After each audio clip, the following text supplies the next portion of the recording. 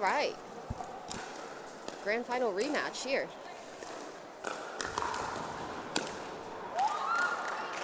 Yes, good afternoon, everyone, and welcome to Major League Pickleball Australia. My name is Dylan Kilman. Jasmine sitting next to me. Hello, everyone. And we are currently watching a grand final rematch of the Northern Crocs and the Southeast Asia Surge. We saw these two teams duke it out in Sydney on Championship Court not that long ago. It was an absolute thriller.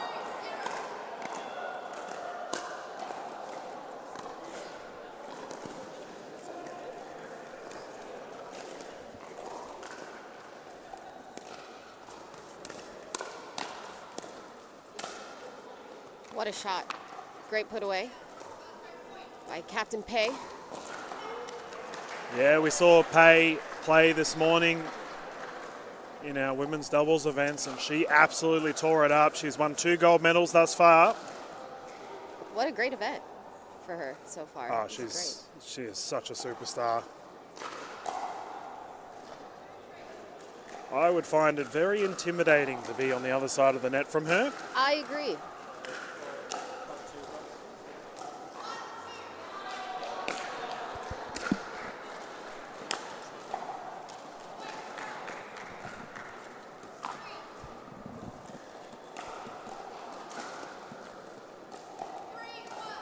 Currently 3-1, Summer Delabona with the serve.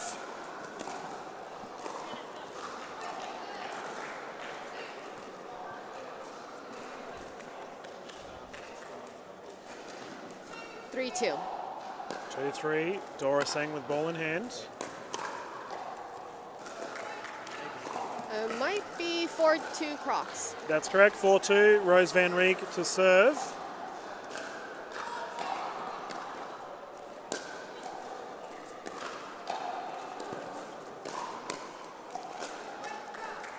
Quick flurry of points here for the Surge. And it's got to be said, it's always good to see a captain's clash.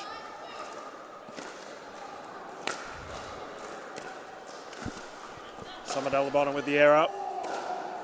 Fun little fact here in our events this morning, we did see Delabona go down to Pei. Yeah. Yep. So these ladies have already had a battle today. Rose Van Rieck, so good. I was having a chat to several of the Open players earlier today, and we're all in agreement. Rose is definitely up there with our most improved player this year. Absolutely. Absolutely elite. Rose strikes again. I mean, she could have gone anywhere on that shot. All the time in the world.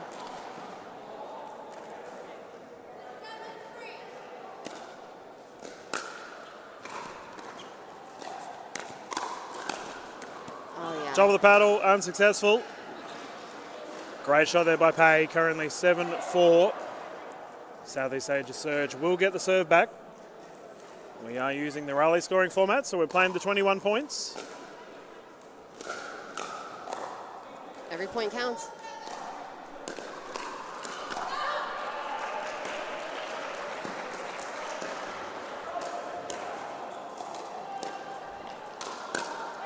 Dora Sang trying her best to dig it out, unable to do so. Still has a smile on her face, though. Always. Dora is always happy. Yes, we love Dora. Ray of sunshine on the pickleball court. Truly.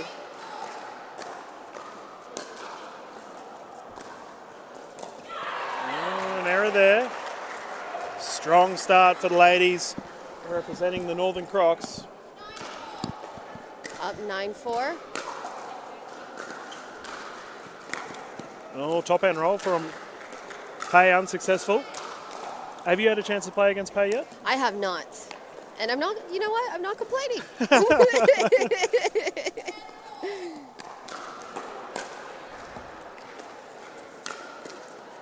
Oh, great shot there by Pei. Yeah. Catching Delabona off guard.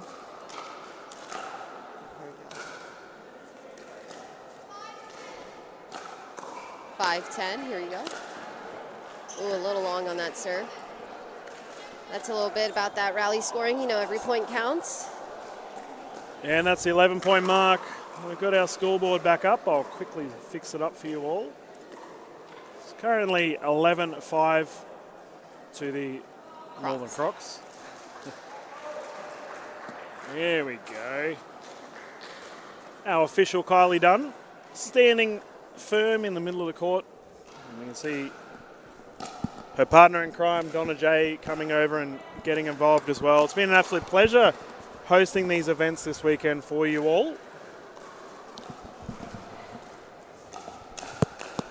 Did you get a chance to play this morning? I did not play women's doubles today. Oh. No. So that was one event that I had the opportunity to take off, which, after a long day of singles yesterday, my body was a little bit, happy that I took the day off. So.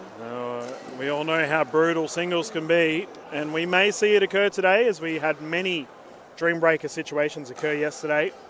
And their last matchup, they went to Dreambreaker as well. That's right. That is right. Thrilling way to end the grand final. Time in once more. Dalabona to serve. 11-5. Let's go.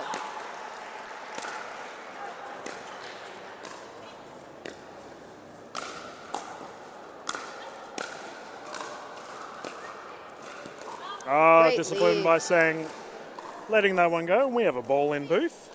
Ball in booth. And Dora gets the serve once more. 6-11.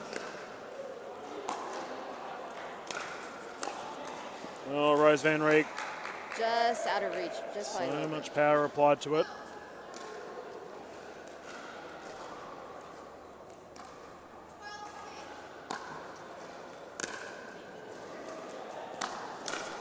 What a drive.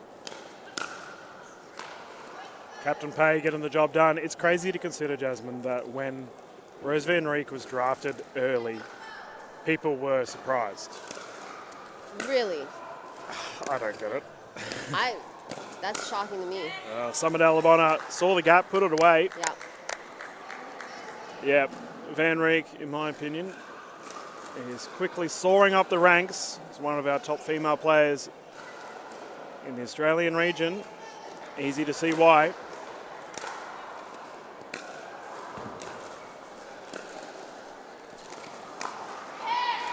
I go and talk her up and then she does that. I'll be quiet. You can take the commentary, Jasmine. Go for it. That was a great shot by Faye, though.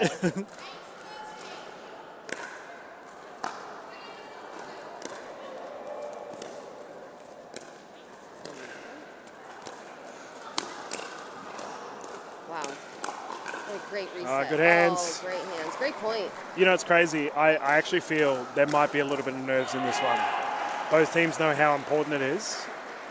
Absolutely, because we have playoffs for this event in particular, so no team is comfortable right now. What a point. Pay always vocal. No, which is 1 point. Ball is rolled onto our other court, by the way.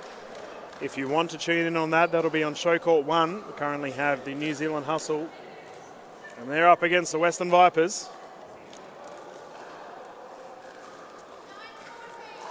9-14. Way to speed up.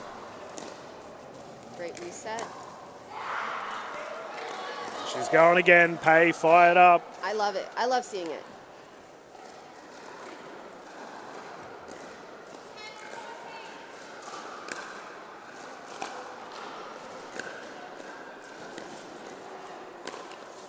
Dora Singh trying to speed it up. Probably not the shot to play there. Nothing she can't figure out. Yep.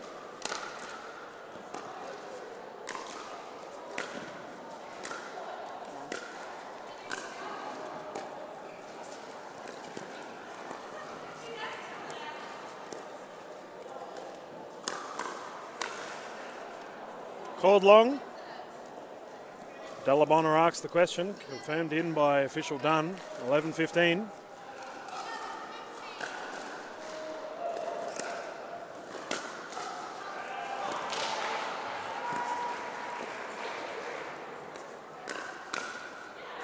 Oh, great spot.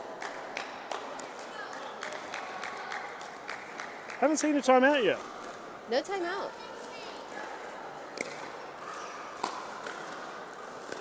They don't want to stop play. They want to keep going. Yeah, we're all addicted to pickleball. Yeah. I totally get it. No breaks.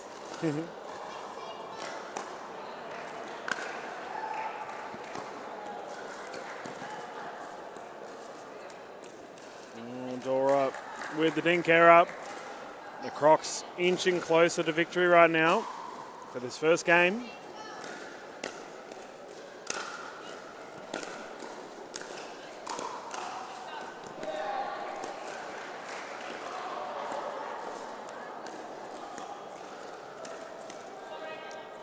A clip of the paddle pay, firing that at high velocity. Currently 13-17.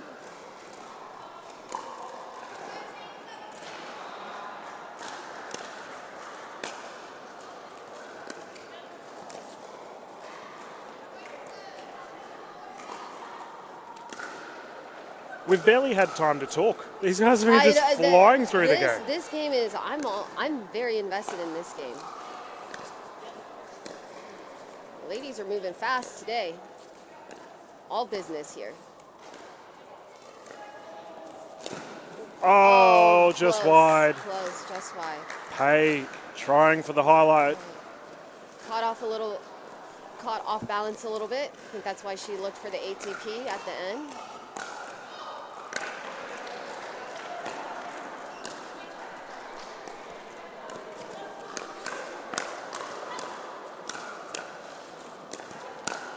Wow. What a point. Staying with the resets, Pay putting the pressure on. Surge quickly coming back into this, 3 points. I mean, Captain Pay, I could be up 20-0 against her and not be comfortable. Oh, yeah. She's a fighter. I love it. Oh, Rose Van Reek with the angle. Yeah.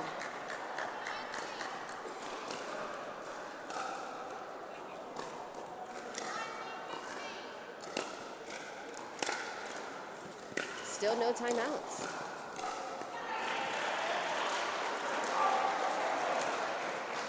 Oh, forehand roll unsuccessful. And I wonder if we'll see a time. Nope. Let the ladies play. They want to get into it. We have a game point situation for the Crocs. Here we go. Oh, what a get.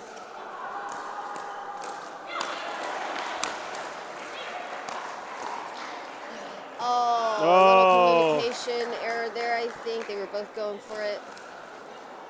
The Crocs a little bit unorthodox, but they got the job done in the end. Yeah, now absolutely. we can have a breather. Yeah. I mean, give us your insight. What did you take from that? Well, the Crocs came in fired up. You know, I think the Southeast Asia surge had a little bit of a slow start. No timeouts, so I think they're, can't change anything now. Maybe they could have benefited from a timeout, but if they felt like they wanted to keep the momentum, then, they're playing out of instincts, and sometimes that's the best way to play. Overall, I think that was a great match. I'd watch it again. Yep, yeah. And we're going to get a matchup that is just as exciting. Now, these fellas in Sydney were electric. Yeah. They were out for it. And we've had a little pleasantry at the start there, a little bit of a paddle tap. And that is probably the last time we'll see that on these courts. These fellas want the victory. And the Crocs currently having a 1-0 lead. In the, what was the colour that we determined yesterday? Nesquik brown, Milo brown. Milo brown. It is less brown than a Milo brown, but if you mix it with a lot of milk. Did you go home and open a box of Milo? It was mighty tempting. A container of Milo to compare? Well, Milo itself's a lot darker brown, but when you mix it with the milk, it's, yeah. Okay, I see. Depends on your milk Milo ratio. Exactly right. Exactly right. Well, maybe Milo will come in and sponsor our next MLP Australia. Oh, I'd be fine with that. I would be A-OK. But in the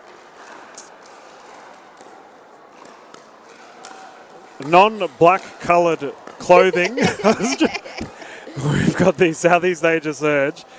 Lucas Pascoe and the ever so vocal UV. UV. And they will be up against the current reigning finals MVP, Nilsson Shen, and his superstar partner, Armin Bhatia.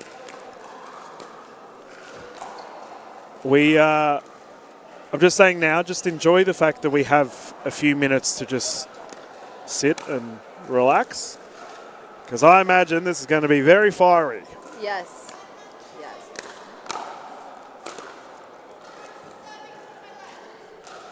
As official Dunn has called the fellas in, we can get started very shortly. On time, in check. She drives the ship with perfection. Official Dunn and official Jay, her second in command. Fellas are ready to go. Shen to bring it in, 0-0.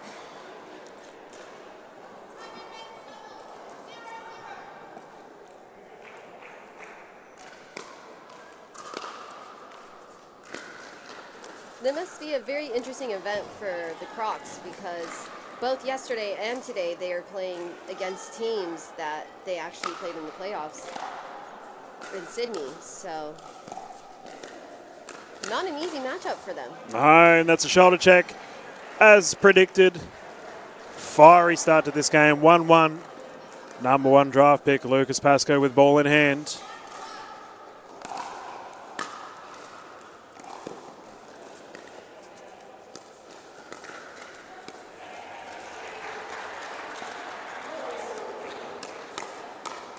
You can see UV immediately starting strong here, opting to initiate those engages as much as possible.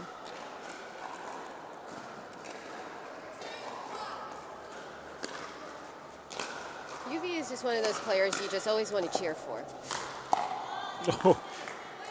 Yeah, he's, well, I think it's because he's one of those people that's always cheering for other people. Yeah.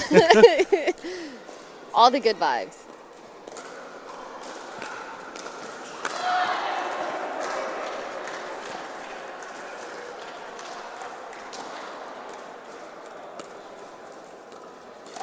Oh, Ernie from Pascoe. Shen gets out of the way. A little bit too much there.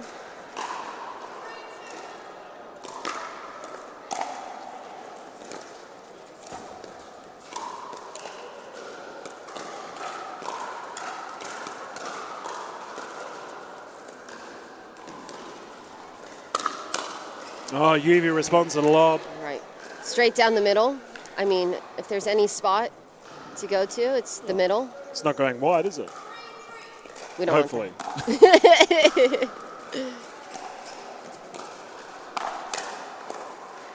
Oh, response, Shen. Yes. Defending that double-handed backhand from Pascoe. Close game. Which is not an easy shot to defend.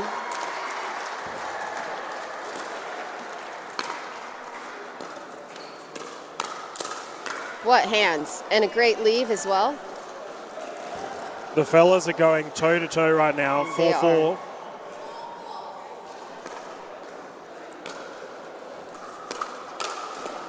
From what you've seen, do you predict one of the teams to get a breakaway? And if so? Yeah, I was just thinking that. And I'm so uncertain. I mean, it can go either way. Yep. And narrowest of margins right now for the Crocs. Never mind. It's back to a tie game, 5 apiece. Here you go. Here you go.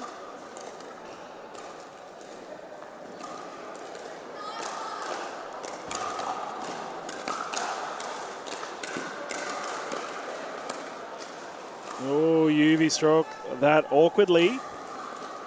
Just gives the balls back to the Crocs. They're just sharing. They're just letting everyone play. Yeah. Your turn to have a serve. Sharing his caring. Yeah. Oh, off his back foot. Almost had it. Great leave, though.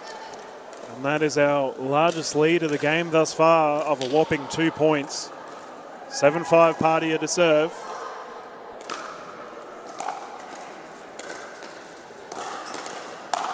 Bang. Yeah. Pascoe responds. Right back, right back.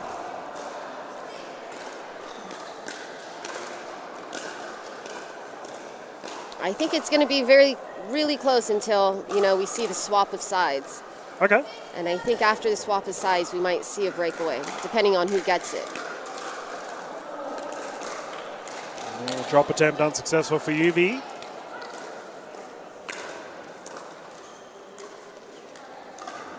I think being the team that has 11 when you swap sides is just so important. Oh, hands UV. What a point. Leadership from the coach.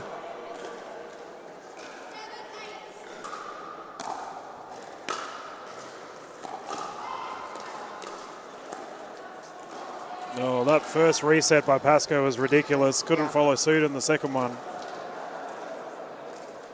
Just short.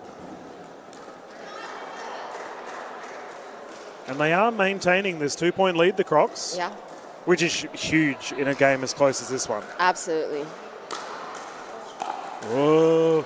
You can see official Dunn nearly called the score, the serve there. Bhatia used the full extent of his 10-second timer.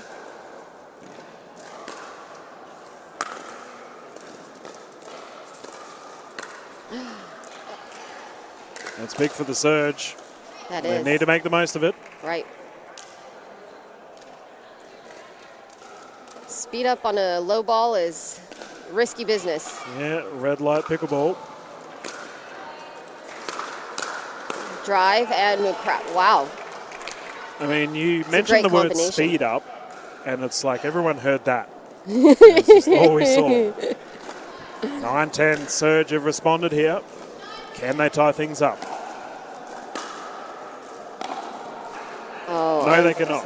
It's 11-9. Kind of All looked right. like he might have changed his mind in the middle of that stroke and like where he was going to place it. I don't know. I thought he was going to go middle, and then he went down, and Yep. you know, which is something that happens to me Oh, a there we lot go. too. If I decide to change my mind in the last minute, 9 times out of 10, I will end up missing the ball completely. Oh. I think there would be a lot of our viewers that would be in the same boat. There's nothing worse than, Just go with your gut. yeah, just pick something and stick to it. But Yeah.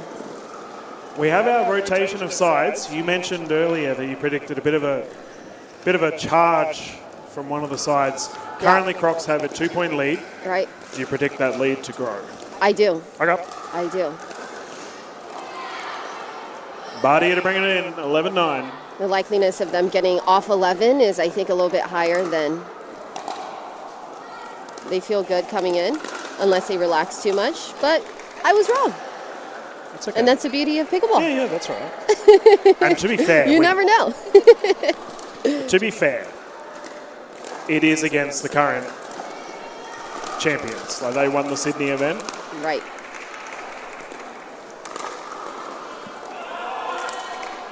That 2-point lead. Oh, so close. Shen to serve.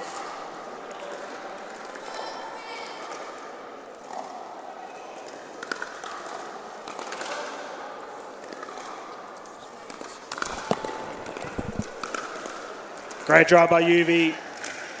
And that will inspire some confidence for the Surge.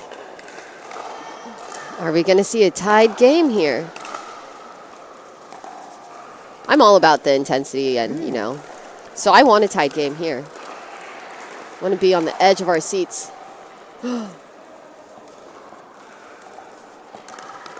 Speed up. Oh, there you responds. go. There Ask you go. and you shall receive.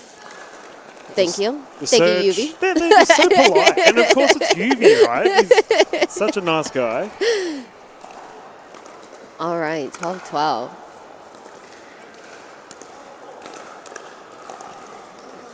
Way to be there. Wow. Great cross dink. Oh, Oh, Shan. what a point. Double-handed backhand, too strong. Nielsen Shan. So much power on those flicks.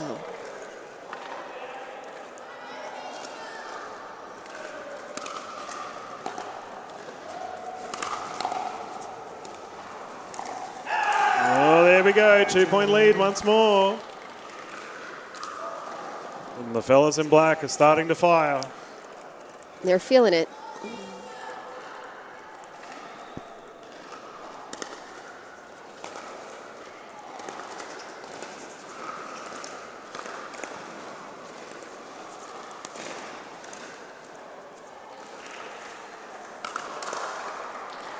Great lob recovery. Yeah. UV climbing on that ladder, pulling it down. 1 point game once more. Pascoe to serve.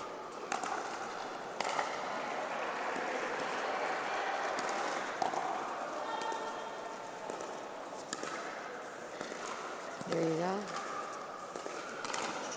Oh. Oh. Oh, what a rally. What a ATP defense for the Crocs, too good. Yes, with a small assist by the net. Well, they'll take it. Bardia to serve. Still no timeouts. No timeouts. Crazy.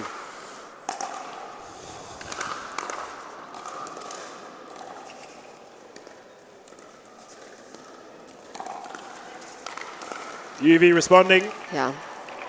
He's had a fair bit of success with his smashes, UV. Yeah, several.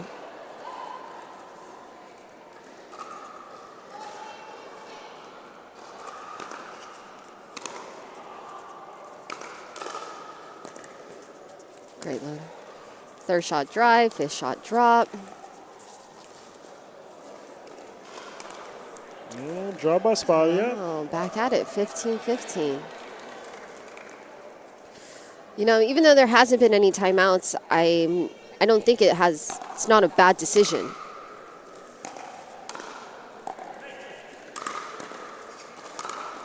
Yeah, I mean, you feel like it's typically due to a large momentum gain. Right. And this has been so close. Like, Yeah. anyone can take it. Right. It's almost as if someone does take the timeout, that's what's going to cause that momentum shift. Yep. So play on. We love it. Called wide. Just Official wide. done, confirmed. Tight game still. This is some exciting pickleball for this game too.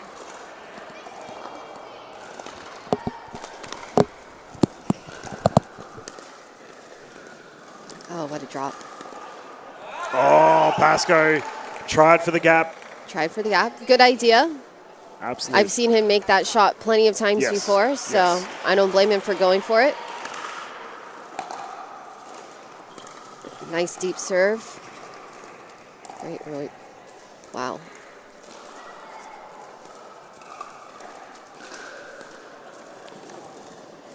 What topspin on that dink. Oh, impatience by Pascoe. A little bit, yeah. And the Northern Crocs, they just love this number 2. They just want to stay with the 2-point lead as much as they can. Can they break the hoodoo? Pascoe's backhand dink, though, it's a sight to watch. It's beautiful. Yeah, his double-handed cross-court backhand, it's so heavy. It's not even top spin. It's like full round spin. The ball is just revving along. Oh, it's in. What a shot. What a shot. Armin is fired up. Still 2 points in it. Crocs inching so close to victory.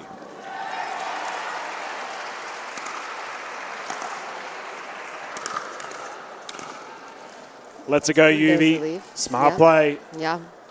Oh, man, Surge. It's so close. Wow. We have not had a larger lead than 2 points. This is insane. No. And still no timeouts. I'm all for it. I let him go. Oh, we all watched it with bated breath. What if this was regular scoring and could still be 0-0? You know. Or 1-0 or 2-2.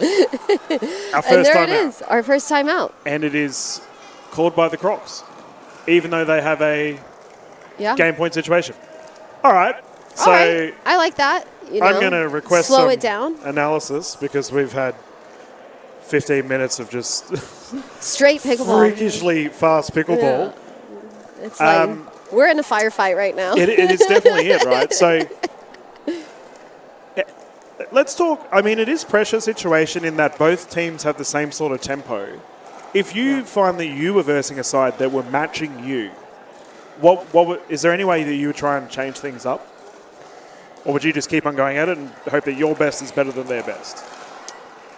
I guess it just depends on how the matchup is. You know, if you give me the ball that I like, if you give me pace, I like pace. Mm-hmm. And then, but if you're giving me pace and it's not working for me, then I'm forced. There it is. And the biggest lead by 3 points at the very end. So I think that was a great timeout that they took, you know, just to let's take a break. Let's really focus on just this next point since they were going back and forth. But going back to what I was saying is that if I'm playing against someone that matches my style and like the way that I like to play and it doesn't work for me, then they force me in a situation to then I need to diversify it. You know, I don't necessarily want to lose at my own game, so, you know, let me change it up. Yeah, fair point. Give myself the best chance. Yep. Oh, you know what you're comfortable with. Yeah. And you want that as much as possible. And now we're going to get into our mixed action. We're just waiting to see who the players are picking. This is now do or die for the Southeast Asia Surge. This is true. Crocs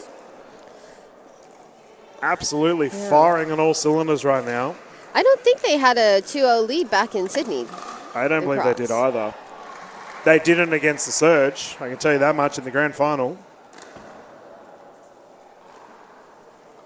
So put yourself in the Surge's positions. You're in a must-win game. Do you play your best team first? When I say best, they're all amazing. But I understand what you're saying. Yeah. Like, you know, I think I would. Mainly because, you know, you're really trying to get into the qualifiers, you know, so there's a lot of weight.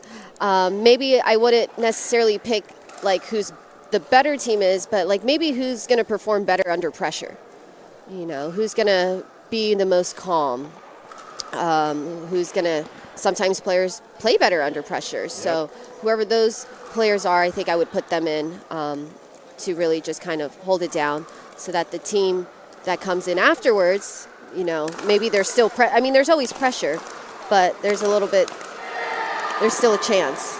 And isn't it funny because we see both the captains going head-to-head once more in a captain's clash, vice versa. Yeah. Summit Alabama for the Northern Crocs clearly wants to wrap things up. Yeah. So, you know, you've got the choice of the team that wants to take the victory as well. Yeah, absolutely. I mean, captains lead you to battle. That's right. So let's battle this one out. And both teams have some of the best female players in our region leading the charge. Right. And I love how strong Pei is on the left, too. Yes. Like, that's just incredible for me to watch. It's inspirational. I mean, we were thrilled to see in Sydney, as Yuvi has that coaching role, Pei is obviously the captain. Those two as a team, you know, we talk about pressure situation, you put your confident players first. Mm-hmm. You want your leaders on board. Absolutely. And this is that. Yeah. And they're up against Summit Alabama and the current finals MVP, Nielsen Shen. Yes. Let me tell you, Shen was unreal in Sydney. He's such a great player. He is all business. A lot of power, but just as much composure. It's not erratic at all. You know the cool thing about pickleball? Tell me. Shen, I think he knows minimal English. Really? Summit Alabama, I believe, she may speak other languages. But these two, their relationship, it's all non-verbal. Wow. And yet, you know, they won Sydney. And they're currently 2-0 up. Wow. Pickleball is an international sport for a reason, and I love it. Absolutely.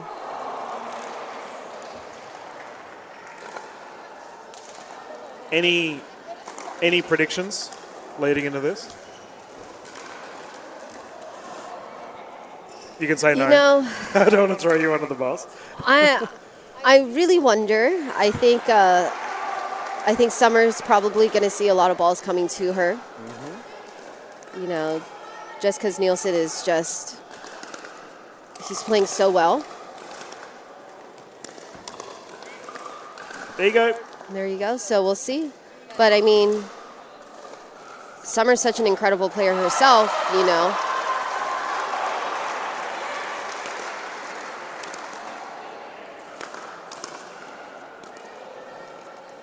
We have a ball on court. Here.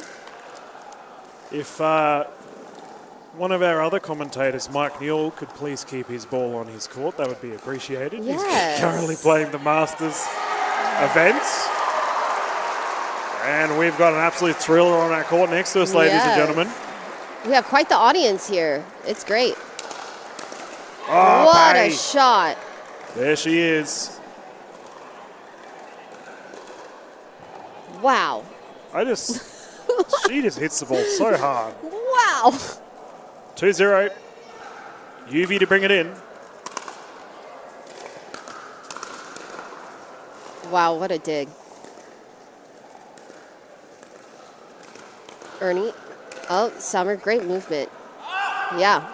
Yep, that was an Ernie and then an Ernie recovery. Great movement, as you mentioned. Yeah. Summer slid right over. in the middle of the court. Just captain things. Yeah, you know.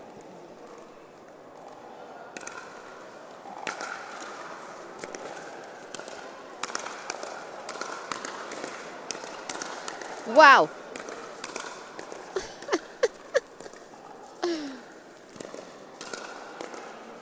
Way to slow it down.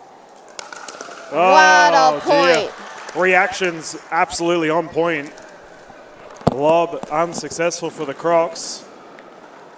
Brave, brave person to put up a lob towards Pay. Yeah, driving error there. So we saw a whopping 2-point lead for pretty much the entire last game. Right. And you know what? We're seeing the same here. We're in the same situation here. Dare I say it? Oh, I'm going to ask you a question. Are we seeing a rivalry form before our eyes? We saw them duke it out in the grand final. This is true. This is true. I mean, I would say yes. Why not? You know, I think the Surge, they want some vengeance. I mean, they have more teams. They have more reason than any other team to have a rivalry. So right. As Captain Pay has that. She's all in right now, and I love it. Great return by Shen. Way to come in.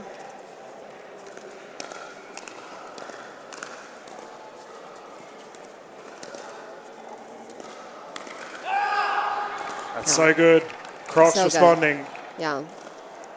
And the way that Summer and Nielsen are just moving together, like you said, like it's nonverbal, but like they just move so naturally together. Like Summer will slide, he will come in. I mean, that's beautiful. That's a great team. It's hard to find. Well, I mean, I often refer to the sideways movement as dancing. Yes. You know, they've all got their dancing shoes on. I think we should put them in the ballroom competition as well after this. I reckon Nelson's. I reckon he'd tear it up on a dance floor.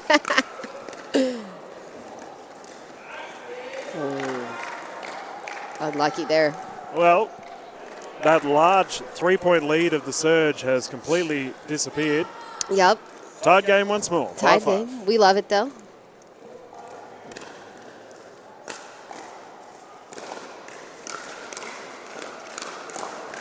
Wow. And he took her on. Oh, Nielsen, you had me. Oh, yes, I know. Wow. But we talk about the nonverbal. So Summer immediately knows what Nielsen's doing. Right. She gets out of the way when she can see what Nielsen's trying to attempt. Naturally.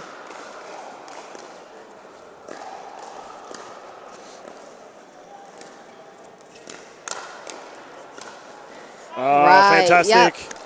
And it pays is off, fired you know. up. It's just, I think the less egotistic you are, you know, like the better. I mean, as we see in that last point, you know, Summer, our captain here for the Crocs, she's really just trusting her partner. Yep.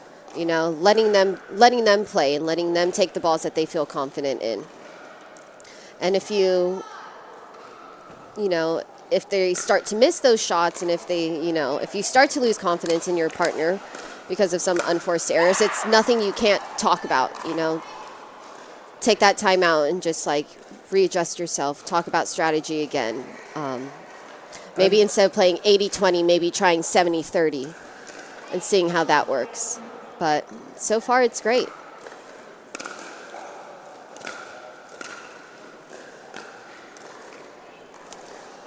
Oh, that was right on the line. Wow.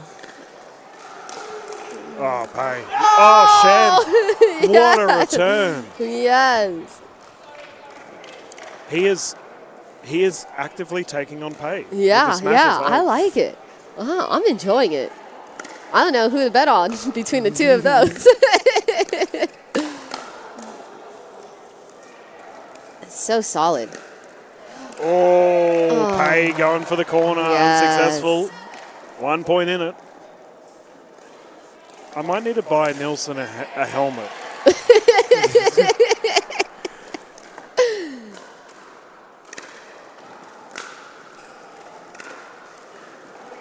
No, unsuccessful with the third shot drop. 2 point lead thus far. Wow.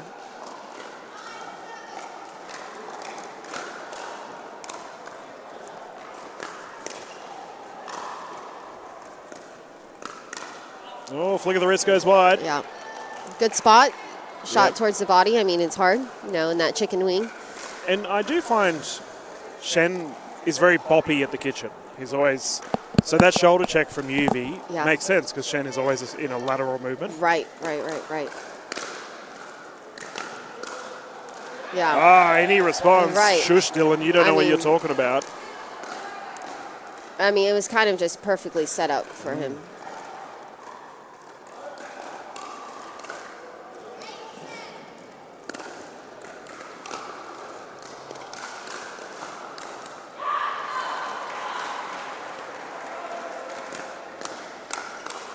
Oh, slaps it down. I thought Pay was considering an ATP there. You know, I was thinking the exact same thing there. Disguised it well, fooled us. Yeah. Didn't fool Shen. He secured it. Yeah. I mean, every time I watch her play, I'm just looking forward to what shot she's going to produce. Yeah. She is incredible, and she currently has a 2 point lead as we're going into the rotation. Right, here we go with the swap. I feel like we are just watching a repeat of the last game. Just very close. Yeah. Whoever holds their nerve takes I mean, the this victory. is why pickleball sells out. Yeah, not wrong. Speaking of which, the crowd has been amazing throughout New Zealand. It has been great. Events this weekend. Yeah, a lot of support. Yeah, we got a big Such a fun game to watch, though. Kiwi cohort coming in to watch the New Zealand Hustle currently taking on the Western Vipers on Showcourt 1. You can pop on over there and listen to our wonderful commentary team of Sanj Carter and Nicola Slater covering that game. Yeah, have both streams up, but, you know, tune into us. Oh, there you go. Yeah, that's the trick. We have fun conversations on this side of the court. Yeah. I feel like our conversations have been minimal because these games have been so For fast. this one particularly, yes. I'm not complaining. Yeah. Let the action do the talking. 11-9. Pay to bring it in. Oh, Dalabona down the middle. Yeah, down the middle. Summer stunner straight out of the rotation.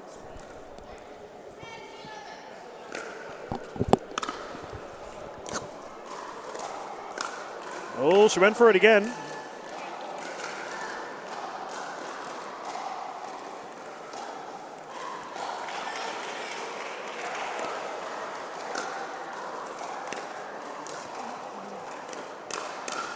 Oh. He is so fast to the net. So good. Would you want to take Nielsen on in a volley battle? I know I wouldn't. No, I would prefer not to. There you go. But knowing me, I mean, sometimes I start a firefight. Nothing wrong with that. And then sometimes instantly regret it.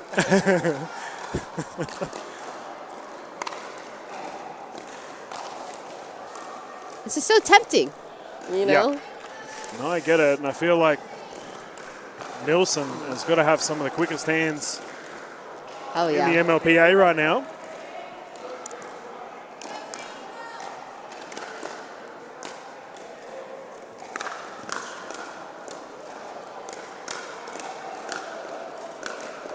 Oh, wow. Oh, captain's going head-to-head.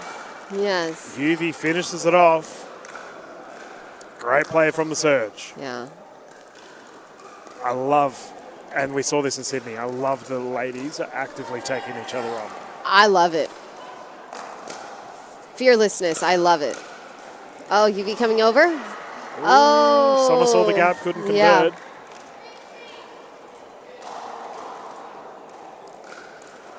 All right, prediction time.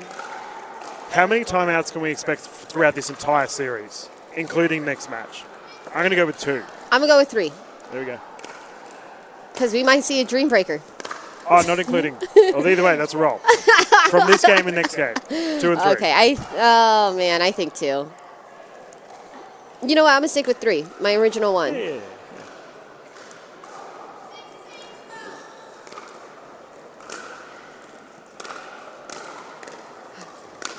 Wow. All in there. Oh, wow. Oh, Ernie. Oh! Nielsen, absolute athleticism. If your prediction's right, you'll get I'll convince the Northern Crocs to let you take a selfie with their mascot. Oh, my goodness. That would They be have an great. adorable little crocodile called Snappy. Okay. I hope it's a stuffed animal and not a real croc. Yep.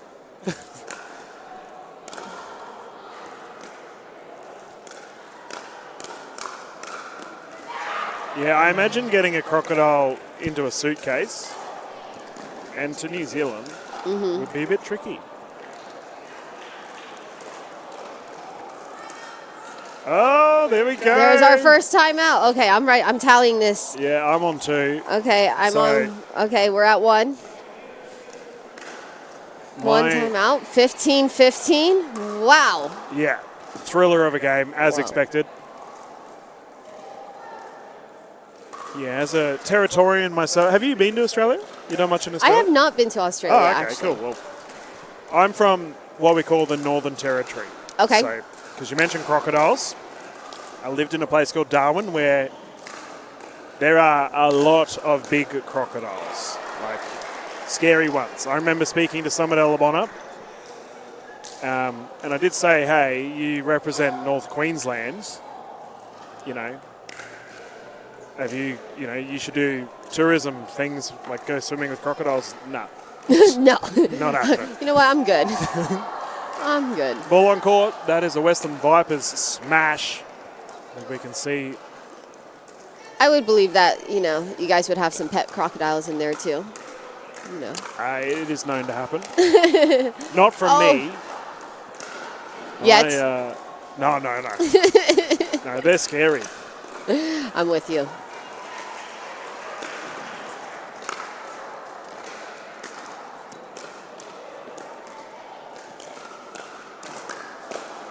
Wow, way to be there. Double-handed backhand masterclass. Some of Dallabonna. Multiple resets. Yes.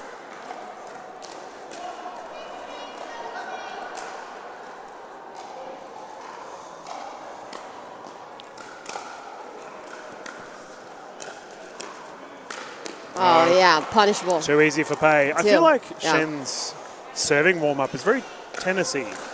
He looks like he's about to do a tennis serve. Yeah. Takes his time. Takes his time. Bounces the ball a billion times and then... Yeah.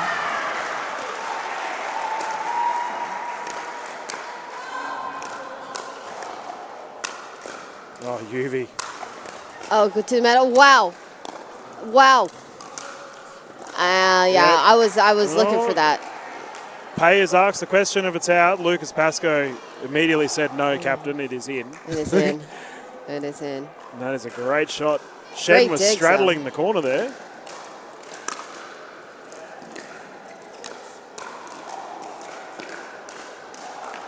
Tough spot. Found herself in the transition zone, you know. Yep. What a response from the Surge. This is a must-win game for them. Yes. 3 points. 3-point lead. Wow. And forehand roll. Found the Volleyball. gap there. All right, here you go. Summer looks so relaxed. Oh, yeah. It's like, just not a care in the world. Yeah. Just out playing some fun Summertime. social pickleball. Interesting choice in a lob there. Oh, another one. Pay keeping them back. Oh, what a dig. Wow, Nielsen coming in. Oh, rally too good. Oh, man. Okay, there's a lot of respect between these two captains. They may have a rivalry, but that was a tremendous rally. Yeah. I love the noise that Pay makes when she hits the ball, by the way. It's Yes. like a oof, like it's such a roar. Yeah. We have a game point situation for the Surge. Oh, UV with the poach. UV. And the switch. And there you go. Puts it away. What a match. That was amazing. I love how close these games have been. Yes. We are going to a game 3, ladies and gentlemen. Once again, a must-win for the Surge to force the dream break. Wouldn't that be a fairy tale? Oh, I mean, We've already had one with them. I'm in. Yeah. You know. Let's be selfish. Yeah, let's do it. Let's be We'll solid. cheer on for I'm okay with working a little bit longer. Lucas and Nora. Is it really work? I mean, we're watching. Honestly, no. We're watching No. some amazing pickleball with all the people at home right now. Yes. Rose. Rose coming out. Funny. Cheeky from Rose coming in and listening to the tactics. It's so sweet. It's my first time meeting Rose out here, and I have to say I've had nothing but great interactions with her. You know, I was sitting down with my fellow commentator, Gordon Watson, wherever he is. He's currently playing games somewhere. Oh, there he is. I can see him. He's just paddle tapped with his partner, so they clearly won a point. Well done, Gordon. There you go. But Gordon was talking to Shannon Burr. Have you had a chance to chat with Sarah and Yes. Shannon? Yeah, they're yes. lovely. Oh, my gosh. They're both fantastic. Sarah, the captain of the Gold Coast Glory. Shannon, her wonderful partner. And happy birthday to Sarah yesterday. Yes. Birthday Burr. But Gordon and Shannon were saying how Rose, she's just like an absolute, just pleasant to be around. Like, Yes. She's so wonderful. Truly. She, guaranteed you will smile with her, Yeah, yep. you know. Yeah, the ladies Great at... sportsmanship off the court. I mean, Yeah. She's a model professional, that is for sure. The ladies at the Northern Crocs have got a bit of a florally theme. yeah. Summer and Rose. Yes. Maybe that's why they work so well together, too. Yeah. Indeed. As we can see, our players currently just warming up. Rose I feel constantly blooming. yes, and pretty much I feel this will follow the same suit as our last game. I'm curious to see how Bhatia will go. Yeah. Have you seen much of his game? In the past 2 days I have, and I'm very, very, very impressed. He has incredible speed ups, with placement as well. He hides them well. It's definitely a force to be reckoned with. Yeah, well, time will tell. Yeah. Must-win game for the Surge to force the Dream Breaker. Rose Van Reek to serve 0-0. I think Pasco's. Oh. There you go. I feel like he was a little bit off balance there throughout the point, and I think it's because he hesitated on that first poach if he was going to take it or not.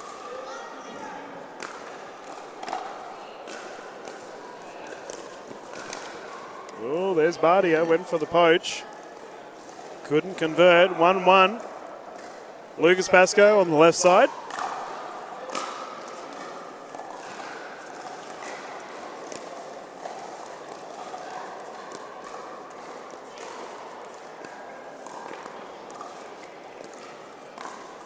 Oh, Rose Great saw the lead, corner, yeah. could not convert. Good lead.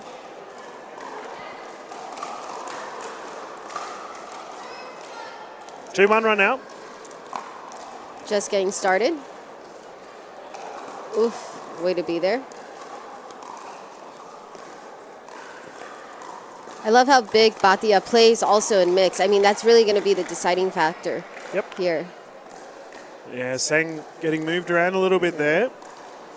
Might be a good idea for Dora to check him a little bit, a couple times down the line, keep him humble. I think Pascoe can really, too, just play basically just as big as Batia is going to play. Then it also could be different because Dora is left-handed, so, you know. Oh, wow. Rose Van Rijk with the ATP. That's a ripper from Rose, and I imagine we are starting to see Lucas Pascoe getting frozen out early in this game. Yeah. There you go, Dora. Doesn't matter when Dora Seng can hit the ball like that. There you go. Confident shot from Dora. Yes.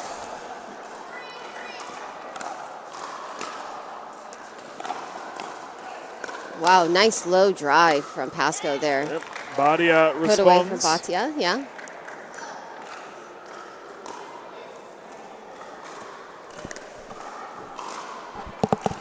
Van Rijk with ball in hand, 4-3.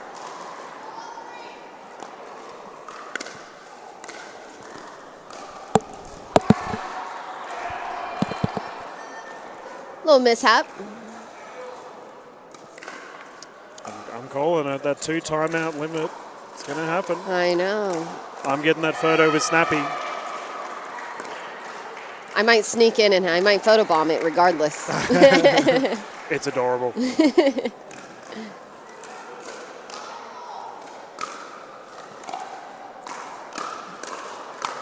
Nice.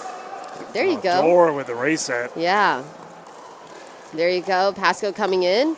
Wow, what a offensive Dora ding. saw the opportunity. Yeah. Tried going for it.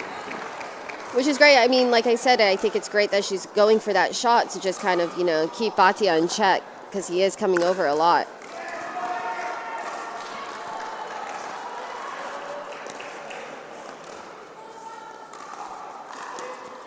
Oh, wow. Miscommunication there. Any attempt from Seng, unsuccessful. Crocs cruising.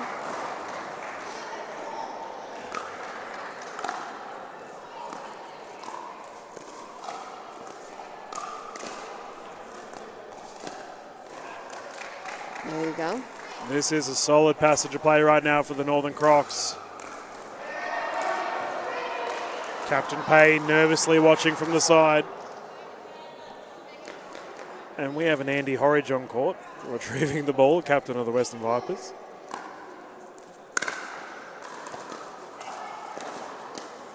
There you go, you mentioned keeping Bardia back. Yeah. Lucas Pascoe trying to get himself involved.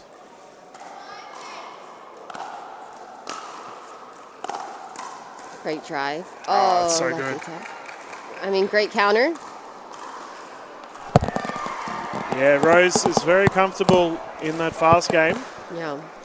I mean, a lot of these ladies out here have like these incredible backhands, you know. Yeah. So, I mean, you can hit a great drive, but if it's to their backhand,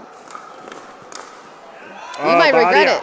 With the switch. Wow. Yeah, it's interesting. The Australian pickleball space has really, not adopted, but they've really gotten on board with the double-handed backhand usage.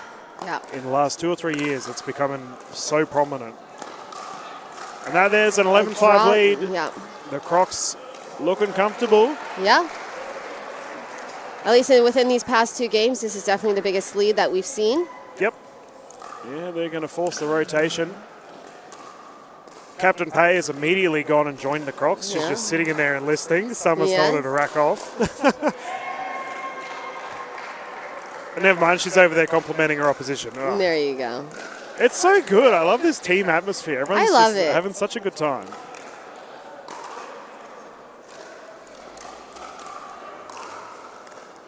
Yeah, we have a whole bunch of pickleball for you today, ladies and gentlemen. As I mentioned, we do have the hustle taken on the Vipers right now. Yes. Andy Horridge firing for his side. But we have a ton more games. We got your boy on later on today. That's going to be a lot of fun. That will be. It will be. I know he'll be coming into the match feeling good. He played with Wes earlier. They medaled, so I think that's some good confidence he needs coming in. Yeah, good. Speaking of good, Lucas Pascoe providing the goods. There it is, yeah. 6'11". Yeah, when I saw their team line up, him and Wes, it's like, oh my goodness. That is a very good team. Yeah. Oh, what Dora firing. A shot, Dora. Fist pump. Yes. UV, happy to see yes, that. Thumbs up for sure.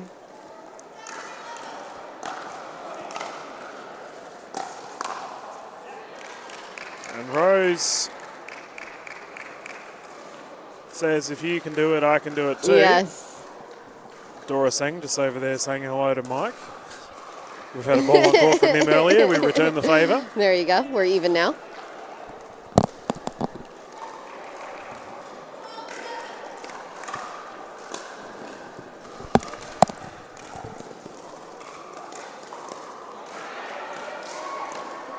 Ooh. Oh, Singh Dora. changing things up. Yes. I love it. Dora's fired up. Good. I love it. We want that dream breaker, remember? We need Dora to get some more points on the board. What a drop. Oh. Oh no. Uh-oh. Oh, that's a cramp. Bhatia pulling up tight. We might get a little timeout here. I hope it's only a cramp. You do have a medical timeout should you need it. I think it might be. Would that count for our timeout count? I was going to ask you. I think medical timeout counts as a timeout. Keyword timeout. I mean, it is worth mentioning though that a lot of these players that you see on the court, they have been playing since 8 a.m. Yes. So it is a full day of pickleball. So yeah, tired bodies on the courts, and we have several more games to get underway after this, including our quarterfinals. Yes. Who's going to make it? I'm excited. Oh, couldn't tell you at the moment. I know. It's so close. Singh just wide. Yes.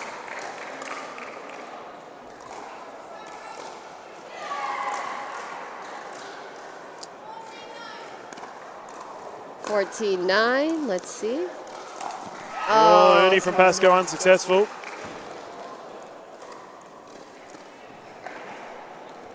And the scoreboard pressure starting to mount for the surge. Bhatia flogging that one into the net. All right. Dora keeping spirits high, though, on the team.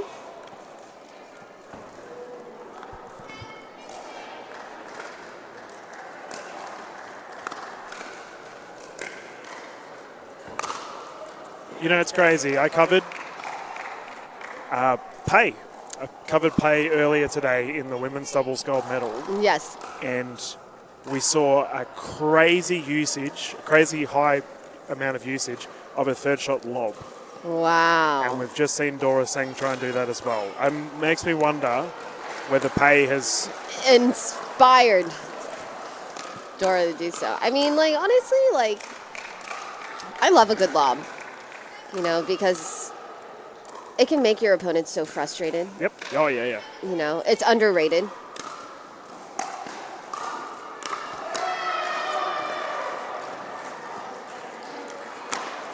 Oh, that's gone communication flying. there. Currently 18.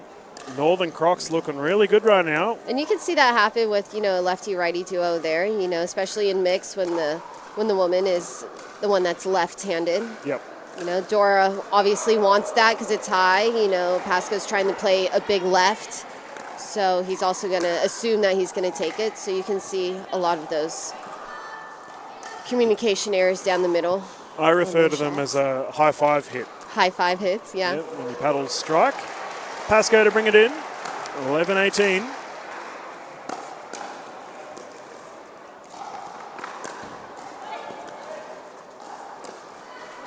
Oh, Rose with the recovery. Oh, wow. Dora saying, unfortunate she has been targeting that back corner from Bardio. Yeah. And it's fair to say, Armin has... defended it quite well. He's just gotten out of the way. And they've all gone wide.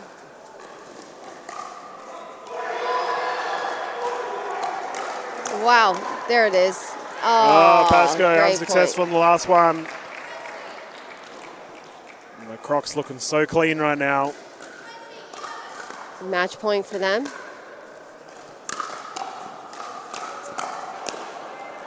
And match point saved. Here we go. So what happens if no timeouts are called and neither of us win? I guess. Then we both get Yeah, a picture, there we go, yeah. but it has to be together. It's a win-win. So we have a game point here. Bardia, easy peasy. And he's cramped up. And with another cramp. We have a freeze in play. Armin not even remotely interested in stopping. No, no, no. Can't stop now. Yeah.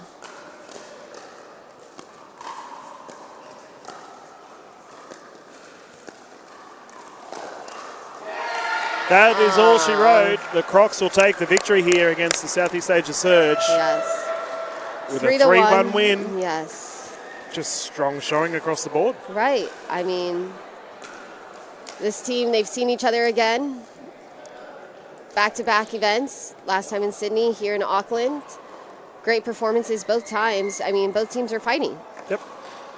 Yeah, we had some really close ones there. Oh, yeah. But in the mixed, the final game, I feel that Rose and, despite Bhatia cramping up every second point, he dug deep, give him credit, he did well.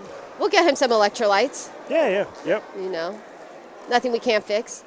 No, I think he'll be right, and hopefully so, because I have a sneaking suspicion that we may see the Crocs feature in our qualifiers later on. I do think so. Either way, ladies and gentlemen, thank you for jumping in. Thank you so much. Thank you for jumping in, Thank too. you. Thank you for having me. I'm really enjoying this. It's been such a good time as we have our next set of games going on. Our Vipers, I'm assuming their game has just finished. I can see a lot of happy people in green tops over there, so it might be the case. But we do have the next set of games coming up, ladies and gentlemen. It will be the Brisbane Breakers versus the Eastern Rush.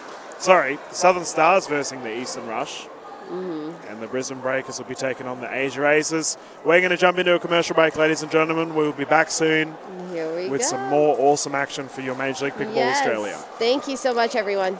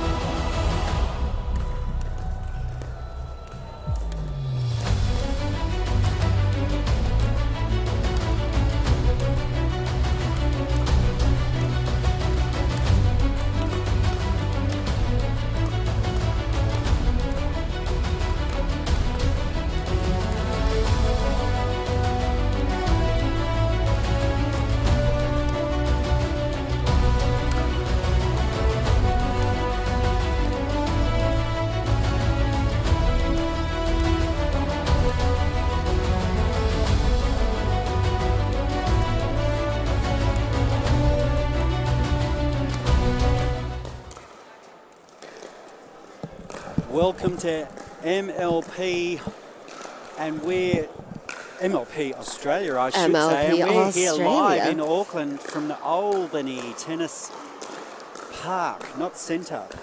And that is true. And what an amazing afternoon we've had so far, Jazz. Yeah, I mean, a great day. It's day 2. You know, the teams are really fired up.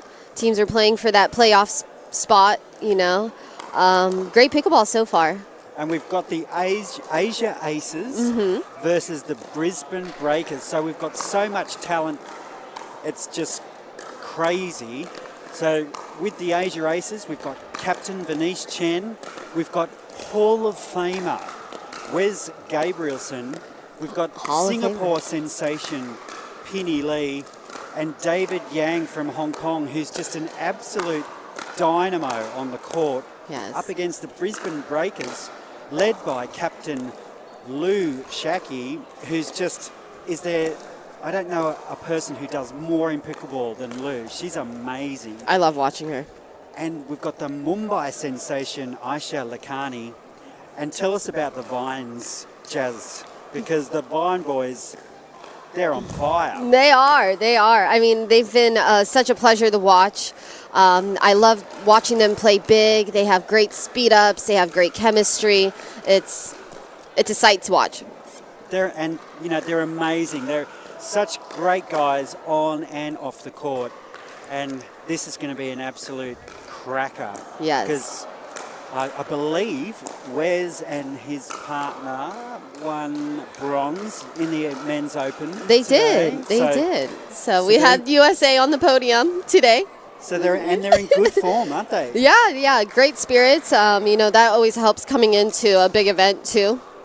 You know, feeling confident about the way that you've played and whatnot. Anything helps at this point. Absolutely. So the team's now just having their final preparations. The Asia Aces in their beautiful red and white. I love their uniform. I love their uniform. So cool. And then you've got great the colors. Brisbane Breakers in that vibrant purple. Yes. So we're about to get underway. It'll be the women's doubles to kick things off. Singapore sensation Penny Lee, and a bit of a sensation as well in Venice Chen. Yes. From Hong Kong. You know, she was a Miss Universe finalist in 2020. Are you kidding me? Yeah, like top 12 finalist. Wow. Yeah. So we have true beauty on the court here. Wow, and a big start.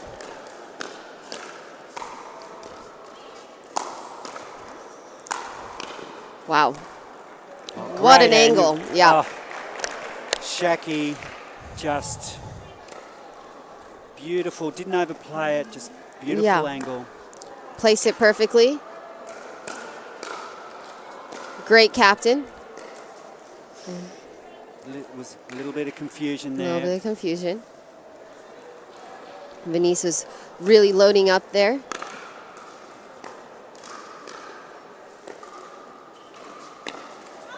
Oh. She saw it coming. Side out.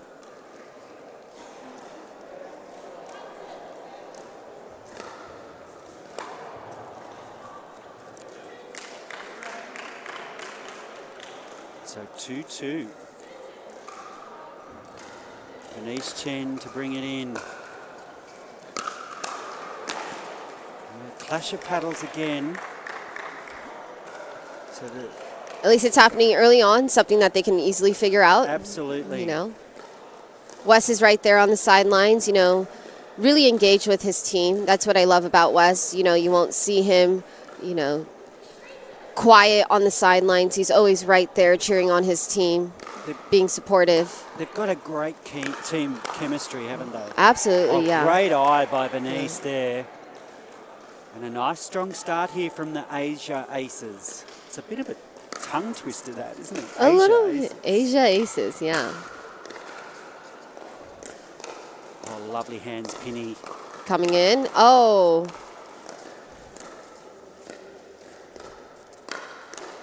Great hands.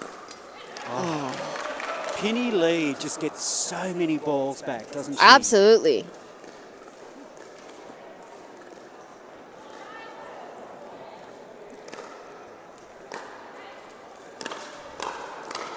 Wow, what a crash. Oh, great attempt, though. I like it. Yeah, I like that. I think the fact that Penny Lee just attempted that will put sow some seeds of doubt in the breakers. Absolutely.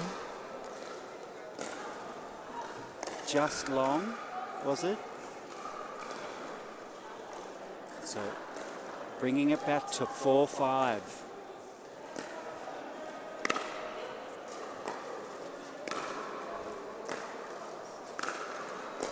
Oh, a little bit long, again from Penny Lee. So things are locked up here. 5 apiece. The breakers. I like that easing shot, their you way know. back into the match. She was trying to keep them back, you know.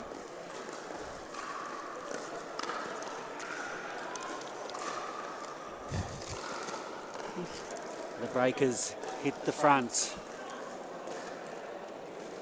Lakani to bring it in.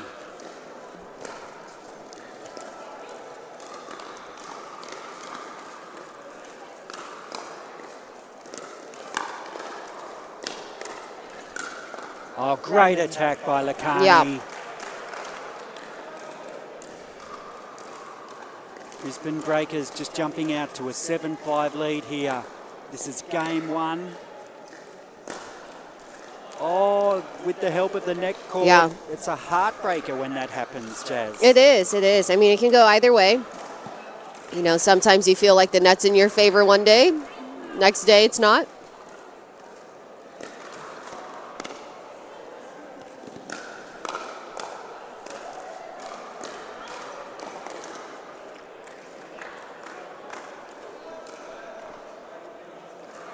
They're calling it out, are they? Yep. So just skipping out. Oh. Was it called in? Overruled, it seemed. Overruled. So 6-8. Bernice to bring it in.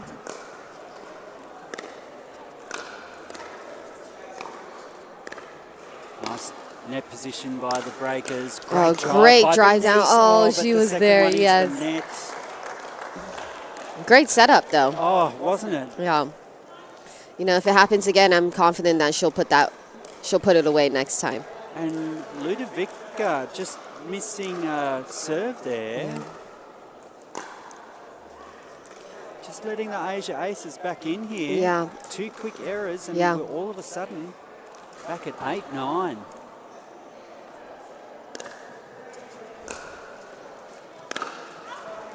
There you go, leave. It dipped. It almost dipped back in. It for did, Bernice. it did.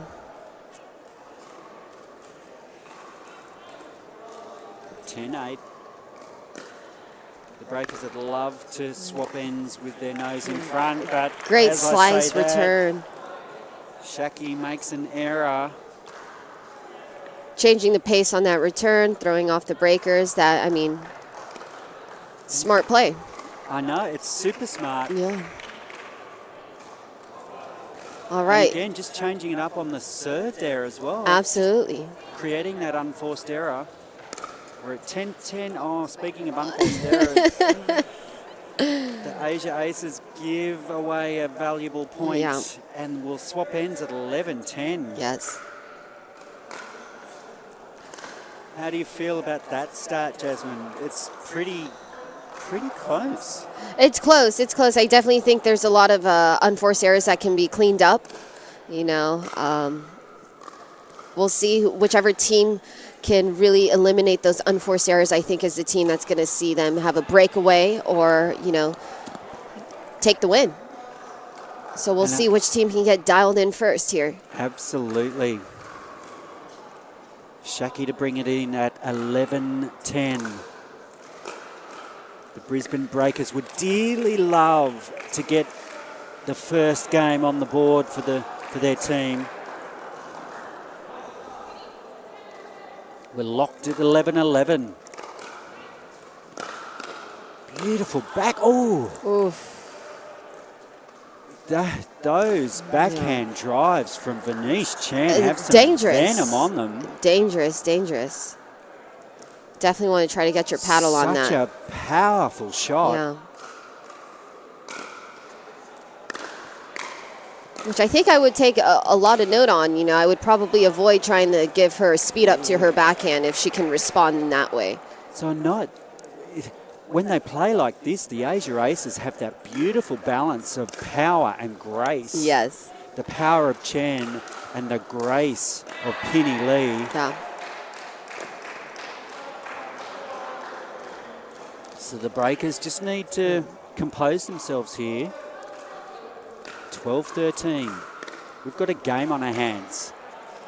Beautiful deep return from Chen. Yeah, she has a great backhand. Lovely defense from Penny Lee. Way to come in. Oh, great attack by Lakani. Right. Great shot to the feet. Great spot. I mean, it's hard to get that back. When Lakani's on, she is on. And a great drive by Shaki there. Yeah. So the breakers nudge their nose in front here. 14-13. It's game one of this MLP Australia matchup. Wow. Oh, Venice. Oh. Unlucky. That ball was a little bit off pace. Yeah, just came off the net a little funny. Oh, lovely drive by Lakani. Yeah.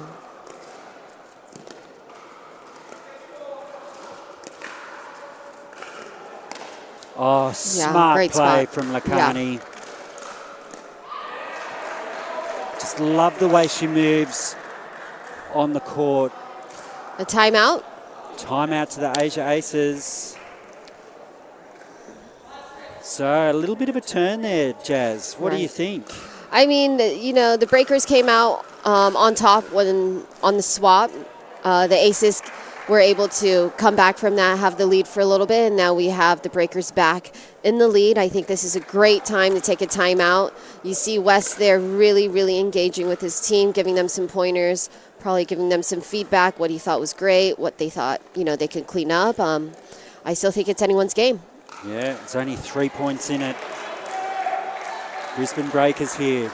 There's a ball on court from the other MLP match we have going between the Stars and the Rush. But on court here, we've got the Breakers and the Aces. Lovely looping serve from Lakani, just mixing it up.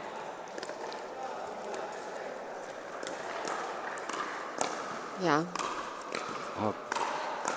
Oh, great attacking play from Shaki. Right. It was great defense from Chen, but just one power shot from Shaki too much.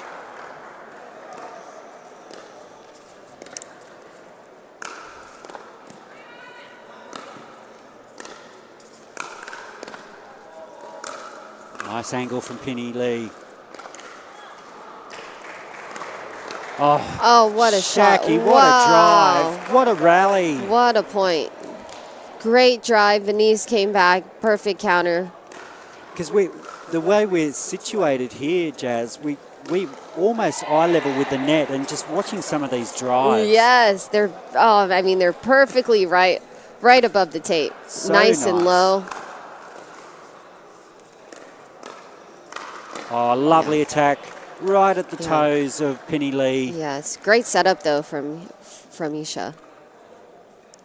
Brisbane Breakers breaking out to an 18-4 lead here. It's game one between the Breakers and the Aces.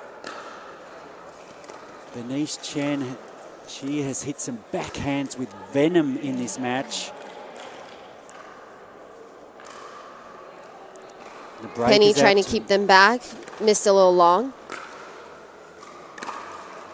Ooh, Shaki just pushing that one into the net. Leaving the door open here for the Asia Aces.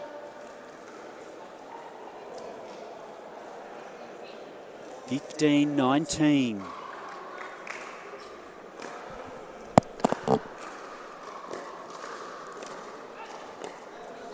Great play. Oh, right at the toes. Such a great position by... Getting stuck in that transition zone, ball to the feet. So game point here. Big drive. Oh, and just wide. Just wide. So just the wide. Brisbane Breakers take the first match of this clash in an absolute, well, sort of turned out it was a nail biter until the very end there, 21-15. Right. What a sensational match. Yeah. Breakers really dialed it in towards the end, started making less unforced errors. You saw a couple here and there. Really applied the pressure, started finding those good spots, you know, hitting it to the feet, catching the aces in the transition zone, keeping them on defense, not letting up. They figured it out. They came out with the win. They did. And they'll probably be ruining the fact that they didn't find that groove a little bit earlier, but hey, a win's a win. Right, a win's a win, and anything can happen in pickleball. Now, we should be in for a real treat here. Yes, I agree. The Vine boys from Brisbane. Yes. Up against Hall of Famer Wes Gabrielson and David Yang. Yes. He's such a wristy player. Have you played against him, Jazz? I have played. I played a one little rec practice game against Wes and David, and I got to tell you, I was terrified of David. You're just really not sure where the ball's going It's to go. so hard to read him. You don't know if he's going to drop it, if he's going to flick it, if he's going to speed it up, and like in what direction. So you're just in this state of just frozen, deer in the headlights type of situation where I'm like, Absolutely. This one's going to hurt, maybe. and I think that they make a really nice combination. Absolutely. You know, the steady hands of Gabrielson and the knowledge and experience he brings. Absolutely. I think what's really, really great about Wes is that no matter who he plays with, he has so much knowledge and experience in pickleball that he's able to adjust his game to fit and complement his partner. So it's a treat to play with Wes. You know, he's not going to expect you to play whatever style he wants to play, but he will adjust and he will, you know, even give you some tips and pointers too. I know he's a sensational guy. He's a sensational guy. He absolutely is, and he's just like you say. You know, I think the Aces would be so happy that he's in their team because he just brings such a great energy. Right. So I can see him being like the mayor of pickleball, you know. Yeah, that's a great analogy. So the Brisbane he knows Breakers, everyone's names. He shakes everyone's hands. Yeah, he's the ultimate ambassador for pickleball. Yes, absolutely. So here we go. This will be a fun matchup. This will be a real showcase. Just choosing their ball. Referees just having a ball off. Yes, there you go. We got several balls to choose from here. Don't be surprised if this goes right to the wire. Here we go. Oh, I will not. Oh, David coming out hot. Yeah. So the Breakers getting a break with the net tape there. There you go. I like that one. That was a good one right there. Oh, great attack by Wes. Travis. Every chance he can get, he'll earn it. Yes. He's so menacing around the net. So the ace is on the board. It's 1-2. They would dearly love a victory here over the Breakers to get themselves back in this one. Nice attack by Wes, getting the pop-up from David. Yeah, David put his paddle out, but, you know, went a little bit long. Smart play from Wes Vine. There's that wicked backhand return that David has. Now, I have to say, how often would you get two Wesleys on a court? This is true. Which Wes will come out trumps? We'll soon find out. A little impatience there. Yeah. The breakers leading at 4-2. Oh. Wow. Oh, Wow. sensational defense. Slowing it down. West coming in. Oh, Oh, just just barely. Just wide. Just wide. Great composure from the Brisbane Breakers. Oh, just wide. Travis just letting it rip just a little bit too much there.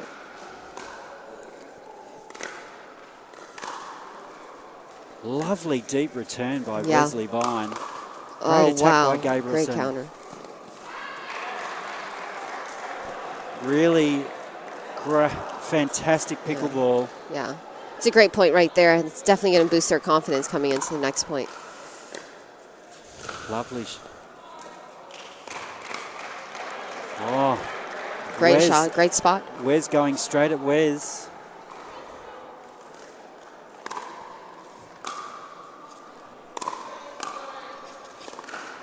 Nice pick up by Vine. Great spot. Great drop. Speed up. Oh, he'd love to have that shot again. Yes, yes, yes.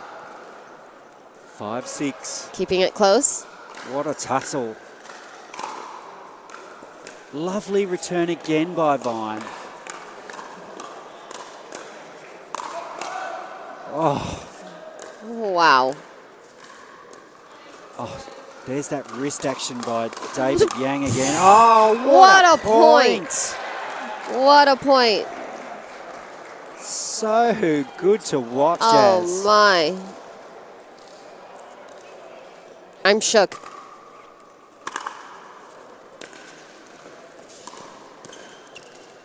Oh. The spin Yang gets on that ball. Great leave with there. That wrist Yes. action. Yes, absolutely. The Breakers leading it here, 7-6. Great defense by Yang. Yeah. 7-7.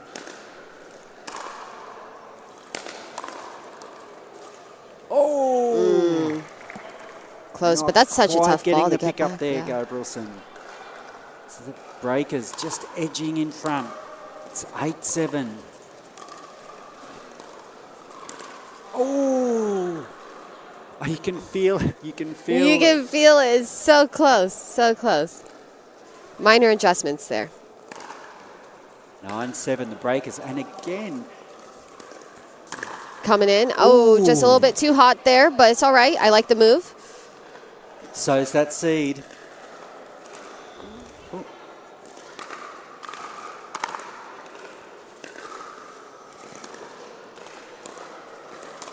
Oh.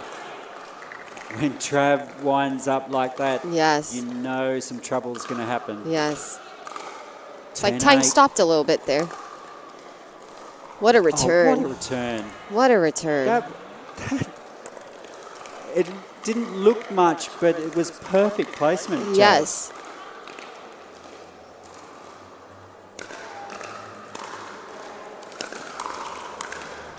Oh. Yeah. David down the middle. Down the middle. And he's locked it all up at 10 apiece here. Oof. Just when it looked like the Brisbane Breakers were going to get on a bit of a roll, the Aces have just pulled one out of their sleeve. But the Breakers will swap with their nose in front. It's 11-10. By one. It's sort of a bit like the match we saw before, yeah, exactly. Isn't it? Yeah. So the Aces will be hoping for a different result this time, though, I'm sure. I think so. So, actually, Jasmine, we have to give it a shout out to one of the players who played in earlier today, Elon. He left all of the commentary team these lovely lollies from his hometown in Hawaii. Wow! Yeah. They are the yummiest pineapple jellies I have ever tasted. All right. So we might have to pass that over. Try it. You won't be disappointed, I can tell you now. So sweet, so sweet. We are spoiled here. So sweet. You're right. Yeah. I'm going to have to call my dentist immediately after this. Here we go. We're back into the action. Oh, Yang. Wow. Wow. Just the court position there, I think, put Travis in two minds. Yes. And we're locked up at 11-11. Just the attempt of an Ernie. Oh, what a beautiful serve. That was... Yes. West coming in. Oh. Yeah, great leave. Smart play from the aces there. Gabrielson really showing his experience. It's exactly why he's a Hall of Famer. Yes. Oh. Lovely pickup.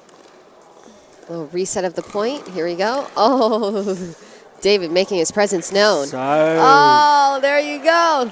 Some great shot making. Timeout called by the Brisbane Breakers here.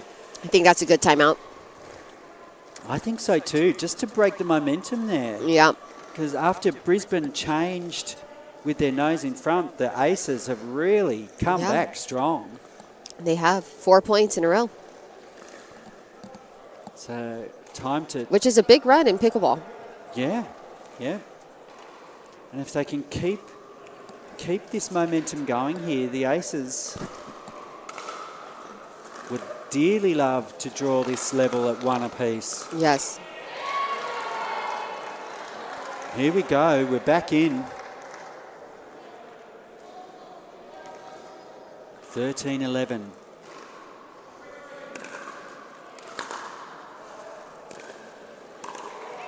David is getting some really lovely dip on those shots from the back of the court, isn't he? Yeah. It's causing Travis to make a few unforced errors.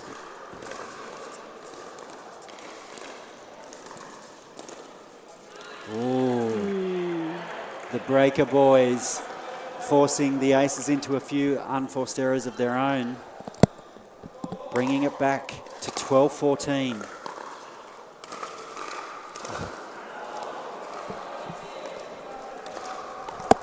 Oh, What a lob. what a play by Gabrielson. Yes. 15-12. Just so smart. Oh, yes. Travis Vine saw the line open and just placed the ball perfectly. Perfectly. Smart play of Travis.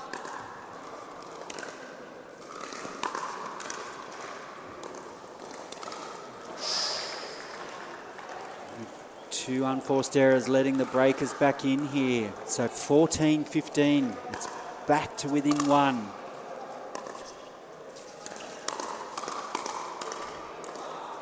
Lovely hands. Oh, just a little bit too high. Travis. Yeah. Timeout here from the Aces. Wow. What momentum shift. Yes, yeah, truly. Incredible. So just when you think the Aces Right. were on their way, the they're Breakers. both capitalizing on opportunities. Not letting them slip away.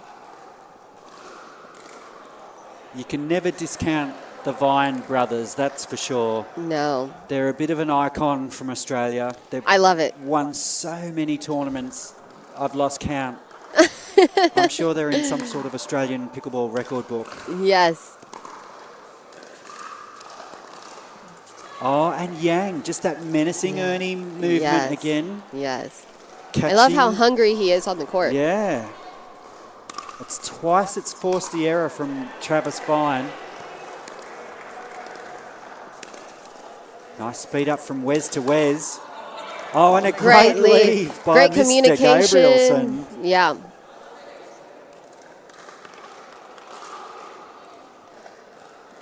17-15. Oh, it was long. Oh, just long, just long.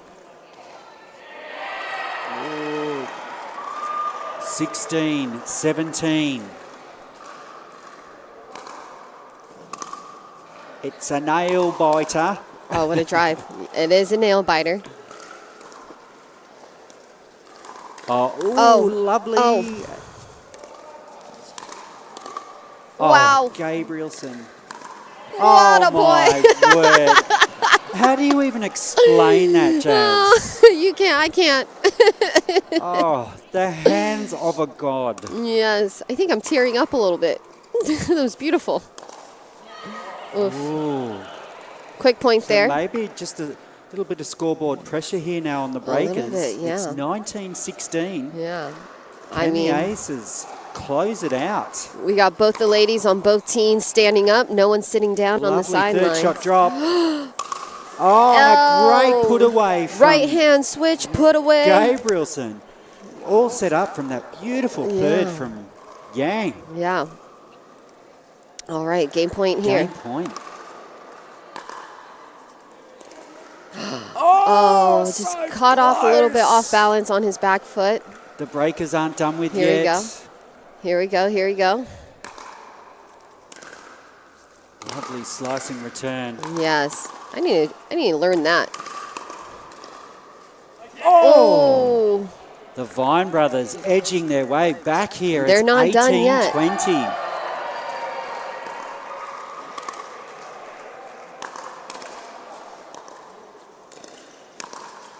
Oh, Here we go. Here we go. I feel like we're on court, Jasmine. I know. How did he do that? I don't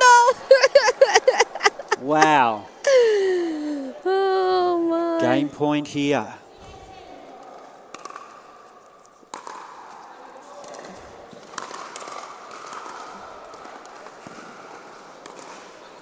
Oh, and they've done it. 21-18. What a sensational effort there from Asia Aces. It was a great game. Great game. Brilliant They were effort. behind on the swap, came out. They were down a couple of times. I thought they took great timeouts when they did, and they came out on top. And they've leveled it all up here. It's one game apiece now. One game apiece. Are we going to see a dream breaker? Ooh. Ooh, tantalizing. Well, and who would you back in a dream breaker? It's, with Venice Chen and the experience of Wes Gabrielson and David Yang, his tennis background. Right. And Penny Lee, who's just an all-round great athlete. Yeah. But then you've got two excellent male singles players in the Vine brothers. And then Asha Lakhani, she's a weapon in singles as well. And Absolutely. so is Shaki. So, yeah. Gosh. I mean, it would be close. It would be close. I think it would just determine on the matchup and also who handles the pressure. Yeah, absolutely. A little bit better. I think one thing is for sure, both teams will love to close this out and not even have to think about a dream breaker. Of course, of course. And it looks like Gabrielson and Penny Lee are going to match it up for the Asia Aces. And the experienced Aussie duo of Shaki and Vine, of the Wes combination, So we've got the two Weses back on court. Yes, yes, yes. It's a Wes off again. It's a Wes off. So Wes Vine will be looking to level the score. What do you think? Oof, I don't know. I think I'm going to let this one play out and see what happens. So one thing is for sure, you'll need to fasten your seatbelts because as we saw, Gabrielson is in absolute sparkling form. Yes. And Penny Lee was rock solid in that first women's match. Absolutely. It Definitely not someone to underestimate. It was just a few points in that first women's match that really let it out of the bag for the Aces. Yeah. I think I see Wes warming up a couple shots right-handed. So, and outside in Auckland, it's been a beautiful sunny day here in Auckland, hasn't it? I know. It's ironic that we're indoors, you know, Yeah. because I walked outside, took a little break a couple times throughout the day, and was like, wow, I can't believe I'm inside playing pickleball while it's beautiful outside. I know. You know? And it really does epitomise New Zealand. It is such a beautiful country, isn't it? So great. Like great. where these tennis court, where the Albany Tennis Park is, it's beautifully situated. It's sort of, you feel like you're in the countryside, but you're in northern Auckland with a fantastic university close by. Yes, Massey yeah. University, I think it is. I drove through it. It was a beautiful campus. Kind of made me want to go back to college. So it's a lovely part of Auckland, there's no doubt. Lovely part of New Zealand. Yeah, absolutely. Had the pleasure to check out a few beaches out here. I mean, the water's everywhere. Yeah, and, You know, and so- just talking to a lot of New Zealanders who have come to watch and participate, they're just Yeah. so excited that MLP and PPA Australia have come to New Zealand, Yeah, I think it's great.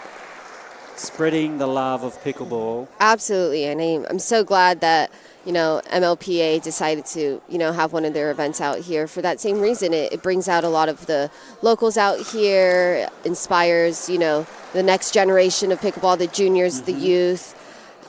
It's great for pickleball. It sure It's is. contagious. But the big question is, Jazz, Yes. have you done the Sky Tower jump? You know what? I wanted to. You wanted to, I but want did to. you? I have not. I have not.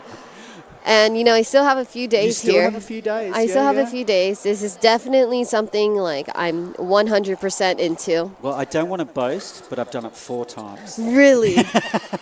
Oh my goodness. And I'm the biggest wuss on the planet. Really? Yeah, Oh, absolutely. I bet you. Okay. So I gotta do it. It's the I gotta biggest do it. thrill. The hardest part is because you actually have to jump off. Yeah. And that's the hardest part. But we're about to get underway. Here you go. Which one of these teams is going to get off to the jump? We'll soon see. Oh, lovely hands by Penny Lee. Yeah. Targeting look at Penny these Lee hands, straight yeah. away. Clear strategy. She from got the all of them breakers. back, though. She did. And if she keeps doing that, she'll give Gabrielson the opportunity. To come in. Exactly. Yeah. Although the breakers have jumped out to a 2-0 lead. Yeah, they're isolating a lot here. There you go. Oh, Oh. Gabrielson, I didn't know he could do the splits as well. I know. There's nothing this man can't do. Exactly. Wes really playing the center of the court here, great positioning play by himself the in the aces center. there. Yeah. And how Penny Lee is getting so many balls back here. Right. No But, you know- wonder she's the Singapore sensation. Yeah, no, she's fantastic. And I think like that's an assumption that as like a female player in mix you have to have, is that you're going to see most balls. You know, so it's not necessarily that they're just, you know, targeting Penny to target Penny. It's just strategically that's usually what you do in mix. But the thing is with Penny Lee, she places the ball back so well. Oh, yeah.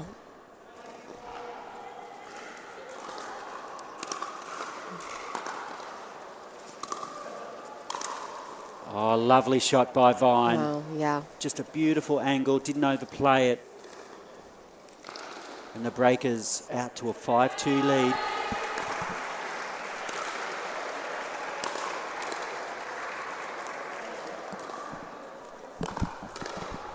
Oh, lovely Wow. shot by Penny Lee.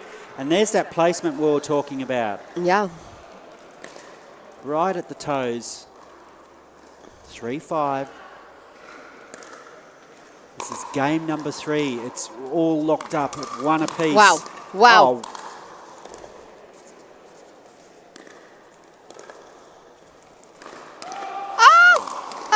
Oh. Oh. What a point. Oh. Oh, my goodness. Oh, what a rally! Holy cow! Wow. That was amazing. Oh, my. Sensational from the Asia Aces. Well, I got to check my heartbeat after that. My Heart rate. word. I'm just speechless, and we're all locked up. Look all at of a that sudden. placement from Penny Lee. Let's go. 5-5. Wow. Ooh, It's all right, Penny it's all right. Lee'd like to reel that one back Yes, in. yeah. Brisbane out to 6-5. Shaki to bring it in. Oh, beautiful. What a drop. Oh, there's that right down the middle. placement. So good So by Penny good. Lee. So good. I mean, I think the That'll Breakers give might her have to, massive change it up a little confidence bit. too. She's really shining. There you go, yeah. The Asia Aces are They might have to start targeting Wes here soon. I reckon. Because Penny Lee is a wall. Yes. And we're not talking about George here. Oh, just a little bit off. Fantastic. 7-7. Here we go. Wes Vine to bring it in. Again. Look at Gabrielson. All day. Tempting All day from Penny Lee. the Breakers to go down the line. Right. Yeah. He's just such a smart player, is Gabrielson. Yes. Wow. A great call by Wes there. Penny Lee listens, lets it go, gives him like a thumbs up, like, thanks for letting me know. That's great. Yep. Oh. Wow. Go. She's there. Oh. Great Oh, lob. What? And again. Oh, Wes, back in the point. Oh, my gosh. Oh. Oh. Oh, my. What did we just see? That's insane, pickleball. The Asia Aces have come Wow. to play. That is the best pickleball I've seen all weekend, Look Jazz. at that. Oh, Look at that.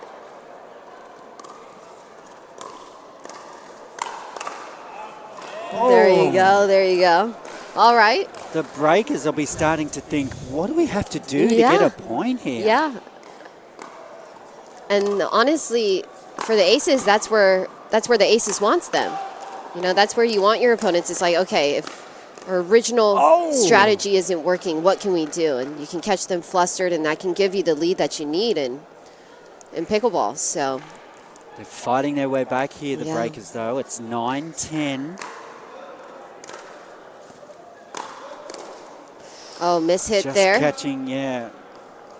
And we're locked up at 10-10. Oh, what a match.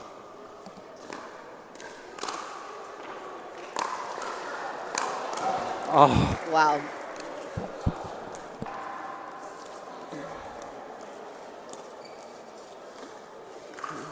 ooh. Great rally. Oh, There it is. Yes. Great reach by And they get the Gabrielson swap. there. Yes. And they change with their nose in front. Yes. Jazz, Yes. this- Wow. This match is off the charts. I love this match. Oh, This is fantastic. wow. Wha- Where's Vine and Lou Shaki will be thinking, what do we have to do Okay, here? yeah. They've just got to stay strong, I Yeah. think. Do you think the Asia Aces are going to go off the boil, or do you think they can maintain this rage, this amazing level all the way through Right. to the end? I mean, I think the Aces right now have adjusted to what seems like the Breakers' original game plan. And it might still be their game plan, you know. They have a lot of drives, a lot of isolation towards Penny Lee. You know, I think what the Breakers could do to just change it up for a few points is get in a dink battle. Dink it out. And see what happens. Oh, nice speed up by Shaki. Good speed ups. And we're all level at 11-11. Legs 11.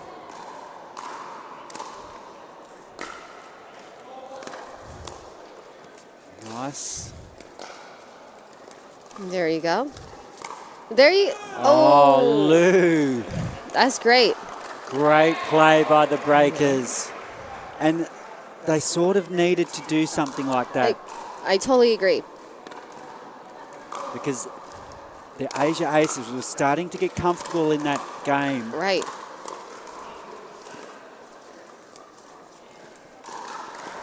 Yeah. Ooh, and the speed up just maybe just a bit too low on that one. Yeah, too low.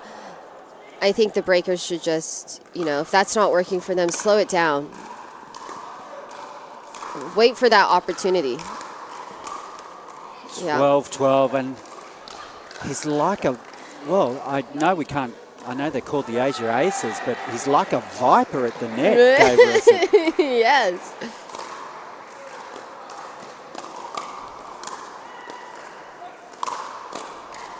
Oh. Whoa. I thought that was going to go over. It was close to the line. I was thinking... It might have been long, yeah. Yeah, but we're all locked up at 13-13. Such is the guy, the sportsman that Gabrielson is. For Even sure. if it looks, he gives the benefit of the doubt. Oh, what a shot. Communication. Wow, that was a great way to get them back up in the kitchen. Wow. Wow, Penny Lee. Oh, just like confusion. Just like confusion. It's all right. What sensational pickleball. So great. All so four great. players. Yeah.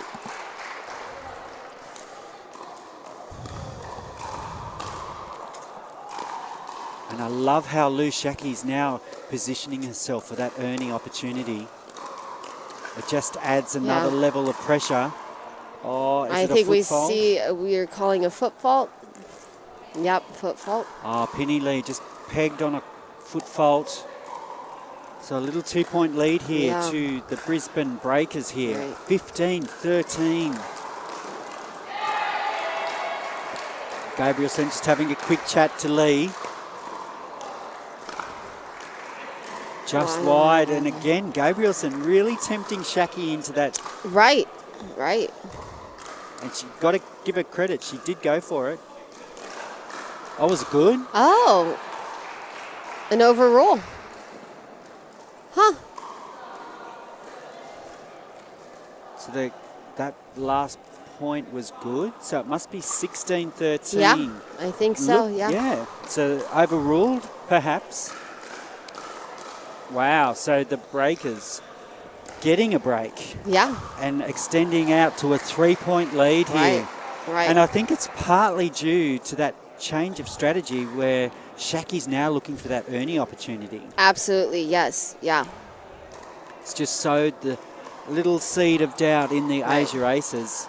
And then going cross a couple more times than they were before, Diversity is, a great thing to maintain throughout a match. So 16-13 here. Aces would dearly love to get the next roll on. And it could start with that. Side out, it's 14-16. Gabrielson to serve. 14-16.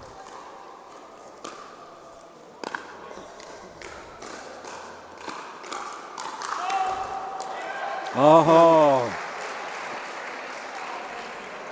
Notice Gabrielson just mixing it up with slice and top spin. Really keeping his opponents guessing. There it is with the cross. Wes able to get it back though.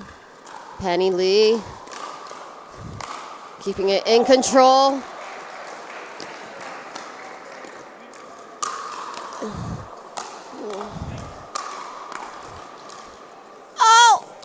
Oh, wow. Sensational play. Wow. Gabrielson just had the ball on a string there. Yes. And the Breakers now calling a timeout. Yeah. 16-16, wow. This game is really shifting gears, Jazz. It's back and forth. I love it. So I'm loving it too. Probably just a bit too much. And it's partly because all 8 players, the combination of these, they're all such amazing players. Great athletes. Oh. And they're playing it in such great spirit. Mm-hmm. And we're locked up at 16-16. 16-16. Who's going to bring it for the final moments of this match?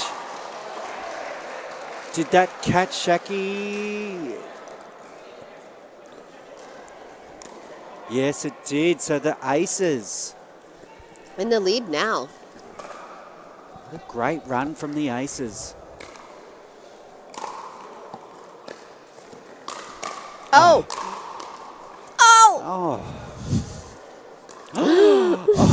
We just both held our breath at the same time, Jazz. We are also in sync here. Oh, wow. My.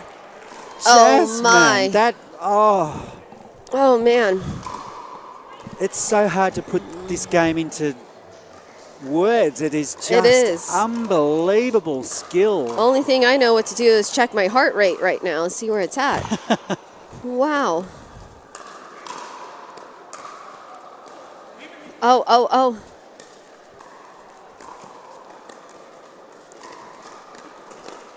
Penny Lee. Oh. No way. Sick. Oh, my word. What a rally. Oh. Just the skills to keep that ball back in play by the Aces there was just incredible play. Oh, man. And Gabrielson here has set his team up with a match point. Let's go. My heart rate is officially at 98 play here by the beats per Aces. minute. Wow. Oh, it's too great. Yeah, it's too great of a shot. That was just that was phenomenal. Super dink. They're not done with yet. You can never discount you cannot. Vine brother and Lou Shaki. No. That's for sure.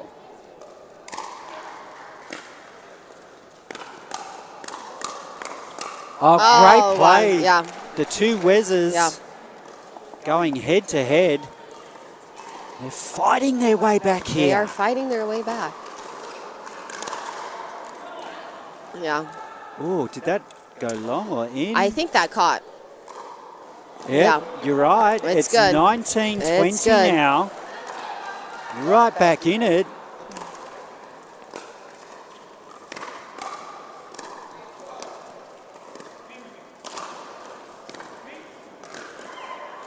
That's long. Wow. So the Brisbane Breakers will have to defend here. Right. Match point number 2. It's a big point. Oh, just a little bit too high there from Penny Lee. Yeah.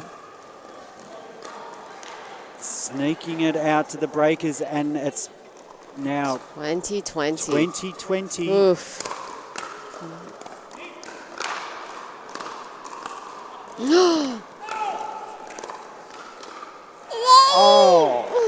Oh my word. Oh my goodness. I am speechless, Jazz. This is such an incredible game. Oh my. It's a game point here.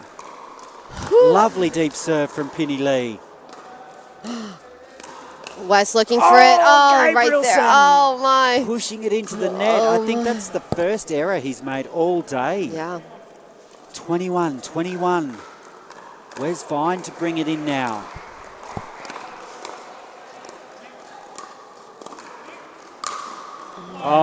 Gabrielson. Yeah. He's just covering the court so well. He is just a machine. Covering court so well. Penny Lee is just putting it the gonna ball be exactly third where it time needs to lucky? go. All right. 22-21. Great shot. What a, yeah. Shaki, that yeah. was a great spot. Beautiful, beautiful, beautiful. Really showing her composure and experience there. 22-22.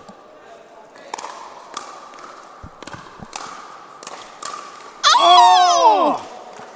And the Breakers now with a match game point. Yeah, first match point. This to take a 2-1 lead in this match.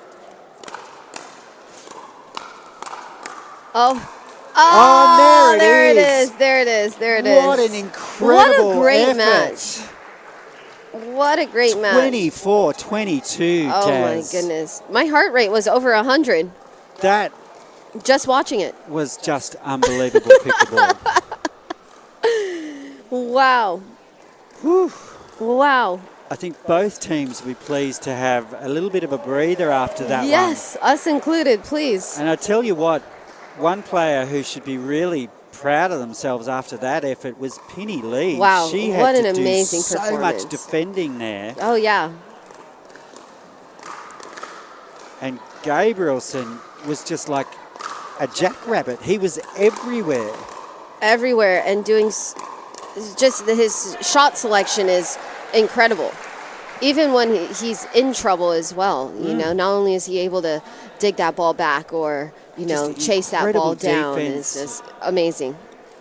Matched with incredible offense. And it's just that it's just a deadly combination, isn't it? That's Being so able great. to go from defense to offense straight away. Right.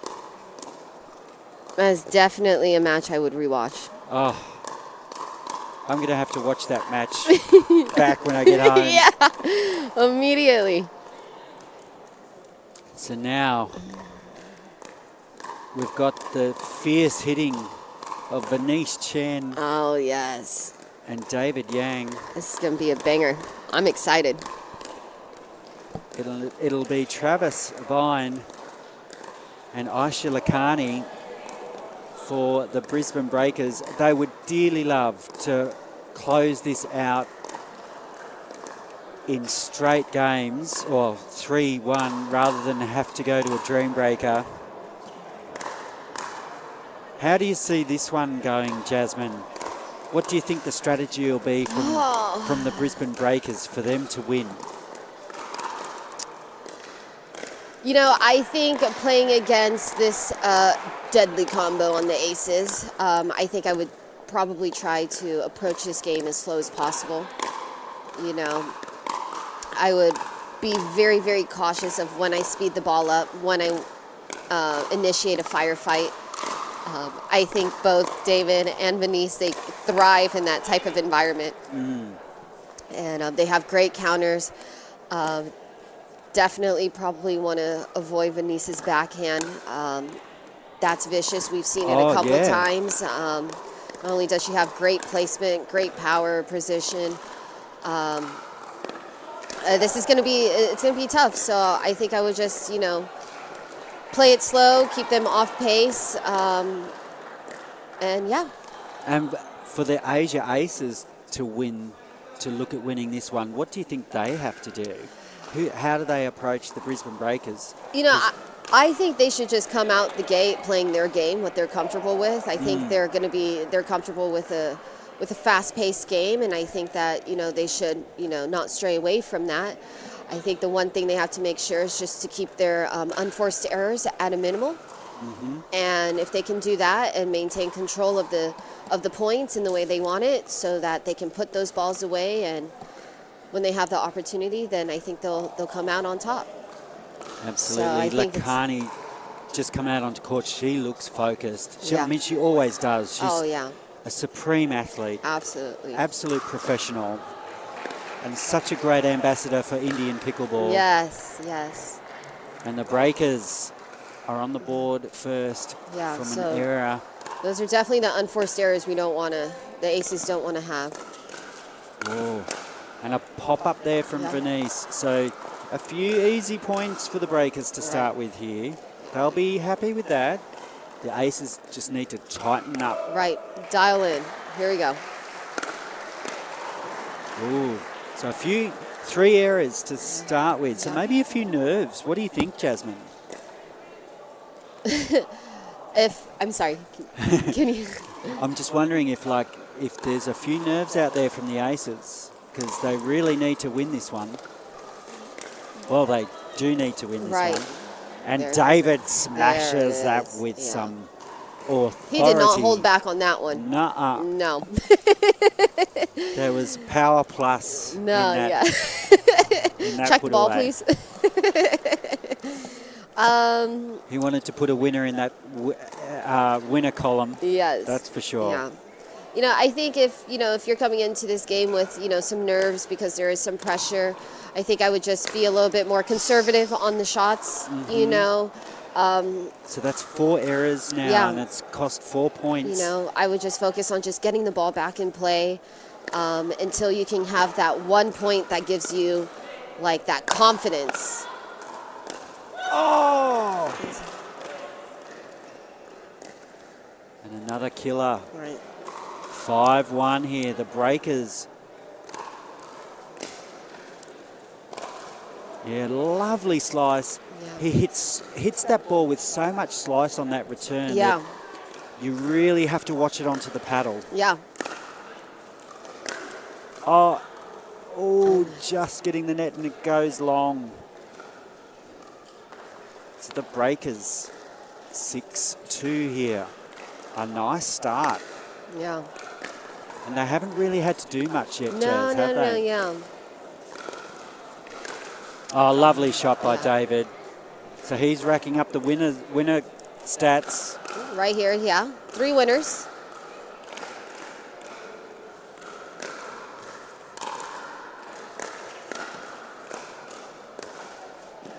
Oh, just wide by Lakani. Just wide. So the aces finding their groove There a you little go, here yeah. now. Yeah.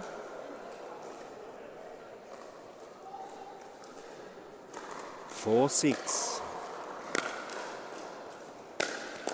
Nice drive by Yang. Oh, was it just wide? It was just sort of wide. obscured here. We Yes. couldn't really see. We have our Joola barriers. Shout out to Joola. Absolutely. Thank you for keeping the ball, not going everywhere. But kind of hard for us to see some of the lines. Oh, and another out ball there. So 8-4 here. Yeah.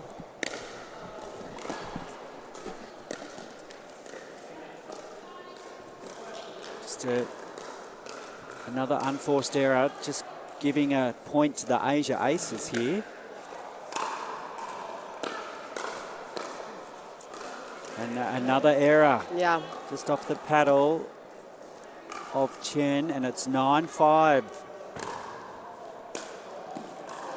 Make that 10-5. So coming back to what you were saying before, it'll be the team that can make the fewest errors, and the aces really just need to tighten up here. Yeah. Just make the breakers play. I mean, they're so capable, Absolutely. of playing big, and so if they just take it back, I would say like maybe 10-20% just so that they can build their confidence, so they can build some momentum, because every time you miss the ball, it chips away at you. Not only does it, chip away at the score or your opportunity to come back, but, it chips away at your confidence level in yourself. There's times where sometimes you're playing and it's like, wow, I can't hit a forehand for my life. But as soon as you can, like, hit 1 or 2 forehands in a row, suddenly you remember how to hit a forehand. Exactly. So and particularly in this rally scoring, you can, with a string of unforced errors, you can really put yourself out of it quite quickly. Yeah. So the breakers changing ends. It's 11-5. Aces be looking to work their way back into this. Yeah. And if any team can do it, it's definitely the Asia Aces. I totally agree. Perfect. Exactly. Beautiful. Exactly. Yeah, that's it. The skill level that these players have is just incredible. Absolutely. Like that slice backhand volley there from David Chan, it hardly had so much slice on it, it hardly bounced for Travis to get that. Yeah. And even if he can get that ball back, it most likely will lead to a setup. And that's the sort of error you do not want to make. Right now, the aces, they do not want to, they can't miss returns, no serves, just get that ball back in play. They need a few aces. Yeah. Oh, lovely. There you go. There you go. Oh, foot fault, was it? Was it a foot fault on I believe David? so. Oh, what a shame. I believe so. It's a lovely rally. 13-6 here. The Asia Aces are in a bit of trouble. Yeah. And they're in a little bit of a hole here. It's 14-6. I wonder if, I was just about to say, it's a time for a timeout. Timeout, you really want to nip this in the bud. Right, for sure. For sure. Just have a break, get a reset going. Yeah, just a reset, you know. Because there's no doubt that they've got the talent. Right. We've seen David hit a few winners, and we've seen how powerfully Venice can hit that backhand. Absolutely. You know, like if they start playing to their strengths. Right, exactly. You know, and the thing is, I believe that you don't have to showcase your strengths every point. You know, I mean, we all know how incredible of players they are. You know, we know the shots that they can hit. I think for this game right now, it's really about just getting themselves in the point and just, you know, setting themselves up or winning a couple points just like that. You know, is just getting the ball back and like letting the other team make the unforced error first. Exactly. Yeah. And that's why, you know, and there's another error. There it is. So, yeah. And all of a sudden we're back to 8-14. Yeah. That's why Penny Lee is such a great player on the Asia Aces. Yeah. She makes her opponents play so many more balls Than they expected. Exactly. You know? And there's that backhand from Venice, getting the error from Travis Vine. So a little fight back here, 9-14. Just need to keep chipping away. There it is, here. coming in. Oh, unlucky. It's fine. But that was a great 3-point run. Exactly. You know? Need to get the ball back here.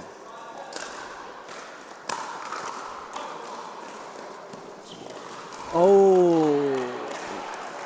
It's all right. It's all right. And the breakers. 2 quick points. And that all of a sudden it's 16-9.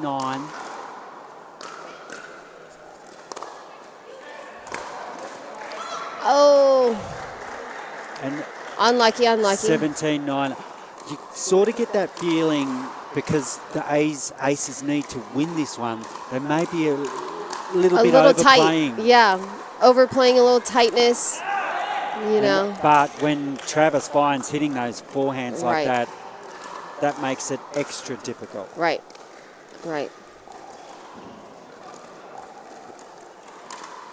So 18-9 here, Brisbane in control.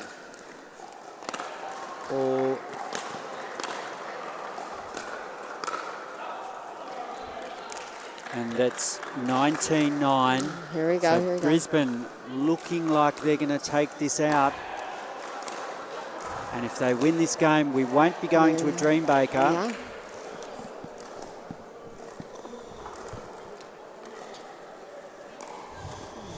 Here we go, 10-19.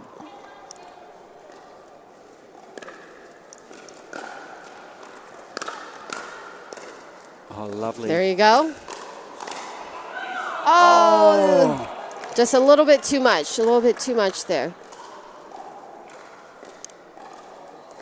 60-70% on that shot, I think. 20-10, this is game point and it's match point. Match point. Big drive. Lovely. Another big drive. Travis gets the roll. Oh! And the crowd gets one. What a great match. And the Brisbane Breakers getting a nice comfortable win there over the Asia Aces in that last game. But it was a real tussle there. It was, yeah. I think I definitely see David and Venice probably, going back to the hypothetical locker room, probably reflecting on some of the shots that they could have, dialed in throughout the match and whatnot. Overall, I think all the players played great. Absolutely.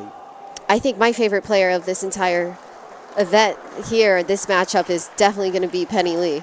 Oh, Penny Lee and Wes Gabrielson for me as well. He just turned defense into offense, and he was just... That mixed game was amazing. It was just pickleball on a whole new level. Yeah. And all 4 players that were on the court should be just so proud of themselves because it was just amazing Absolutely. to watch. Absolutely. So, what an amazing way to finish. And so the Brisbane Breakers closing it out over the Asia Aces here, 3 games to 1. 3 games to 1. So we'll be back very soon We will. with our next MLP Australia we have match. more MLP coming up. And we can't wait. And so we'll be back very soon, live here from Auckland. Auckland. We love it.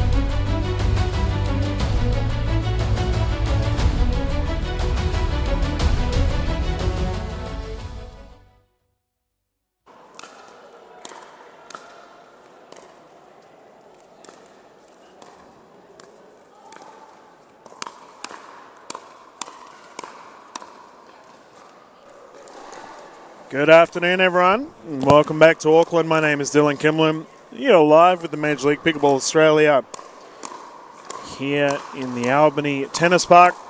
Mike Newell's just chucking his headset on. Wave to the crowd, Mike. There we go. Full of enthusiasm. We are ready to get started. Yep. There we go. Now they can hear you. How are we, Mike? I'm doing fantastic, Dylan. How are you doing today? It's been a great day of broadcasts and also a great day of pickleball. I believe you've also had a great day of pickleball. Did you just wander off to receive yourself a medal? I did, actually. Myself and John Wall beat up on a bunch of old 50s like ourselves, so we got the gold in the 50s. I mean, speaking... Got the Eastern Rush win as the coach over there just a few minutes ago. Yeah, and he'd be happy as sliding Larry. into the commentary now, so this ought to be exciting. And I mean, speaking of John Wall, we're about to get underway with his son, George Wall, with the Fast Fours. And they're up against your old team, the Sydney Smash. That's right, the Sydney Smash I played with last year, and they've got a few new faces on it, so it'll be exciting to see how some of these players play. Yeah. Jason Taylor specifically for Sydney. We didn't get to see much of him at all because he was injured the first event. Yep. And he's come out and, from what I understand, played pretty well the last event. Yep. So he's kind of the newbie. The other ones we've seen a little bit with Mitch Hargraves and Amelia Schmidt. We've seen them quite a lot in Australia. They're a very formidable mixed doubles team. Got a lot of experience together. Yeah, and it looks like our ladies are hopping on. I will definitely get more of your insight on the Smash as we progress. Meyer and Schmidt serving for the Sydney Smash up against Talia Saunders and Michaela Hyatt for the Fast Fours. First point's going to the Fours.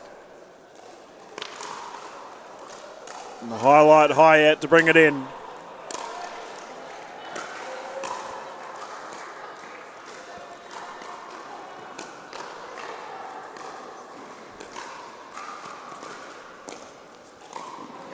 Oh, Talia Saunders been really working on her game. Rock solid defensive effort there.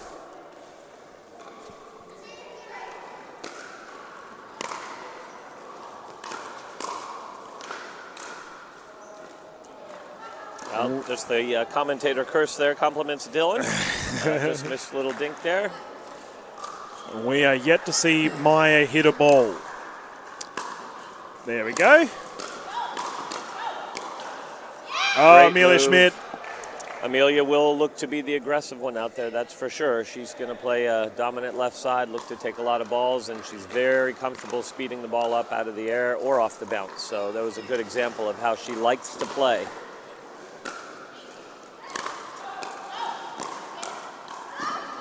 Oh, what a recovery. And it goes long. Maya absolutely saving the day. And the question, of course, there is, is she going to do it at the right time? She probably crossed on a ball and tried to speed it up a little bit. Her team got in a little trouble, but they were able to sneak out of it. But we'll see a lot of aggressive hitting from Mickey off the ground as well. She'll be pounding quite a few balls, and Amelia the same thing.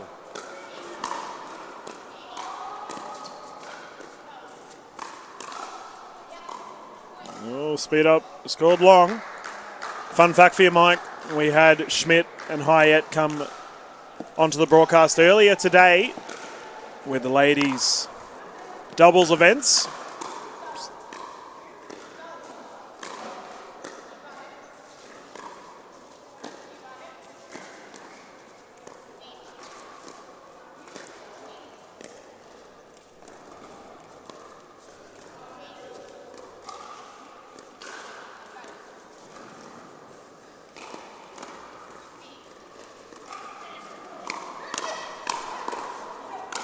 Oh, Saunders putting it away. Very nice little dinking battle going on up there, and then little trigger pull early there, and all of a sudden, wham bam, counter for the winner there.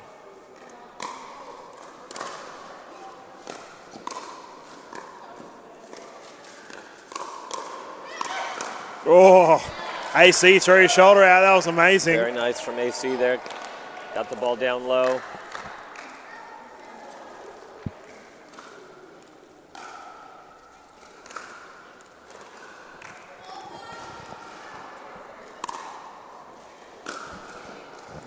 Returning error there for Talia Saunders.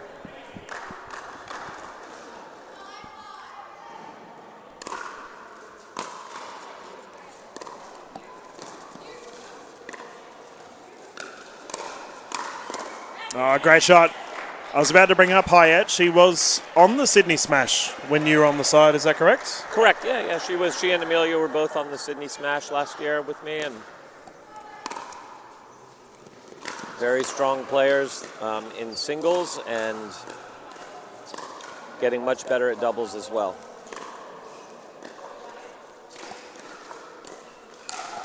Yeah, it's fair to say after seeing Amelia and Michaela team up today that they were both in fine form, and here they are going up against each other, tied game 6 apiece.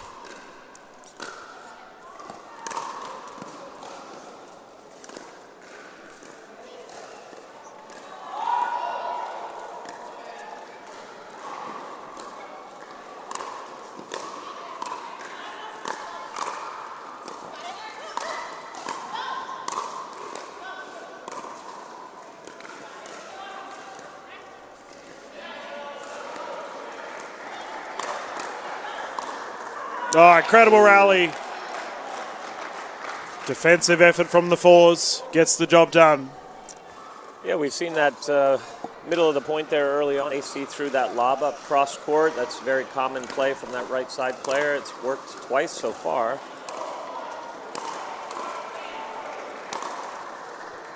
Oh, Mickey Hyatt ripping the net.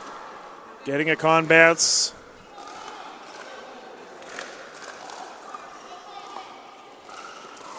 Trying to figure out whether that bounced in. Apparently it did.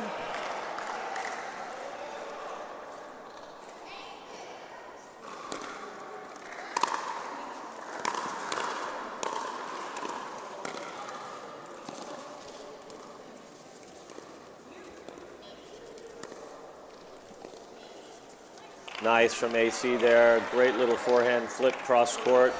Pulled Talia out wide a little bit there, and she just struggled to get that one back.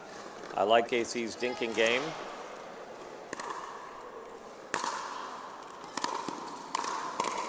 Oh, too good by Hyatt. Yeah, a little high on that drop, and Amelia was in there. A little bit of a sitting duck on that one. Michaela can hit the ball so hard. Difficult to return, especially when it's down at your toes. 9-7.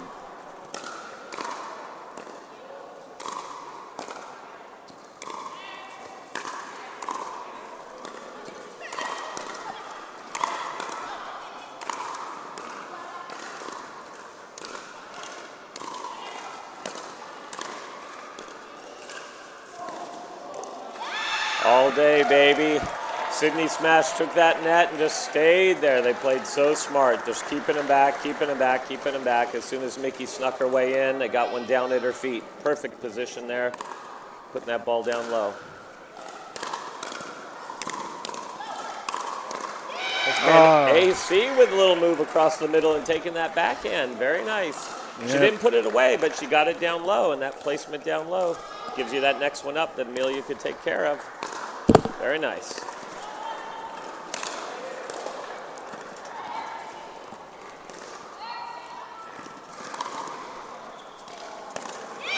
Top of the paddle. I thought the lob there from Saunders was pretty good. Caught the smash off guard. That's right. AC's hustling around the court. Played some good defense. Get one ball back. You never know what can happen.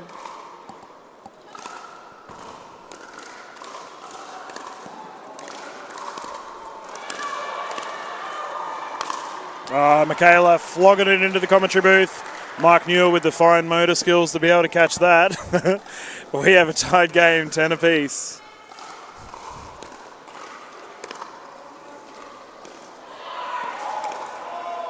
Oh, Amelia Schmidt too good. Yeah, Talia thought for sure that was going out, but Amelia does hit with a lot of topspin off both wings, so a lot of those balls look like they're going long, but it really dips in. That's one of her favorite shots, is that backhand topspin. And we have a rotation here for the first game, 11-10. Very close one, Mike. Anything that's really sticking out for you? Oh, not really. I think we're seeing the girls playing. Mickey and Amelia play very much the same. They're going to speed up a lot of balls. They're going to attack. Their dinking is not their favorite thing to do. And on the other side, Talia and AC are a little more content to be a little more patient and set the point up with some dinks and get it over so that it's unattackable, and maybe look for their partners to do a little more aggressive. Probably the smash has had a little more variety. I like AC throwing in those lobs every now and again. Cross court from that right side. They've gotten a couple over the heads and pushed them back on defense, but there's not a lot in it right now. Yeah, and the scoreboard definitely reflects that. Very close. Official done has brought everyone back in. We can get started once more. 11-10, Amelia Schmidt to serve.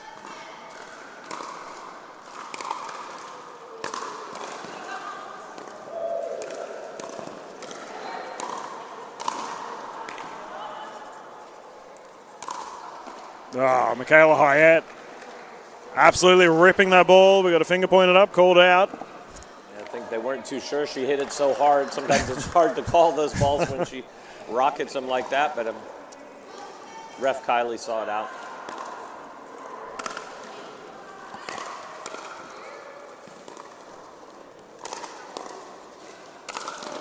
Saunders throwing the javelin, getting the job done. We are seeing a lot of lobs from Maya. Yeah, a couple times, and all of a sudden, they start to pick it up a little bit. So Talia made a good adjustment there, got back quickly.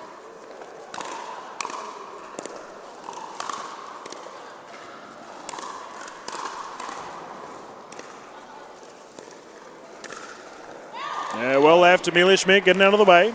Bad luck. The fours did such a good job there of neutralizing, getting in, had a ball that she liked. Talia just missed that one after working hard to get that set up.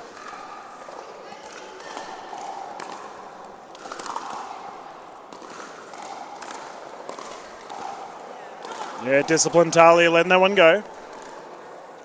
Only 1 point in it. Absolute thriller to get our Smash Fours game underway.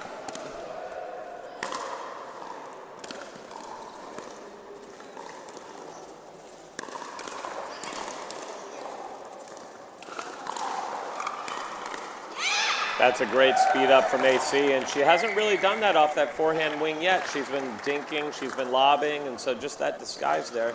Sped up cross court into Talia's body, gets a free point there.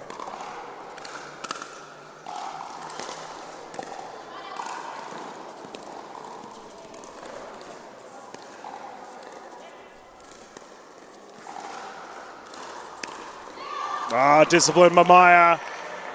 Fantastic work from the smash there.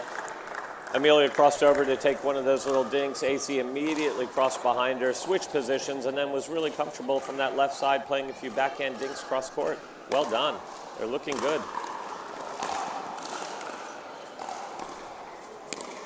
Oh, a couple of errors here from the fours. Might be time for a little timeout here. I was about to say that. There you go. It's almost like the game mic. Oh, I swear I didn't see it ahead of time. I didn't see George signal for a timeout. Not at all. The big T from the bench. Now, you being the coach of the Eastern Rush, we just saw their amazing victory. I thought the team did quite well. How day two, right? What's going through the mind of a coach?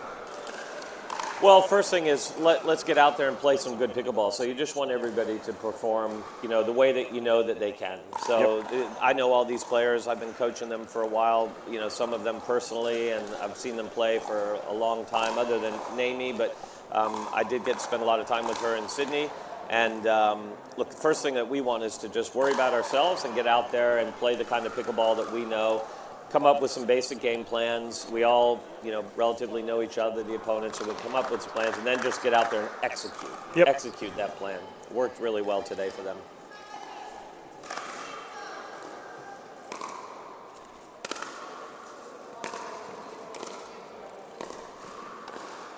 Oh, error there for Saunders. Timeout, not as effective as they would have liked. Not at all. They need to stop the bleeding here and try and at least make the smash play. And those two unforced errors aren't what the doctor ordered. No, they sting. On the fast fours.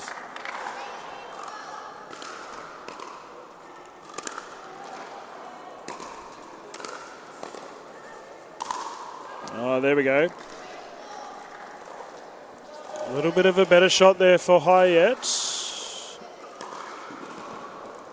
She gets the serve back, currently 13-18.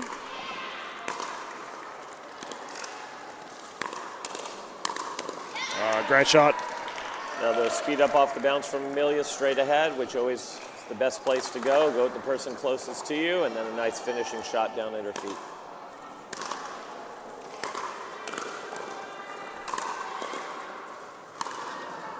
Oh, look at the angle by Hayet. Ripping that one down the right side. Mickey loves that backhand angle. She hits that so well. Had a lot of time to watch that ball and just thump it cross court. Thump Not it much Julia indeed. can do about that. She has sent Schmidt over to our other court where we have the Melbourne Mavericks taking on the Gold Coast Glory. Can catch that on our other stream.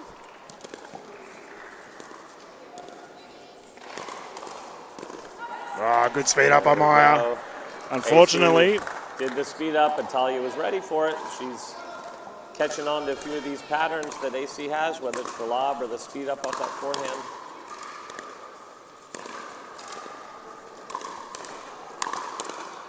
oh, just short. Recovery unsuccessful. We have a game point situation for the Sydney Smash right now. 2015.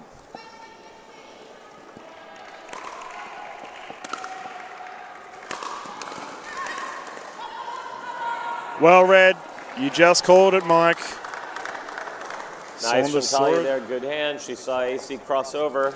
That time Amelia didn't go behind her. She probably thought that she was going to hit the winner, to be honest. She had a nice high backhand, but Talia had some great hands there to keep them alive. Sheer confidence in her teammate.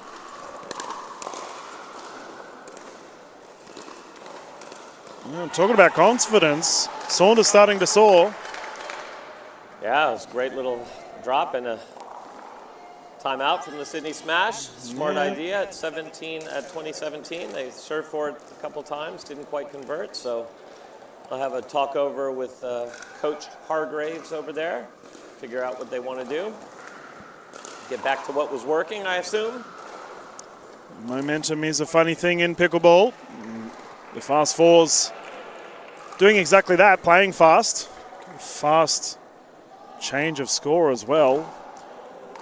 Just a reminder for everyone, our Major League Pickleball Australia draft day for our next season will be kicking off after our Brisbane event. If you are interested, head on over to the MLPA website. All the information will be there.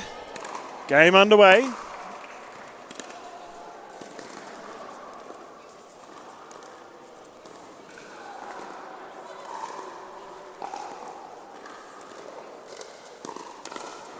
Ah, Saunders, beautiful read.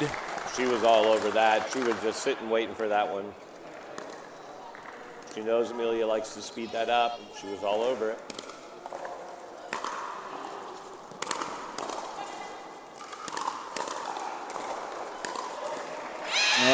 AC firing. Caught Talia off guard there. And the freeze is in effect, so they don't win the game just yet. Have to win the point while serving. 2018.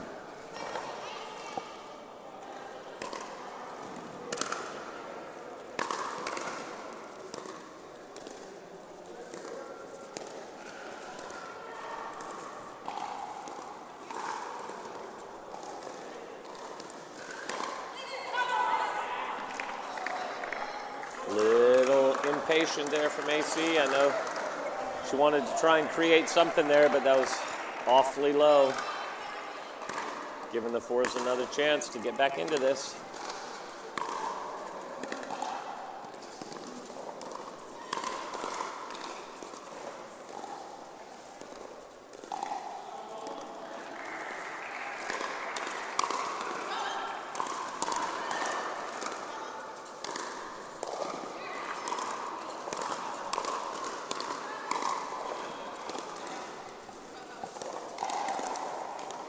Oh, what a rally!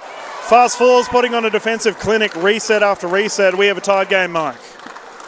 That was a great point, and unfortunately, you never like to see those points end with a let cord, but really nice play from all the girls leading up to that. Some good pickleball there. Oh dear. Right. Who can hold their nerve? Sydney Smash, 21-20. This is a match point situation.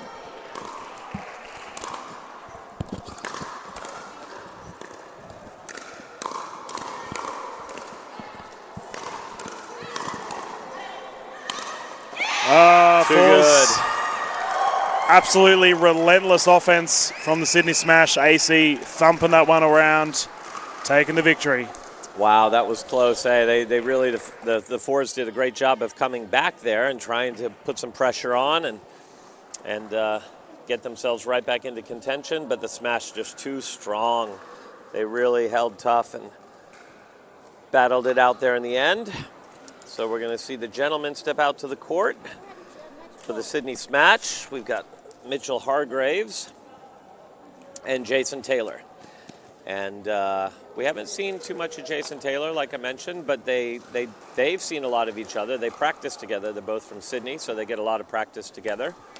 And on the Fast Fours side, we've got Barry Oliver Gray and George Wall, who again have spent a lot of time practicing together. They're both from Southeast Queensland. They've spent quite a bit of time playing some men's doubles together and also getting a few hits every week practicing as well. So this is going to be interesting. We've got, we don't always see that in MLP where we have players that really have that opportunity to live locally and practice together. So it'll be very interesting. Yeah, and we had the privilege of watching George Wall take on Mitchell Hargraves earlier today in our doubles events. Gold medal. I have to say, Mike, that George unfortunately had a significant amount of cramping issues. And one will hope that that doesn't occur throughout our games now. Yeah, that's right. He was a bit done this morning after quite a few tough matches early on to get to that final. And we'll see how he goes now. He's looking fresh. I know in the couple hours he's had in between, he's done everything that he can possibly do. They were running around getting some physio and getting some electrolytes into him and doing whatever they can do. So, look, if he has to rely on Ollie to do a little more moving, and typically George plays the left and Ollie plays the right, but Ollie's very capable of moving over to that left side and playing a more dominant physical role, moving quite a bit.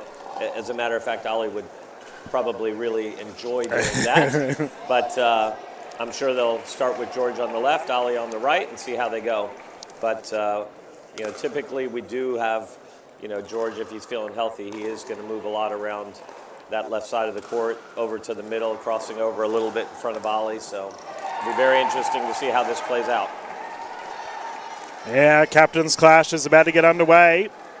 Taylor Hargraves for the Smash versus Grey Wall for the Fours. First point's going to the Fours. And driving error there. I referred to Taylor as Kermit yesterday, Mike, due to the fact that he gets so low at the net, perched like a frog on a log.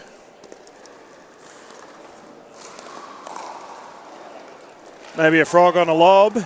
Perfect shot there for Hargraves, put that one away. Yeah, he does get unusually low, but it works for him. I saw him do a few of the Scorpions as well. Yeah, I'm sure he'd probably prefer the nickname of the Scorpion over the Frog, but we'll see if it sticks.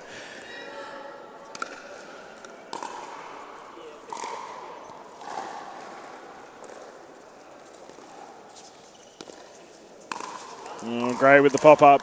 Called wide, however. And look, I guess, you know, Scorpion, Frog, whatever you want to call it, he's going to hit a lot of balls in this match. Yep. George and Ollie are going to keep the ball away from Mitch as much as they can and really put the pressure on Jason to play a lot of balls.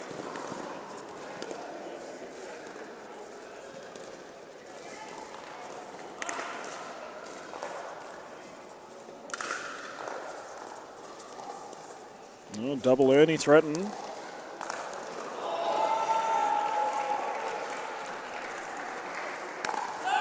Oh, patience from the fours. And there again, you saw Jason. He said, okay, well, if you're going to play a lot of balls to me, I'm going to jump around and Like a try frog. and Ernie a few here and there. So that's good. He got like a frog, definitely not like a scorpion. 2-point game. The Smash need to start building some momentum. Taylor to serve.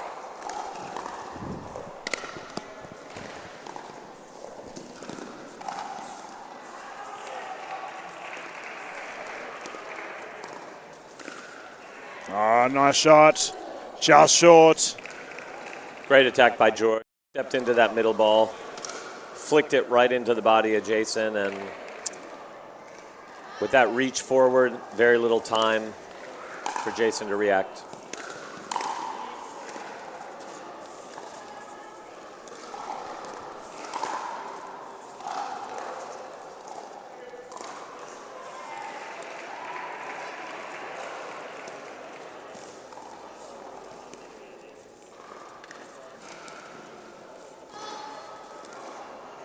Oh, across the plane of the net. We Yeah. do not see that happen often.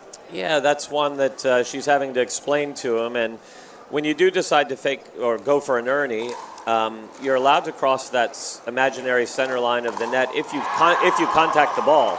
But if you don't contact the ball, that's a fault because you're essentially moving over to your opponent's side of the court. So Kylie was all over that one.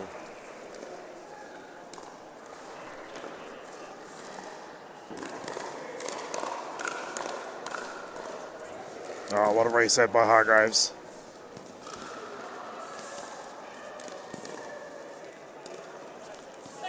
Sheer Couple good patience. resets there. Fantastic play by Mitchell. Gets the serve back. 3-6.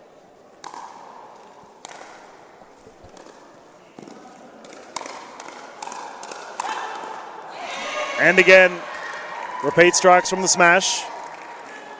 Yeah, they tested Mitch a little bit there, and he came up with flying colors. He said, all right, this is what I'm going to do if you keep coming at me. So I think they'll probably go back to speeding up a little bit more at Jason. No, Taylor with the speed up himself gets the job done. 1-point game. And the captain Hargraves serving to the captain Wall. Top spin is perfect. And we have a tight game, Mike, 6 apiece. Yeah, that's right. And that ball was ripped with so much spin as it passed Ollie. He probably thought, well, he thought it was probably going out, but lots of top spin on that rip.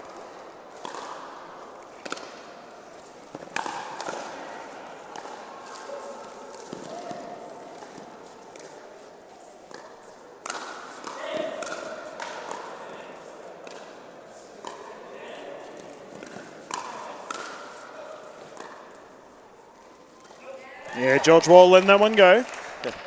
I tell you what, Dylan, Jason Taylor moves more than anybody I've seen. I'm getting dizzy trying to watch him over there, see where he's going. That boy is fit, and he's got some explosive movement, forward, backward, side to side.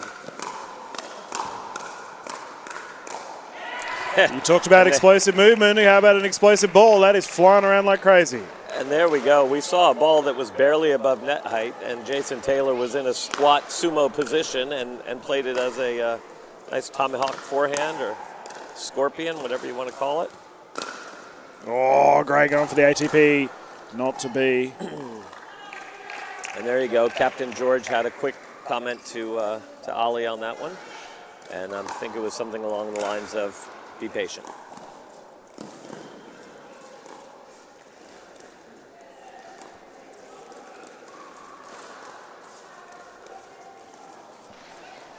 Yeah, patience. Unusual Clearly. mistake there. Dink into the net. Error. Clearly the key for the smash.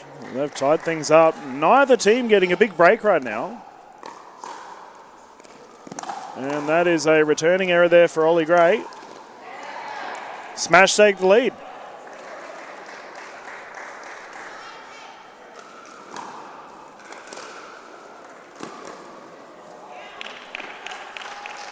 Mitch not happy with himself there. Nobody can really get some momentum going here. No. A little bit of back and forth, back and forth.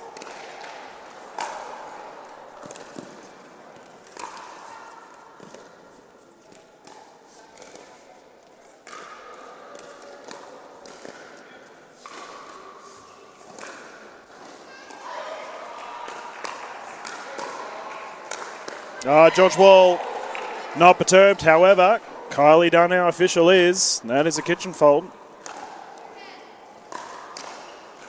Yeah, that's a tough one. When those players go to move backwards for those overheads, a lot of times they push with a step forward as they go, and I think that's what Kylie thought George did there.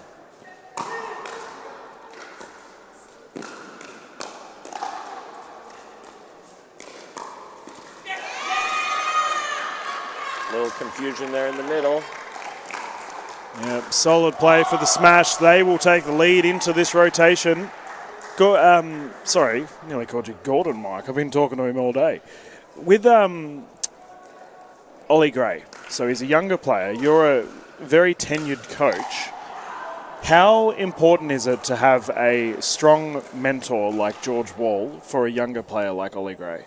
Yeah, that's very important, honestly. As you Aussies say, it's heaps important. And funny enough, about a year and a half ago, I coach Ollie personally, and I saw Ollie and George play a few tournaments together, and it was the best thing for Ollie. George put him on the right side, got him to understand to be patient, play some balls to set things up, not go for things too soon. So George had a huge play in Ollie's development, and I think that's why he drafted him for his team, because he knows how much potential he has. Yep. Game underway once more.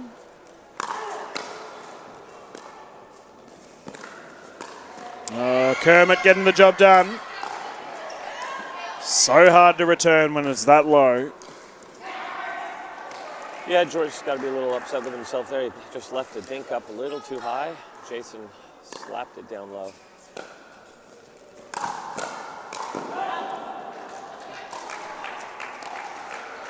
And that one's probably,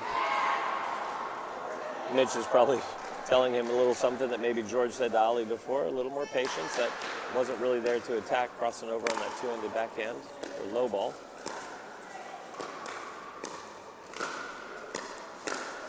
Oh, shoulder check. Nice Barry. Catching Hargraves in the shoulder. A 1 point game.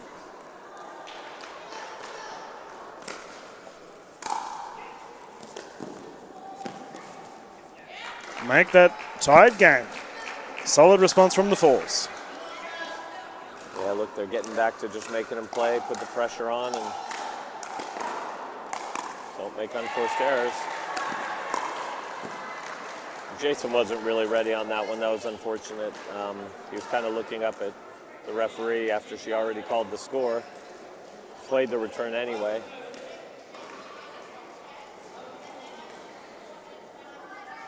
And our official Dunn is just having a chat. And you can see Mitch Hargraves just urging some caution. So I think Captain George has decided they're going to replay the point. That's very fair. George has some of the best sportsmanship around. He's a class act. Ref Kylie has agreed. So. And we have a replay, 12-12.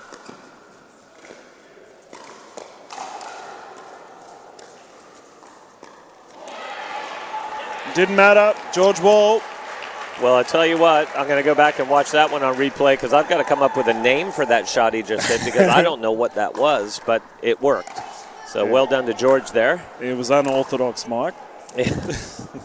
We do see some funny things on the pickleball court, and, it just doesn't matter. He got the ball from high down to low, and he won the point. So there we go. That's pickleball.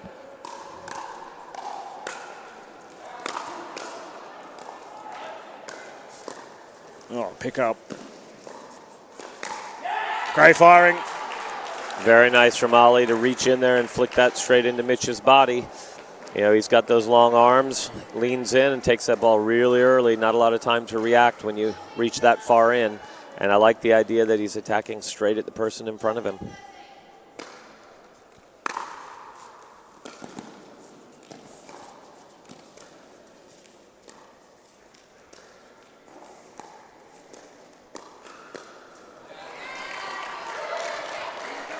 I didn't mind Ollie's third shot drop there, Mike. Decided to change angle. Trying your best to... Would you recommend unpredictability on the court? Oh, it's absolutely. Got to keep everybody guessing for sure. but you also want to do it, at a time where you're comfortable, where you feel like you're in position, you're balanced, you can do a few things. If you're in a little bit of trouble, just play it safe, keep it high percentage. Well, it's funny you mention that because when Caitlin Carter and I were commentating the Eastern Rush game, we thought that the strongest point for the Rush was consistency. Minimal errors. And that's something that, sometimes a few of the players struggle with that, but today was fantastic. That's the strongest that they've played. And right now, that's what the fours are kind of getting back to. They're starting to get a little bit of a lead back. And they're just playing some basic, solid, high-percentage pickleball, getting in after their serve, creating those opportunities from dinks, trying to maybe just beat them with the dinking game. I think that's where they really should try and go is, they've had a lot of success getting into the Jason Taylor side. And just be patient. Wait for some opportunities. Yeah, the grey wall of Auckland currently has a 2-point lead after that timeout for the smash. Oliver Gray to bring it in. All right, we're getting to crunch time here. Let's see who's going to step up to the plate. And we have a ball on court. Yep, unfortunate. Jason just hit a really nice deep return. Yep. See if he can do that again.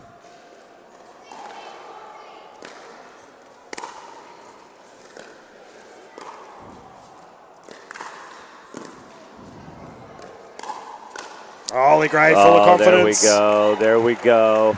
Everybody loves the put away, but I tell you what, I'm sitting here going, those were two great drops to get in, that third and that fifth to get in. Fantastic work by young Ollie.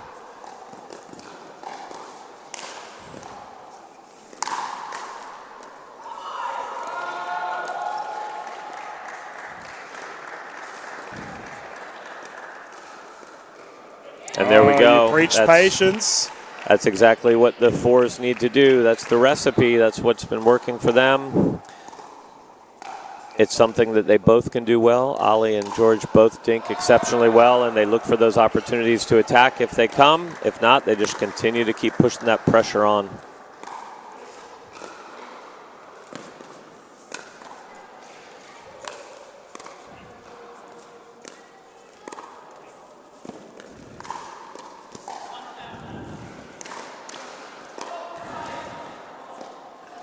Phenomenal play there for Taylor. Reset, lob. That was unreal. Smash. That was fantastic. I think he saw George go for that Ernie and flipped it right over the top, or will at least pretend that he did.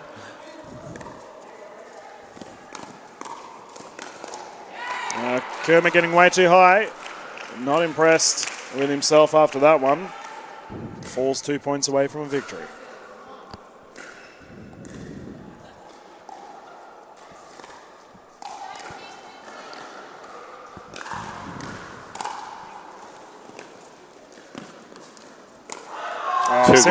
Too good. Again, great drop to get in. Yeah, flick of the wrist and George Wall. And Ollie Gray now find themselves in a game point situation. There we go. Another great drop. Put the pressure on Jason. Unfortunately, couldn't quite handle all that. They made him play a lot of balls there. Mitch didn't get a lot of opportunity, and especially towards the end, they really started picking him apart and keeping the ball on one side of the court. Yeah, definitely fair to say that Hargraves is a bit frozen out there. Fast Forward's taken the victory, and that is one apiece. We're going to get into some mixed action underway in a matter of minutes. So we can see our officials on the left side of the screen, Donna J and Kylie Dunn, getting the mixed order in order. It's been an absolute pleasure covering the games for you all today. I hope you've enjoyed yourself. Keep in mind, we do have our Melbourne Mavericks taking on the Gold Coast Glory on the other stream. The wonderful duo of Gordon Watson and our new voice in the commentary booth, Jazz, is currently commentating the team with her husband in it.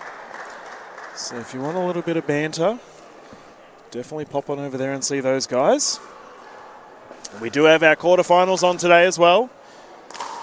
So stick around, whatever your afternoon, evening plans may be. Ensure that they have pickleball in them, because we're going to have some fiery games to go. Mike, fair to say that the rush will probably be going through?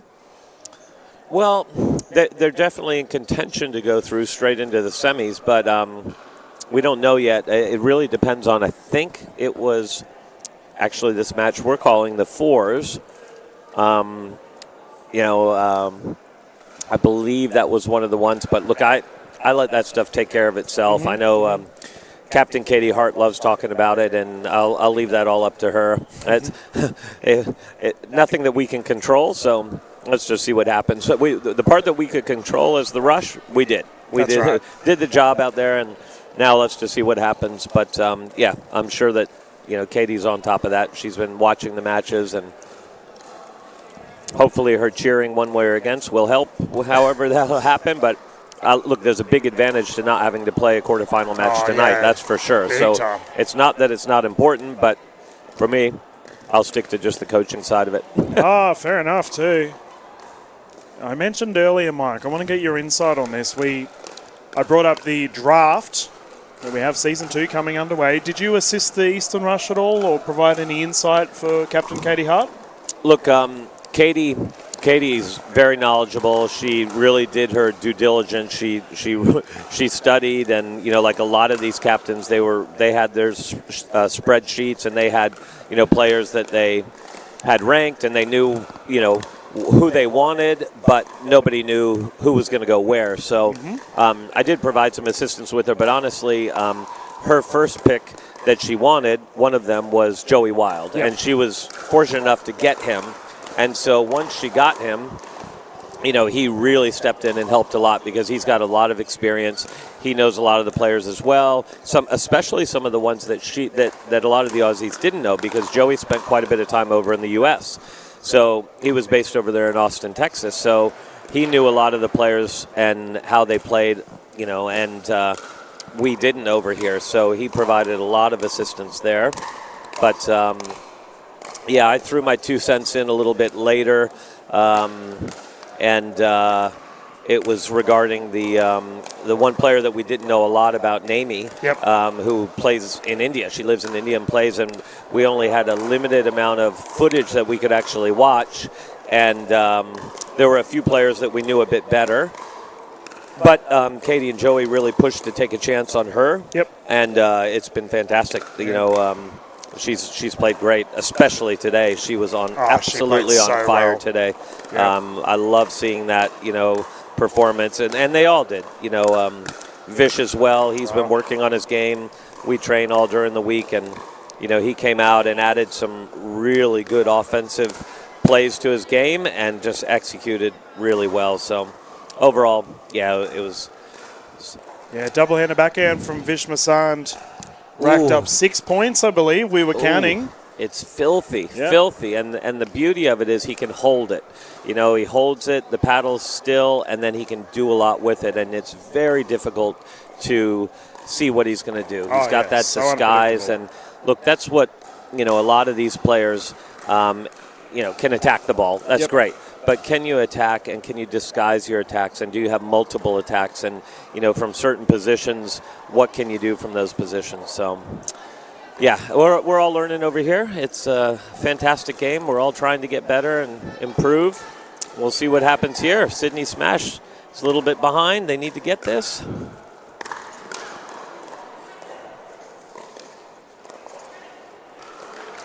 Yeah, the combination of Taylor and AC up against Saunders and Wall. Sorry, Gray.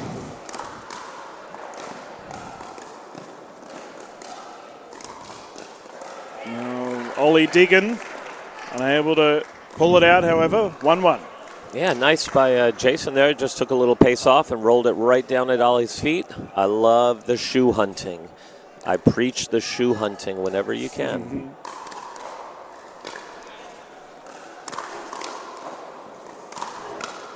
JT absolutely ripping those drives. Yeah, you might not have seen as much of that in the first match that he played, but you know, this guy's a top 200 ATP doubles player, so he knows how to play tennis, and he's very comfortable ripping some topspin drives. That's for sure.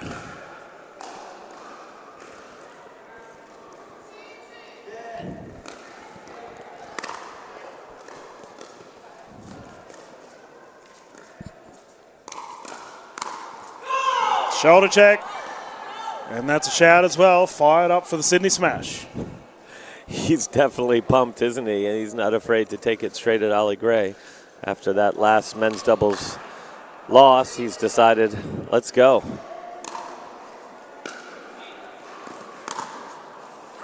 Don't poke the Barry.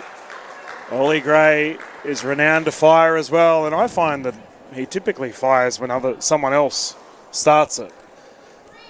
Yeah, absolutely. Yeah, he's... Oh, Talia getting involved. Backing her partner up.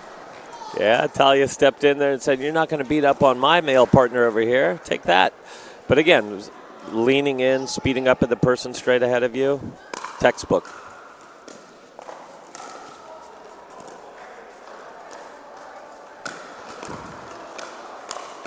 Ah, great shot. Taylor down low, catching Gray off guard. Great moving by Taylor there to get into position to attack that.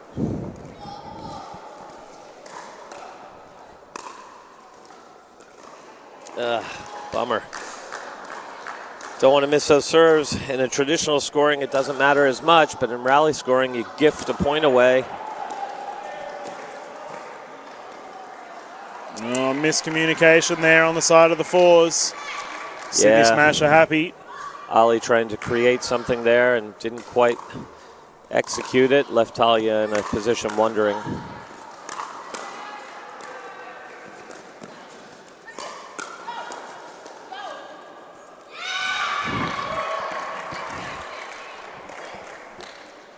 And there's a 1 point lead for the Smash.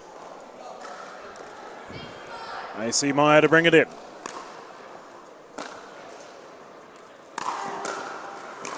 Oh, the poach was there. Could not convert. Definitely put herself in position to finish it. Just didn't quite execute that backhand. I think she was telling herself maybe she should have gone with the double-hander there.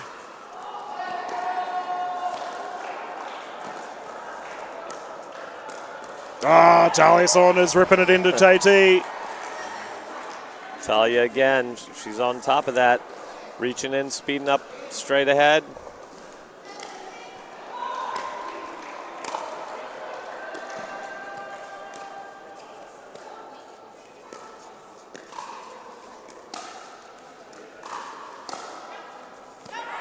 Nice little roll cross court there from Ollie. That little double-hander topspin roll keeps that player honest on the left side. Jason's trying to do a lot of moving. He's moving to the right. That little roll will very much keep him honest by pushing him out.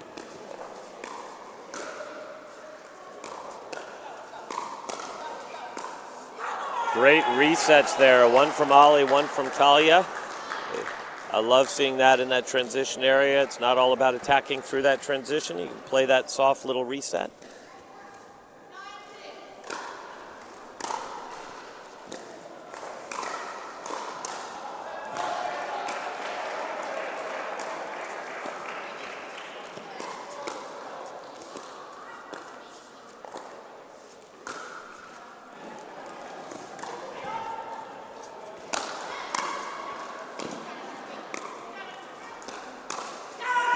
Defensive effort for the fours into lob offense. Yeah, they used that lob quite effectively, pushed him back, and then just kept control of the point. Jason tried to work his way back in, didn't quite execute that final shot. Good play by the fours.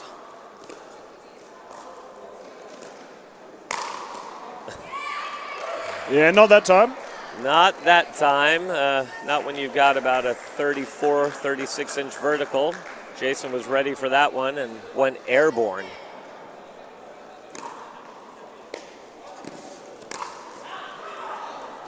And that there is the rotation, the 11-point lead, or 11-point score rather, for the Fast Fours.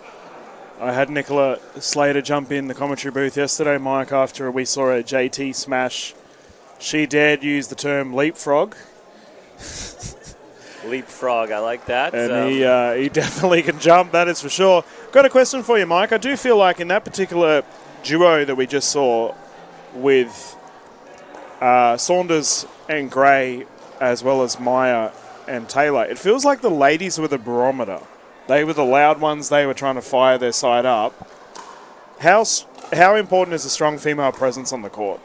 Oh, absolutely, and especially in the mixed doubles, you know that they're going to get a lot of play. So they have to be confident. They have to be able to hold their own, and we've seen it from both ladies. They're not afraid to attack straight at the guys ahead of them, and that's great. They're not afraid to use some variety, whether that's a lob or some softer shots. So, yeah, both ladies are not uncomfortable being out there. It doesn't matter how hard the ball's being hit; they're right in it. So it's great to see.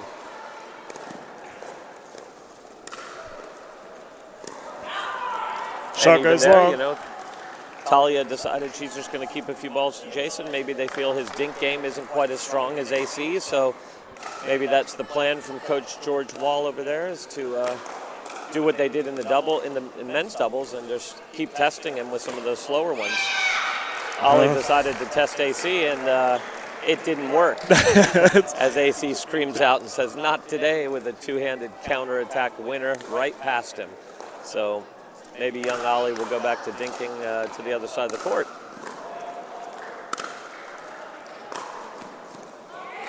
Called long. Good eye from Talia. She was about to hit that, and she thought, no, that's going long.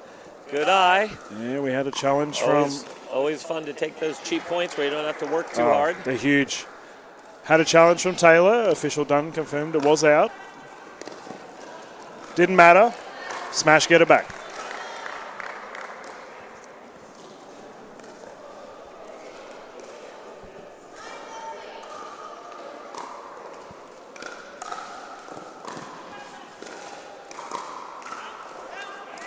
Another out ball. And the score keeps piling for the Sydney Smash. They have a bit of pressure now. 5-point lead for the Fours.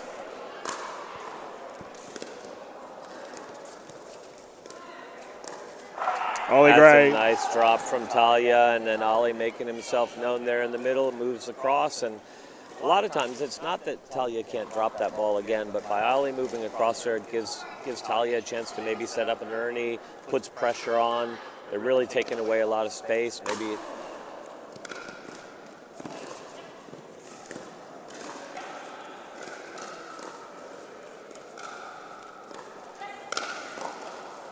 recovery. Good hands. Perfect by Taylor.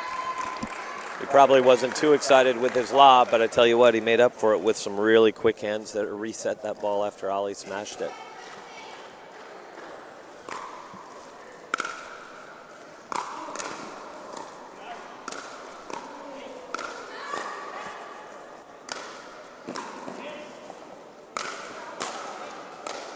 Oh, Ollie Gray flicking the one down the left side. Perfect smash.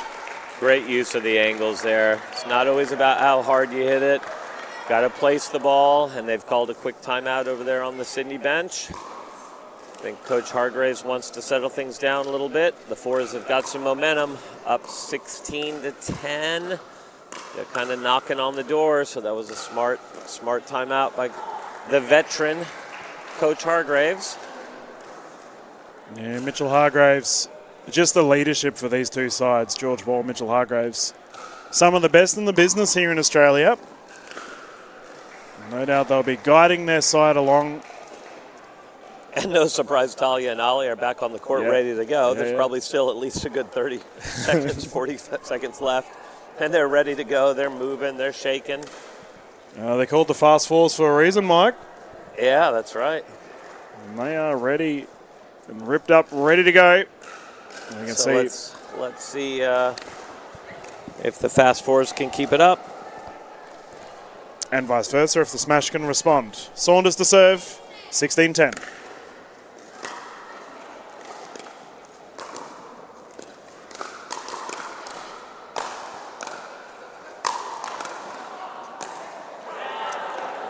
Just short.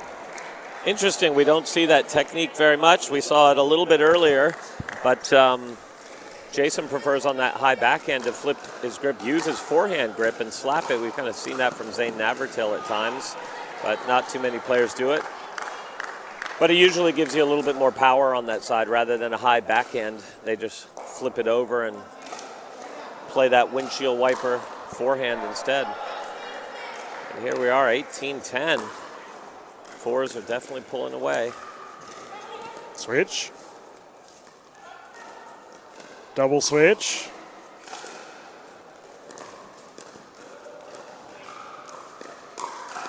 Speed up, too good. Fast fours on the dance floor, and they have themselves a 9-point lead.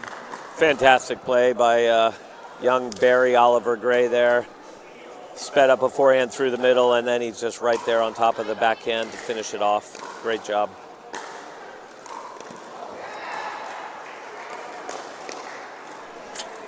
Just a little behind on that one, but he kind of got the ball he wanted. Quick speed up at Jason and had that finishing shot, just didn't quite execute it. Jason slowing it down a little bit here, which is smart. Take some time.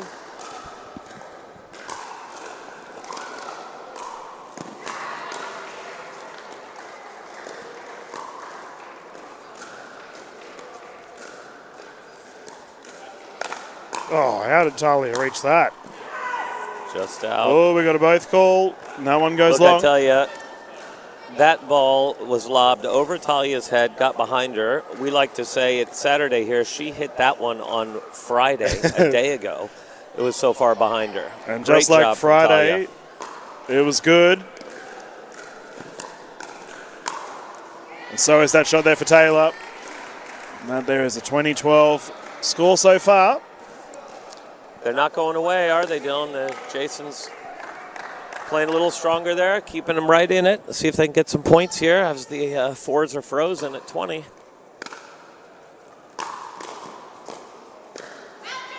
Goes long. Great pickup from AC there. The time is now for the Sydney Smash. Momentum can quickly change in pickleball.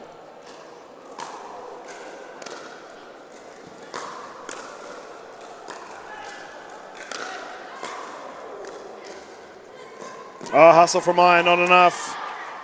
Well, look at that. A little veteran play from Ollie. Hasn't played that shot at all this match and decided she's pretty far back there. I'll just test her with a little caress, a forehand drop volley. Very nice. And the fast fours will take the victory. Taylor tried blazing away, not to be. Strong finish, and you got to say, Captain George Wall would be very impressed with how his team went. I would think so, absolutely. You know, they executed a game plan. You could see that. They really tried to freeze out AC a little bit and just really challenge Jason to play those soft low balls up at the net in the kitchen and see how his dinking game holds up. You know, we know he's an incredible athlete. He can attack balls when they're up. He can jump up, you know, as high as a skyscraper and smash them. And he's got some ridiculously good topspin drives. But ultimately, you know, pickleball, as you get up to these higher levels, it's really about how you're going to dink, how you're going to create, you know, from the soft opportunity, not just hammer time hitting it hard. Yes, indeed. And we have our next set of games underway. Mitchell Hargraves, the captain of the Smash, in a must-win game, playing with someone he has a lot of experience with, Amelia Schmidt. And they are up against the duo of George Wall and his partner, Michaela Hayet. This is going to be very interesting. We actually have, you know, a mirror image of mixed doubles teams here. Yep. You know, like you could take Mitch and George, they're cookie cutter. These two play very similar. They understand the game. They, you know, can look to set things up from the dinking game. They can speed up. They can do everything. They have every shot in the book.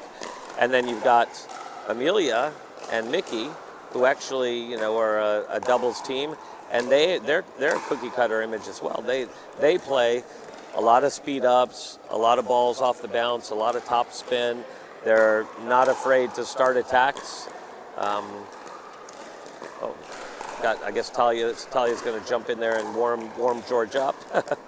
Thought for a minute there they were going to sub her in as well because she played so well last game. She They'd did throw her in so again. well. So we're just waiting for Mickey to hit the court.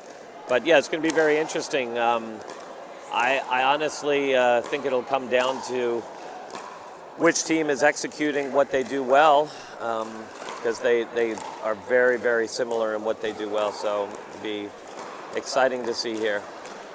Fun fact as well, considering we did have the game earlier today with Mitchell Hargraves taking the victory over George Wall.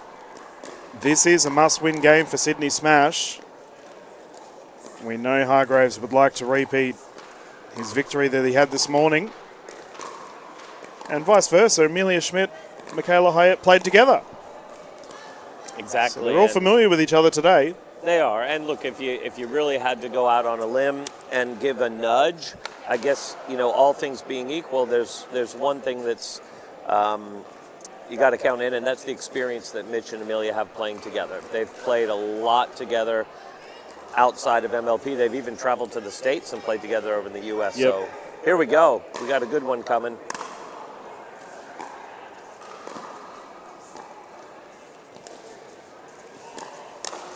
Ooh. Immediately, the Sydney Smash take the lead. Yeah, and they backs up against the wall. They need this to go into the Dream Breaker. So they're going to be pumping really hard.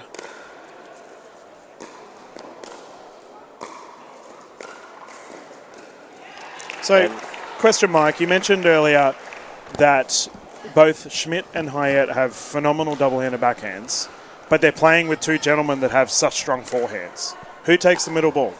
Well, you kind of saw it right there on that last point. For the fours, at least, George is going to take the middle ball. He's sliding all the way over there, and I'd say for sure that George's forehand is going to be maybe not more powerful, but he's going to be able to do a lot more with it in terms of placement and getting power.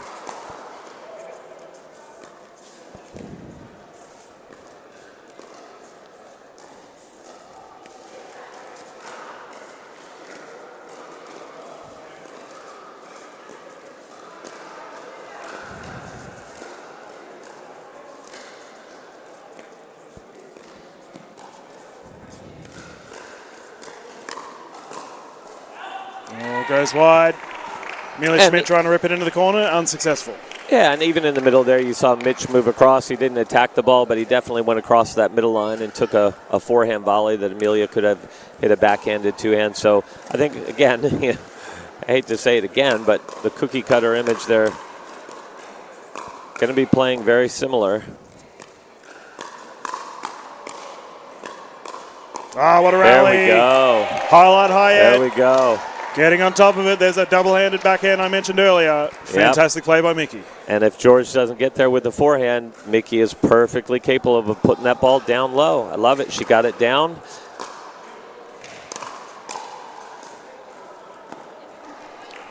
As Mitch did there. George was sneaking in a little bit. Mitch just had a nice little block down at his feet. Oh, nice drive. Solid response here for the smash. Chipping away at that lead.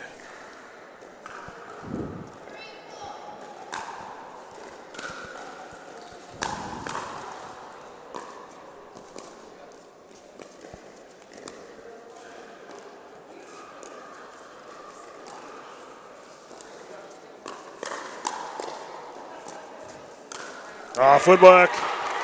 Fantastic play there. We're seeing some high-quality pickleball here. It's great to see. I have to say, Mike, it doesn't look like anyone's getting frozen out either. Ball's getting shared around. Absolutely. Good stuff.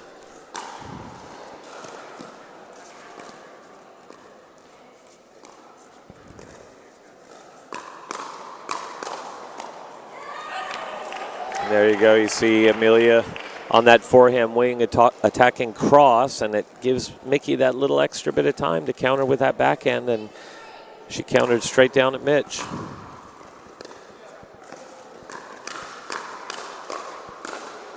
Schmidt, Wall there you going go. head to head. Captain's point for go. George Wall.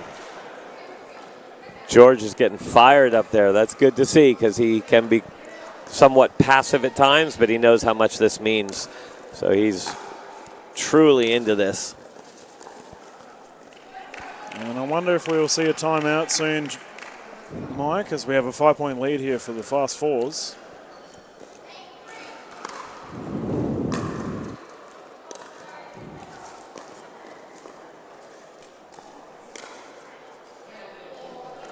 Maybe Just not. That goes missed it. long. Yeah, and look, with the timeouts, you tend to see the teams hold on to them a bit longer. You know, if they get, you know, the leads later on in the game, they use them. But early on, they try and work their way back into it.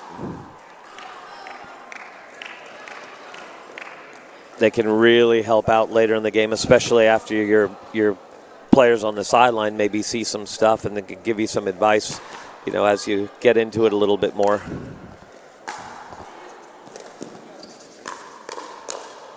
There it is again.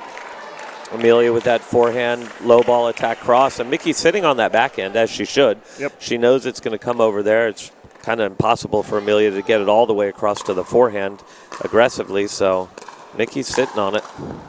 Oh, the pickup unsuccessful for George. Yeah, Mitch isn't going to let that one go by without hammering it. Just floated a little bit for him.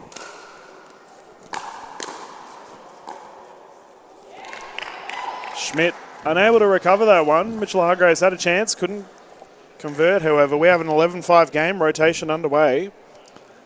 Yeah, great start from the from George and Mickey there, and especially from Mickey. I think she's handling those balls coming quick at her, whether they're coming from Mitch on the third shot drives or whether they're coming from Amelia off of an attack. Cross court, she's handling it really well and countering with that backhand. You know, she is. I coached her quite a bit down in Sydney and the last event in the mixed doubles, and you know, I like to call her the double-barreled sensation. She's just, you know, whether it's off the ground or out of the air, the forehand and backhand, you know, having that strong tennis background. Yep. She really can hammer that ball, sees it very well and middles it. So great job from her.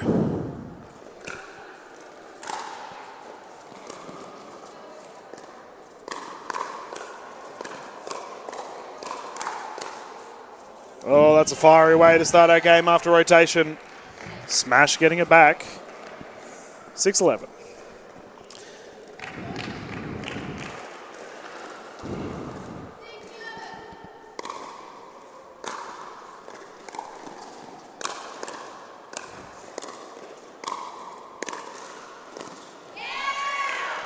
Good defense from Amelia there. She had a few balls down low, and she played it smart. She just tried to block it back, reset it back, and put Mickey under a little pressure with that low one, and she missed it.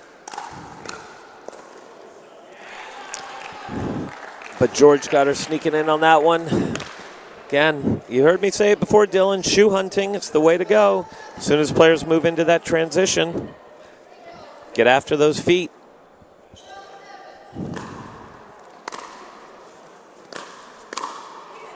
Mike, I feel like the ladies on the Fast Fours, both Hyatt and Saunders, have played incredibly well in these mixed games. They absolutely have, yeah. And you know, we'll see how this finishes out, but that could easily be the difference.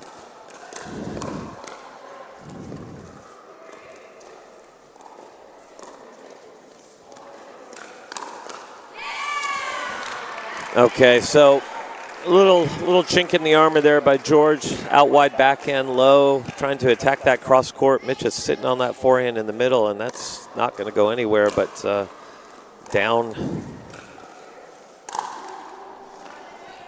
Bit of impatience there for the Captain Hargraves. 6-point lead right now for the Fours.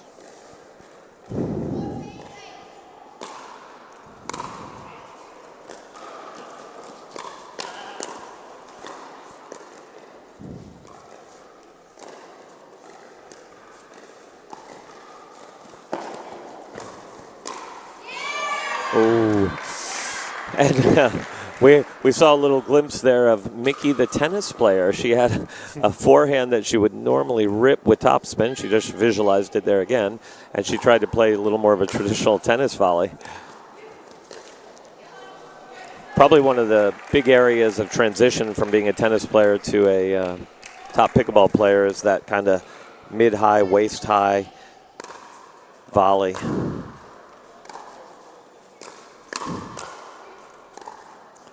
Pickleball players really tend to put the paddle tip down and flick with topspin, whereas tennis players sort of keep the paddle tip up, bend low, and if anything, hit a bit of slice on those volleys. So Mickey won't be doing that again, I'm sure.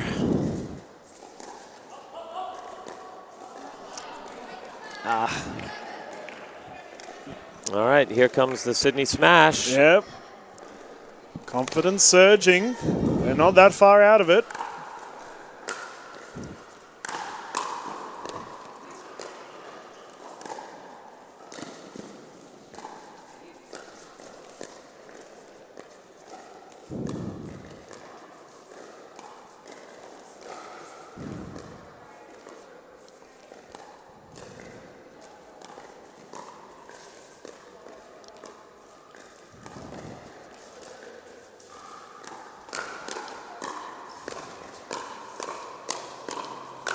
Oh, how good was that? The Falls putting it away. I tell you what, George had made a move halfway through that point, all the way across, took a ball and is quick enough to get back. That was fantastic. Really good play there from the Fours. Take two, not to be. Hargraves read it like a book, punched it to the right side. Yeah, Mitch was sitting on that. He knows what Mickey likes to do, and he knows that she's trying to drive it cross-court at Amelia, and he just picked that one off very easily. They play a lot together, so he knows what's going to happen on some of those plays.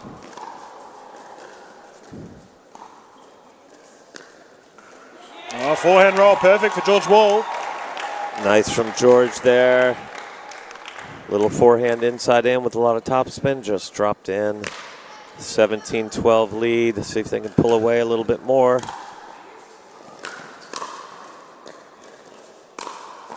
Oh, perfect right down to the feet.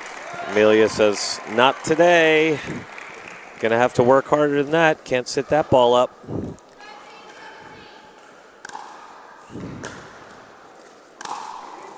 Oh, Hargraves hit it a bit too hard.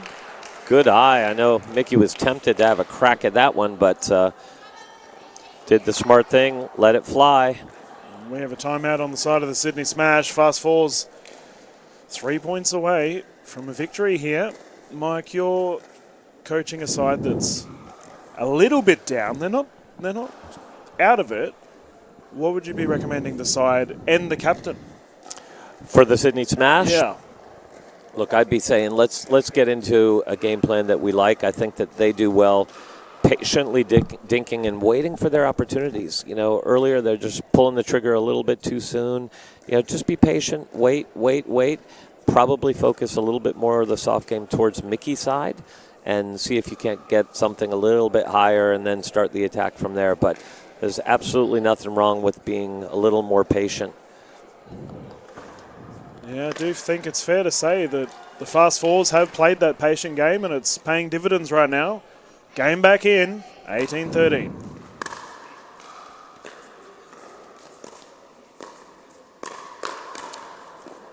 Oh, recovery by Wall.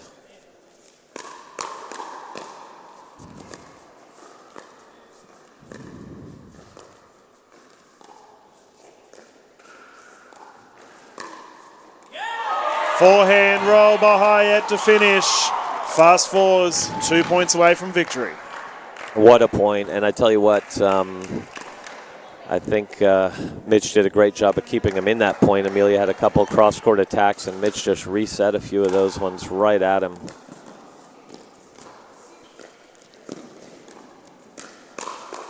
Oh, there we go. Schmidt firing.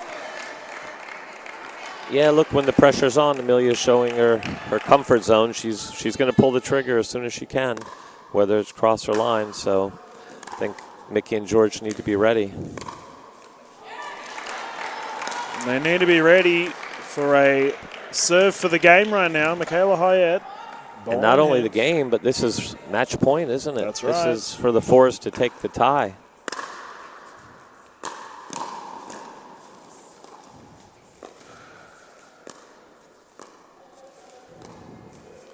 And that'll do it. There we go. Fast Fours with the victory. There we go.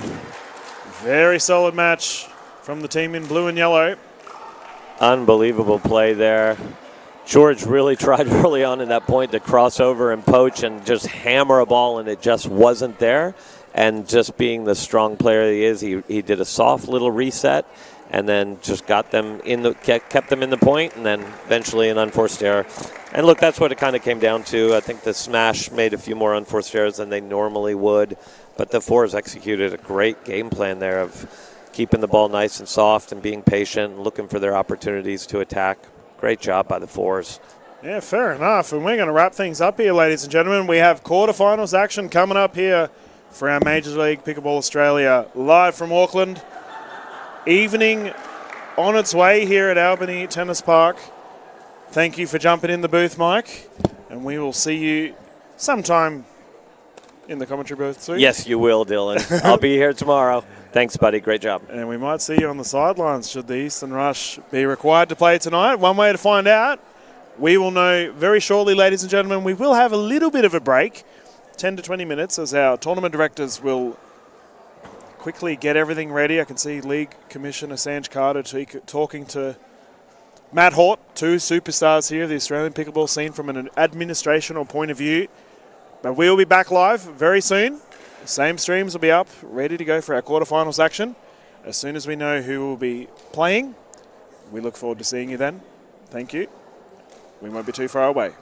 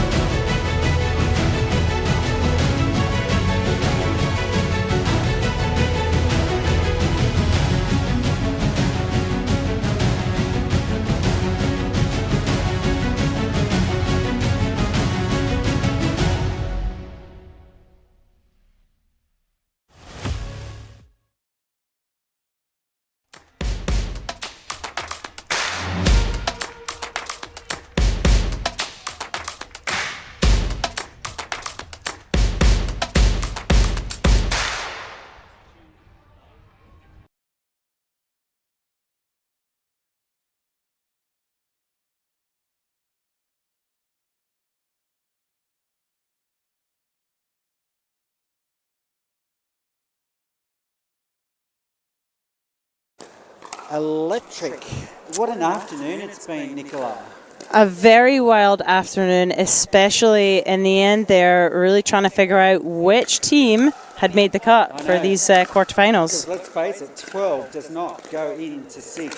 So our 2 top teams went straight through to the semi-finals, and now the next 4 top teams from our round matches are facing off in 2 sudden death quarterfinals. So we're looking at the Vipers versus the Southeast Asia Surge here on this court. And what a matchup it's going to be, Nicola. I'm excited, especially for the Western Vipers. They get their first match win ever. Me too. And here they are finding themselves in the quarterfinals. Yeah. So I am looking forward to this. But a good Southeast Asia Surge team. There's some really strong players on both sides. So again, I said this yesterday, I do like a gamble. I'm not going to gamble on this one. No. I have no idea. And the thing that I love about the Western Vipers is before Auckland, they hadn't had a win. But in round 1 yesterday, they got their first game wins. And then today, they absolutely blew it out of the park and won the match. So, and that's why they're here. So absolutely. You can feel them building. They did. The gradual, just like you said, building blocks each time. And they were so close yesterday, going into that dream breaker, having the heartache of losing it, and it's almost made up for it. So, and then, like you say, we've got the Southeast Asia Surge, who did so well in Sydney. They made it all the way through to the final against the Crocs and had a really strong showing. And here they are again in the quarterfinals here in Auckland. Yes, and they'll be looking obviously to do a repeat and find themselves through to the semi-finals tomorrow, and hopefully going on and doing one better. So still a few matches to go. Let's see how they do. Yeah, and what amazing talent we've got on show.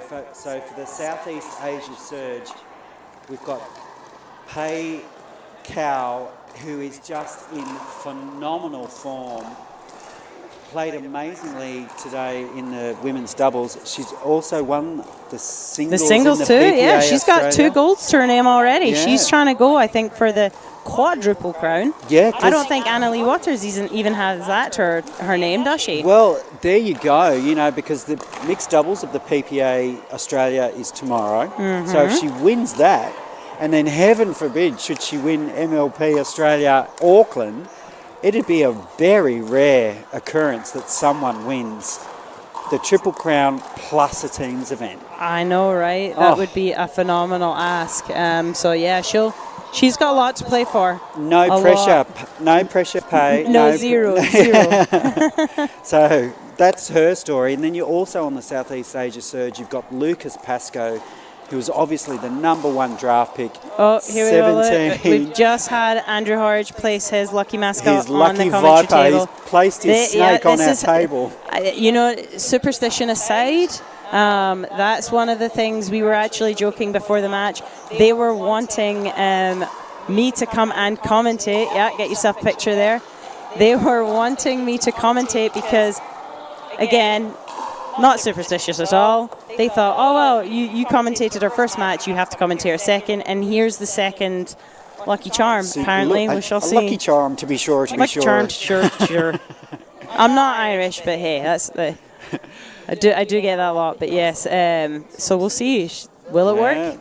Yeah, absolutely. Well, they're certainly going to have their work cut out, the Vipers, because also on the Southeast Asia Surge is the incredibly talented Yuvi Ruya, who's just an absolute sensation. He's known as the Prince of Pickleball, and for the very right reasons, because he's just a prince on court. He's just a talent. And then Dora Tseng, who is just another rock-solid performer for the Southeast Asia Surge. And then, the talented Lucas Pascoe. And the Vipers aren't to be outdone, captained by Andrew Horridge, or Andy. And one of my absolute favourites, because she's just a burst of sensation and absolute dynamo on court, and that's Casey Rogers. She's one of my absolute favourites. And Michael Russ, he's an absolute rock-solid performer. And then Sarah Jane Lim rounds out the Vipers. And she has performed, well, in Sydney she performed well. In Auckland she's performed well. She is just a solid performer. Yeah, I hope that they bring the same intensity and the same level that they had today earlier on against New Zealand Hustle, especially in the mixed doubles. I mean, they absolutely, we know when it comes to pickleball in general and Major League Pickleball Australia, how close games can get and you're never really out of it. They just took it to the New Zealand Hustle, winning by quite a large margin in both matches. So really, really excited to see them. And like you said, Casey Rogers today was phenomenal in that mixed doubles. As I said during the match, it was solid, solid, solid from both Michael and Casey. And then Andy and Sarah as well just, mix that up on the partnerships. But everyone just showed up big time in that mixed doubles. So it'll be interesting to see, can they keep that form coming into this match? Oh, can you imagine if they win this quarterfinal? There will be a party, a green party in Auckland tonight. They'll be taking that snake through the town. Well, maybe not. They've got a match tomorrow. Well, that's it. To dinner. That's it. So players coming out onto court. It's Casey Rogers and Sarah Jane Lim from the Western Vipers. They're going to be taking on Dora Tsiang and Pei Kao in what is going to be an absolute cracker. We're about to get underway. Casey with the ball in her hot little hand. We're about to get underway. Here we go. Let's do it.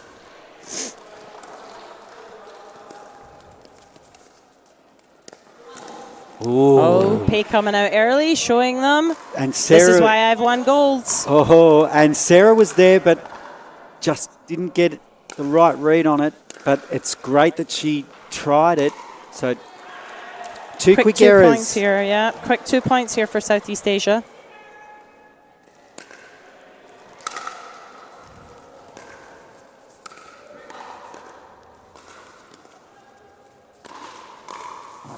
Nice dinking rally here. Speed up from Rogers. Oh, no chance on that one, Pei says. She was ready. Absolutely. Armed and ready. And the Surge jump out to a 3-0 start here. You'd have to be wary about speeding up directly to Pei because she's just a dynamo, isn't she? Very much so. She enjoys it. Lovely drive from Pei there. Dora dinking with Rogers going head-to-head here.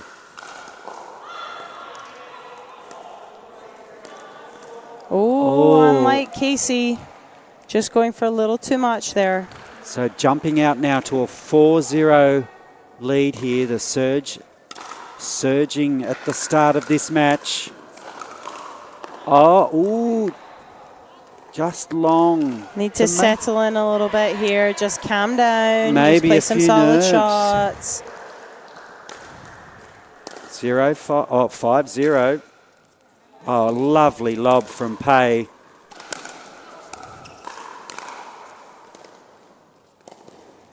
Great dink from Dora.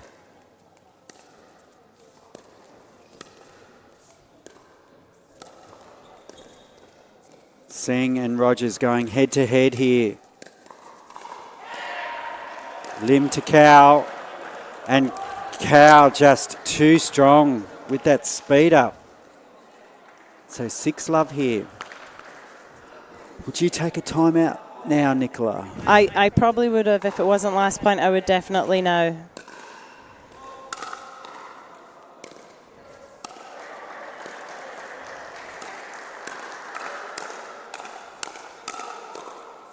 Lovely hands. Oh, and Pei just fierce on those putaways. And we're out to a 7-0 start here for the Southeast Asia Surge. Still no timeout from the Vipers.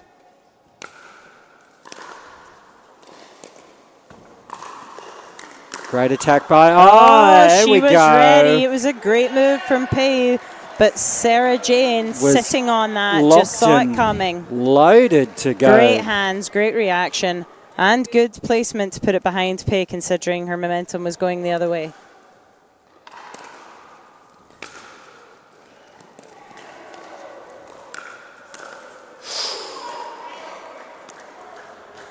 Just a few unforced errors coming from the paddle of Lim.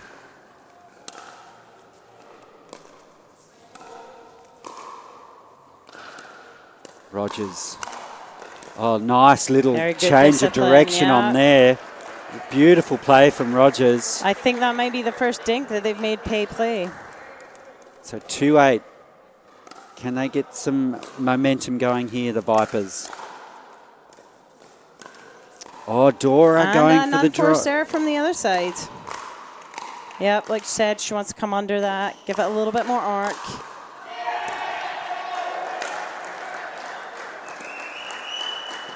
Oh, nice dink from Dora.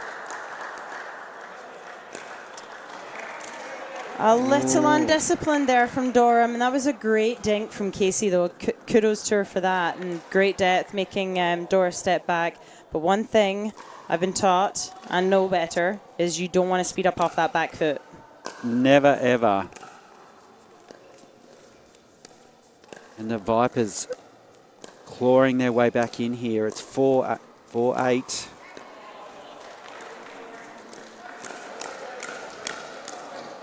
Oh, yes. Great play by Pei Cow. Staying in it, taking the aggressive position in the middle of the court there. And Casey really keeping her honest with that deviation on her dink there. Shapes to go cross court and then goes straight on.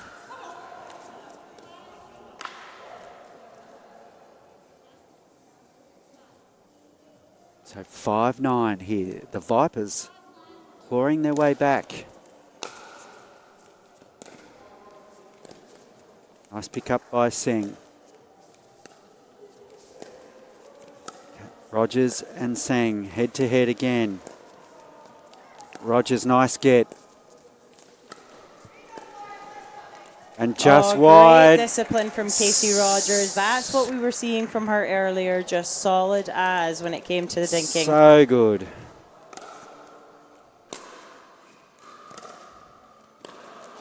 Oh. Oh. I think she hesitated a little bit too much there and let it drop, giving Paige just that little bit of extra second to react and be ready for it. I thought she was going to swoop on it too, Nicola. And when you hesitate, just giving them that time and then also forcing you to hit up, that's not what you want to do when you're speeding up.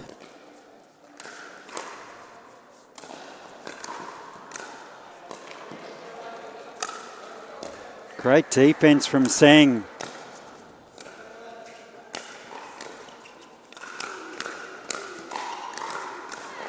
Oh. What a sensational point. Phenomenal. What an incredible rally. And to stay in it after having a few chances, Serge doing a great job of defending, but then Sarah just still staying in that firefight, and Casey, and just coming away with it. Found their groove now, the Vipers. They're right back in this at 7-10. Yeah.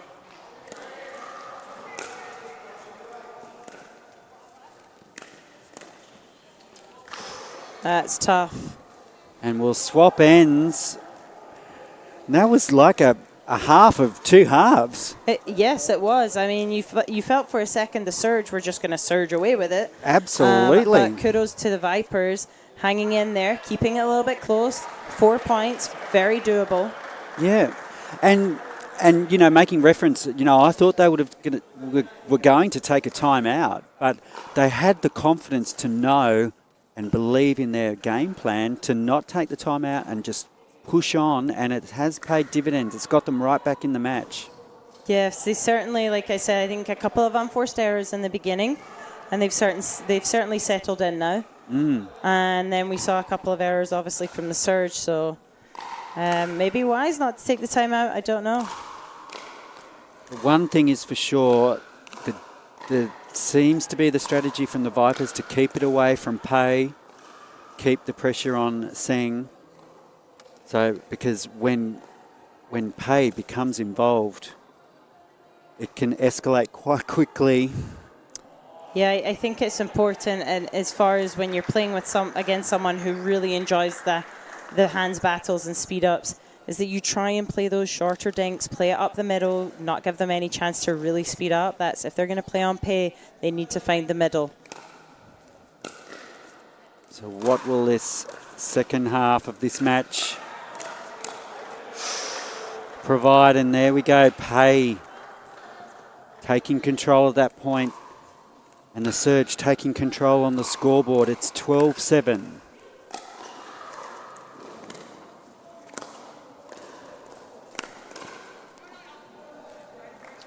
Good attack there from Sarah. Dora hadn't quite set her feet. Tough to react when you're not balanced.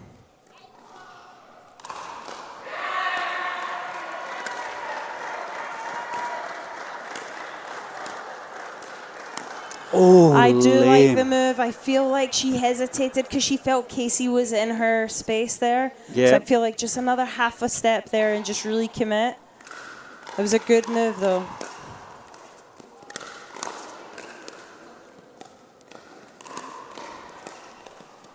Oh, lovely dinking. Oh, Well left there from Sarah. did so well to dodge her way out of that one, Lim. Great play by all four players. 9-13. Can the Vipers close the gap?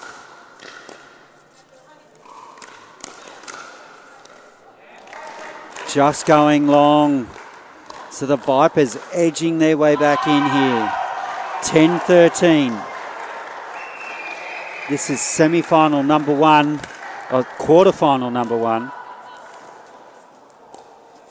between the Vipers, Western Vipers, and the Southeast Asia Surge. Oh! I do not know how she pulled that one What out. a pickup by Off of Pay. the top of the paddle. There is nothing this woman can't do. I mean, I'm sure she didn't pay for the paddle, but you may as well use the whole thing. Too. Oh, and another stroke of luck there, getting the top of the net. She'll take it. Absolutely. You win some, you lose some when it comes to net rolls, that's for sure. Pay right now, winning some. 15-10, the Surge in control. Seng working her way to the net nicely. Nice speed she up by wants in. Seng. She wants in on the action. She's like, this isn't just about you, Pay. That's it, and you cannot discount Seng at all. 16-10 here.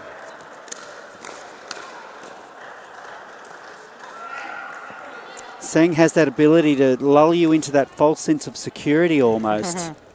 And then she strikes.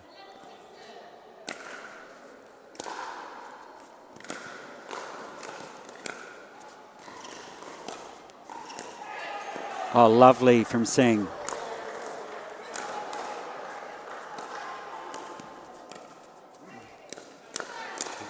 Nice. Oh, incredible hands. Oh, she's put it on. What a point.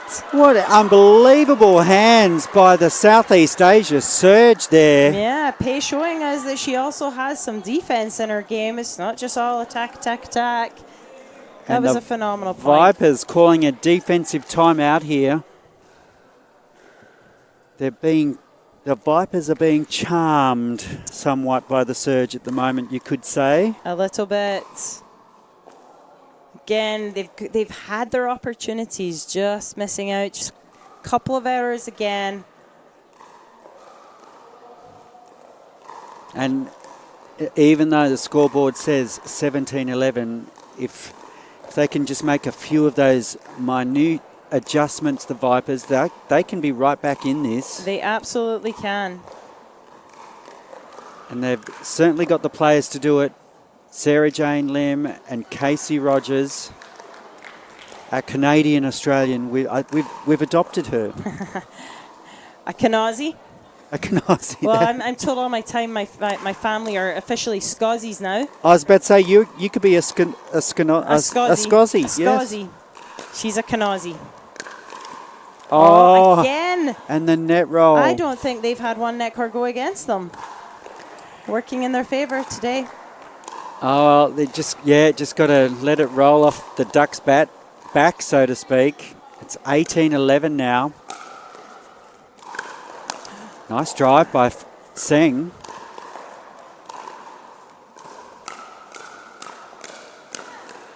Oh, nice lovely try. hands Good attack, exchange. 12-18. I just love Casey's energy on court. She's such a team player.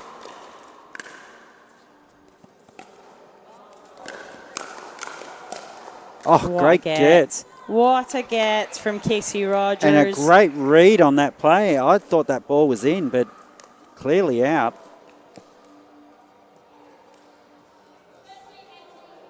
13-18.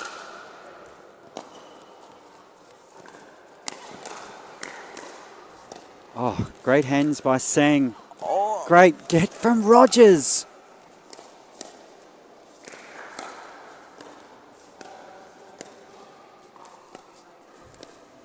Lovely dink battle. Rogers going back down the line. She gets her. Maybe too many times down the line there. I think so. I agree, Gordon. You've got to give her credit for having a go, though. She's not intimidated by Pay at all.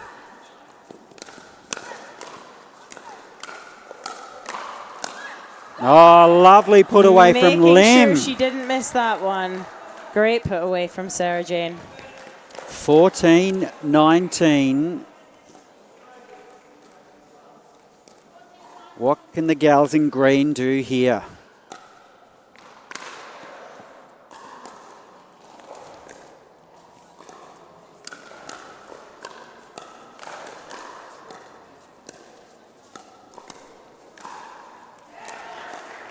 Ooh, great hands. Yeah, I think Casey's upset with herself there. She knows it's coming, but she's sitting on that forehand, and Pay is wisely and tactically going to the other side. And here we go, game point on Singh's paddle, 20-14.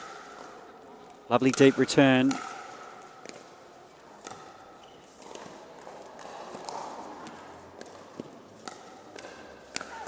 Oh, Sarah Jane with the power volley there. They're not done with yet. The Vipers, 15-20.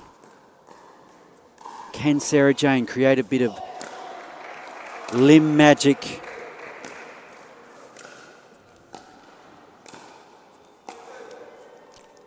Not on this occasion.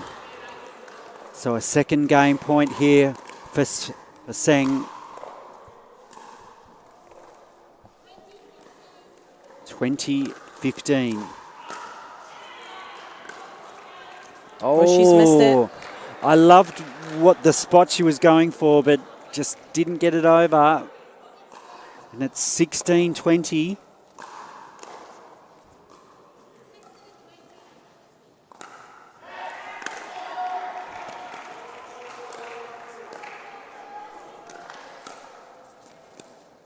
Nice dink battle. Rogers on Seng. Lim with the speed up. Oh. Oh, great angle by Pay again. Superb. Unfortunate there because I like that Sarah is starting to get a bit more aggressive. Yesterday she was a little hesitant when she had opportunities to come across. Today she's definitely going for a few more. Just third time lucky for the surge here. Oh, and denied again. And Sarah, I think Sarah might be tapped into you, Nicola. She was aggressive on that point just as you were talking about it. Oh, time out here. Time out. So maybe a few nerves creeping into the surge here. Well, the Vipers have pulled within 3. got a couple of points there with obviously the surge being frozen on 20. It's given the Vipers a little bit of a look in here. And that last point, I know I keep saying it, it can be the hardest to get, and the Surge have now had 3 attempts at it. So it's not easy, even with the talent of Pei and Seng. So both teams just chatting it over. What are the gals in green going to bring onto the court here? Yeah, and I think for the Surge to close this out now, Pei maybe try and find a way to get inserted, maybe make a big move, whether she's intending to go for the ball or not. Just show them something, show them again that she's there. Put that pressure on. Because they like have you managed say, to the tree. isolate. Yeah, be the tree. Be the tree. You skiers out there, skiers and snowboarders, you should know what I'm talking about. Great deep serve from Lim. There, a little bit of movement from Pei. It's dropped in. I think they've called it out. the referee. She's confirmed the call is out.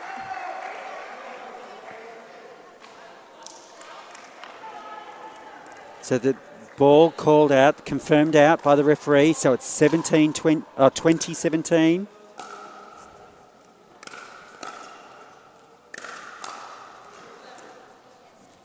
And Pei inserting herself, like you said, Nicola. There you go. You read it perfectly. And that brings up the first game for the Southeast Asia Surge. Well read, Nicola. You picked that perfectly. It's not to say that Dora was being isolated, but I feel like the Vipers knew that Pei is so aggressive that's why they were playing to Dora. She just can't do as much harm as Pei. So they were doing a great job of keeping it on Dora, and you could see the frustration in Pei building. So me being an aggressive player and almost playing very similar to Pei, that's exactly what I would want to do. Is if you're finding yourself being taken out of it or people are avoiding you, then it's up to you to go do something. Either make them think that they have to do something bigger or eventually just make the move. And like I've said, sometimes even if you lose a point doing it that way, it just makes them think about it and put a little bit more pressure and make their court smaller. So Pei doing a good job there, obviously calling the timeout and not allowing it to go any further and doing what she wanted to do. Yeah, like you say, it sends a message to the other team, doesn't it? And makes them start to think twice about shots that they were really nailing before. Just sows those seeds of doubt. But looking ahead now to this match, we've got Andy Horridge and Michael Russ for the Western Vipers up against the highly talented duo of Lucas Pascoe, who's the #1 draft pick, and Yuvi Rua, who's just, I like to call him a bit of a sensation, but his Instagram handle is the Pickleball Prince, and he certainly owns it. So he puts a lot of pressure on himself, but he rises to the challenge every time. And he's such a character. Like everyone here in the stands he's warmed himself to the whole pickleball community in Australia, New Zealand, everywhere he goes. Such a great ambassador for pickleball and Indian pickleball. And then on the Western Vipers side, you forget just how young Andy Horridge is. You do. I mean, and he's done a phenomenal job captaining this team as well. And he's only 19, and he already exudes experience, and he's just so level-headed. He is definitely mature for his age, and I feel like a little bit wiser beyond his years, for sure. I can see him growing, well, I mean, I use the term growing, but developing into someone like a Wes Gabrielson, like I see him as a future Hall of Famer because he's that good. And he's only going to get better through experiences like this, MLP Australia. And just playing at this level. You know, he's now playing with international players. Extremely highly talented players from around the world. So we're about to get underway here. The Vipers serving.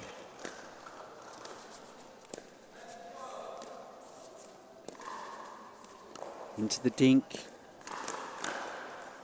And a sneaky little speed up by Juve, paying dividends early. So 1-0, the surge.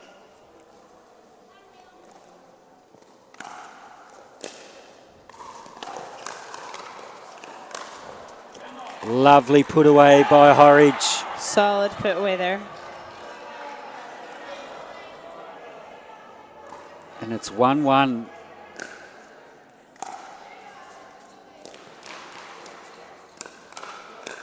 Oh, well read by Juve there. The speed up from Horridge, but he was poised and ready. He was. Good reaction.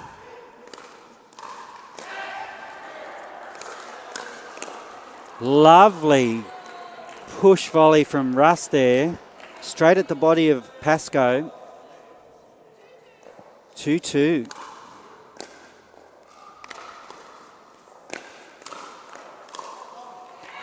That was a smart serve from Russ there. Right down the centre line, nice and deep. Set, got the awkward return, and then Horridge really just nailing it. Or pushing it long, but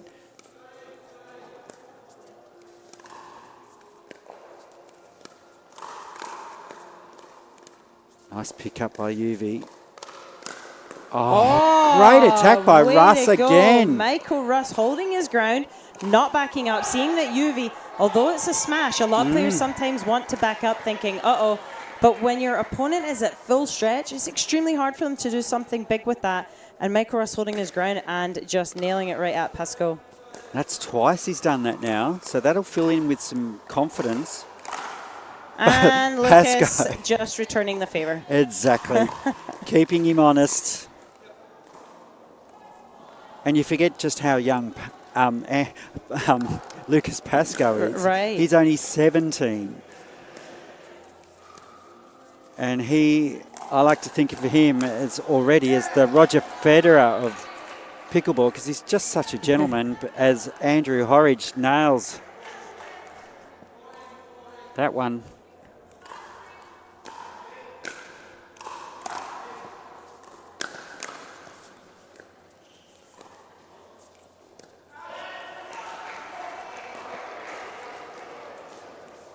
Nicely worked here. Oh, unlike Andy, like I said earlier on, he did not miss a dink. One early here in this one. That was an interesting play from the surge, switching the dink attack from Russ to Horridge.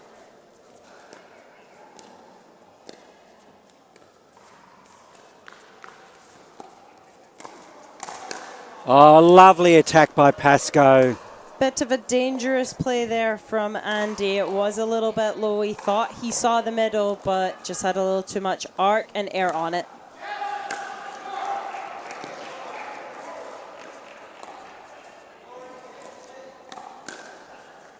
Oh, well left by Pascoe. The instinct was almost to hit that, but thought better of it and let it fly. So the surge out 6-5 here.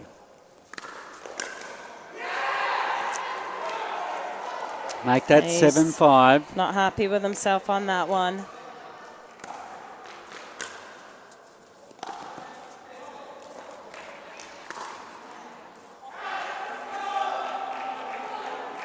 Just missing that drive, Pascoe. The Vipers hanging in there, hanging tough.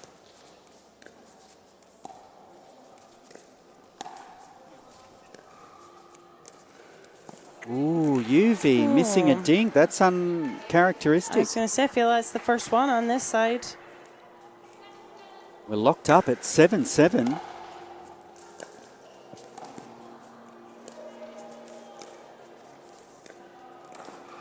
Goes for the Ernie. Ooh. Oh, unlucky. Good cover from UV there. Lucas didn't quite get the hit on the ball that he was after, but recovered.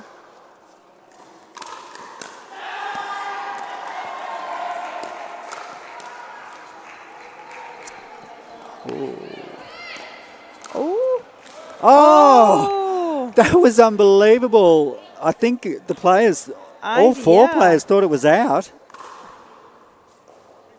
And then that last shot going wide, so the Vipers actually get the point there. And it's 8-8. That was unbelievable. Wow, Oh, good great reactions from UV there. He set himself up to get a little bit of a pummeling, but tug in and stayed in there. Great defense from UV. Yeah, it's tough for UV with that forehand. Just how he takes it back so flat and closed is very hard for him to get as much spin on it. So if he lifts that ball up, just like that one, it's going a little bit out.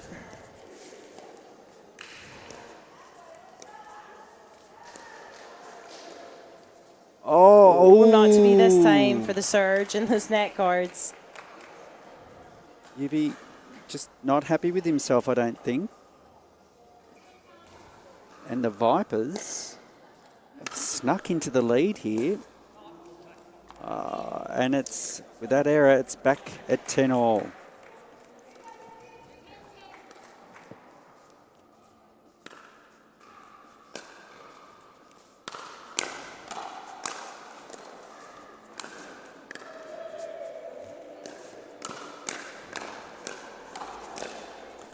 Oh, just wide. To get that Great one, exchange. Andy, So the surge will change ends with their nose in front.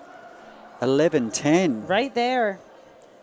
Just, it's going back and forth, back and forth.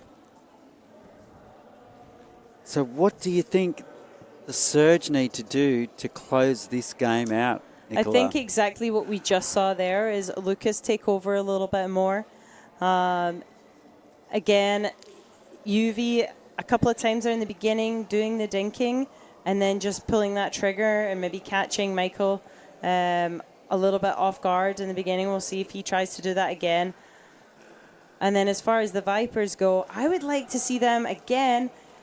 I know it's uncharacteristic for them. We were saying this earlier, Sanj Carter and I know they like to speed up, but the reason they did so well against New Zealand Hustle is they came out of their comfort zone, stayed solid with the dinking, and it paid dividends. Mm-hmm. So let's see what happens here.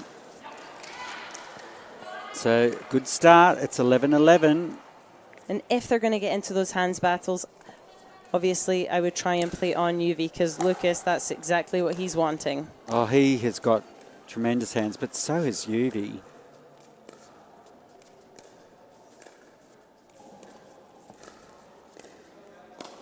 Oh, Ooh.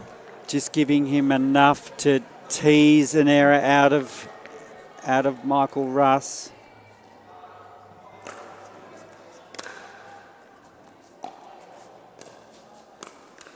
You know, I like that Great word you attack. said, Gordon, with teasing. I think that's a great tactic sometimes as well, is just play it almost a half speed up, a little bit lower than the net, force that player to try and accelerate and go for another speed up. And either your partner's sitting there waiting or force the error. Oh, that's a good lob. Lovely lob. And off the well court. worked by Horridge. Very good build there. So 13-12. We've got a match on our hands.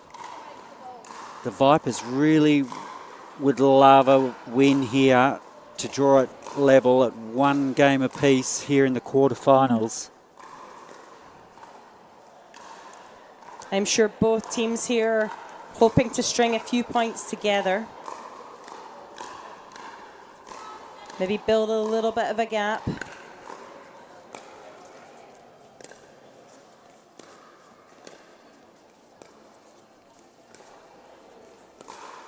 Oh, there it is. Stay solid with the dinking. Great patience, and this is what you were saying, Nicola. It worked for them in their previous matchup.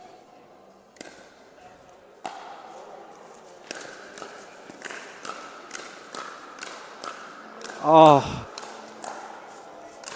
Oh my goodness. Andy is fired up, and I am not surprised. Phenomenal hands battle there. Sublime hands battle. Great hands from all of them. Oh. I liked it.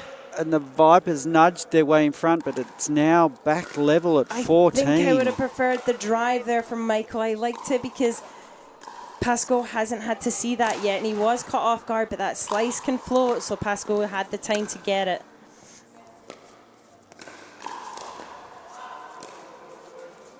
Oh, he's pushed it wide. Just went for too much there, Horridge. So the Surge back in front by 1.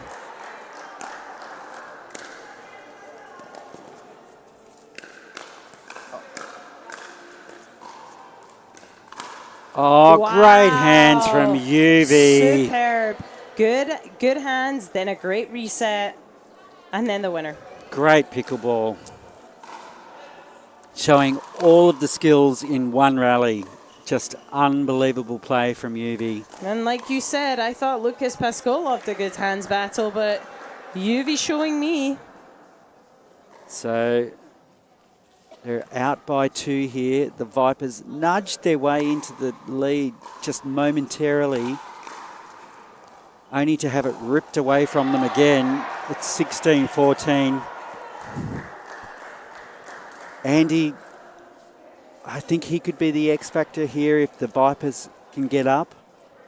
He's going to have to pull something from under his cap.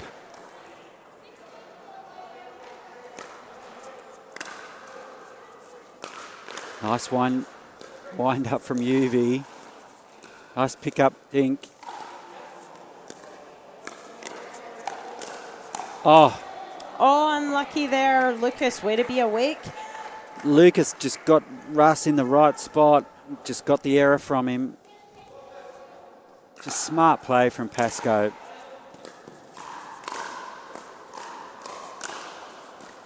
Great put away by Horridge. And Pasco hasn't really injected himself into this match. So there could be an opportunity here for the Vipers if this continues. Like, if Horridge can inject himself. I agree, Gordon. It could be the difference.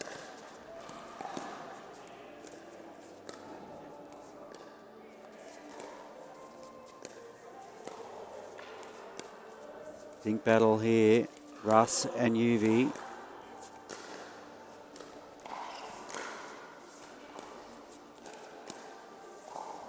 Keeping the pressure on UV.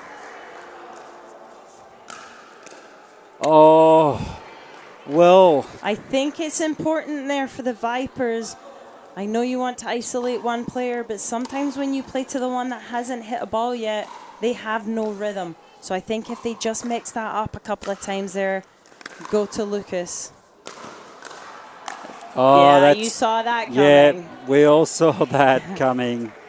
And just as we talked about Lucas not really injecting himself, boom, there he is.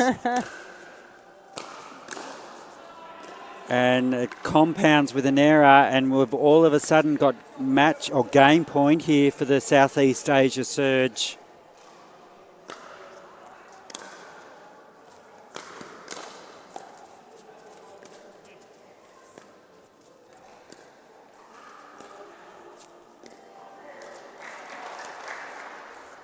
Lovely dink rally.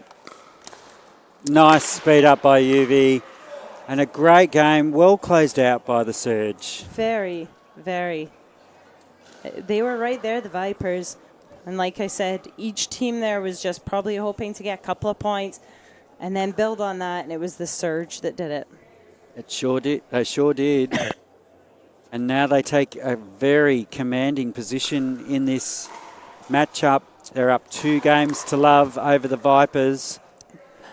But like I said earlier on, the Vipers, where they absolutely showed up was in that mixed doubles. they shone against the New Zealand Hustle earlier today. So we'll see if they're able to bring that same level here. Hopefully take themselves to a dream breaker. Well, and then the winner of this quarterfinal heads straight into the semi-final action tomorrow, which takes place at 2:30 New Zealand time here in Auckland. I'm going to let you all get out your iPhone and Google World clocks and figure out what time that is in your time zone. Yeah, whether you're tuning in from the United States or Australia or Singapore, the Philippines, just get your world clock out, because 2:30 tomorrow, the semi-final action will be coming to you live here from Auckland. MLP Australia. So we're moving now into the important mixed doubles phase. And it's a must-win. Obviously, if you've watched enough now and maybe you're new, then the Vipers here must win these two next matches, or this for Auckland is done for them. Yep. And there could be a little bit of a, because the Vipers, they've been building, like they didn't really get a look in Sydney. Here in Auckland, they've done well. They've made the quarterfinals, so they're slowly building. Have they played their grand final, a game early? Who knows? But, they've got all the work to do here. They'll need to win both the mixed. But if you are the Vipers, you have to be thinking, well, we have nothing to lose at this point. Absolutely.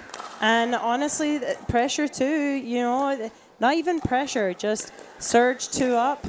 It's important for them not to get caught being complacent and, thinking that they have it. They also still need to show up, because I'm sure the Vipers are not wanting to be done yet. So we'll see if the surge can keep the pressure on. And I like how Horridge and Rogers are coming out first.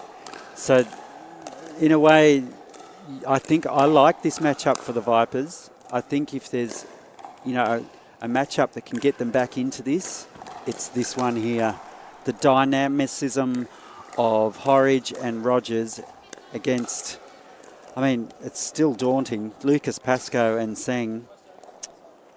But I think they'll fancy themselves, the Vipers. I think they will. And like I said, if they don't miss a ball like they did earlier, they're going to be a tough team to beat. Mm-hmm. And if they do get the win here, and that's the pressure right back on the surge, 2-1. It's a big game.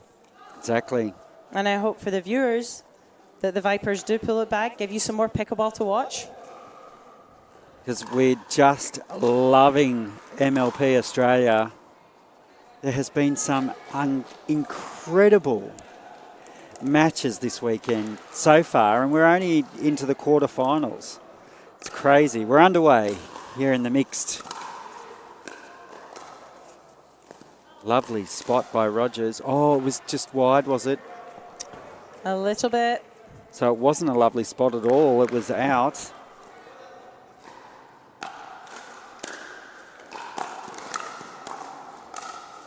Oh, and again, just like the first match, she had it there. She was probably a little surprised that she had a chance to go at Lucas and win the point. Exactly. And do you know what I love about it? She did go at it at Lucas. So maybe, even though she missed the shot, it sends a message. That's a superb lob. Oh, phenomenal.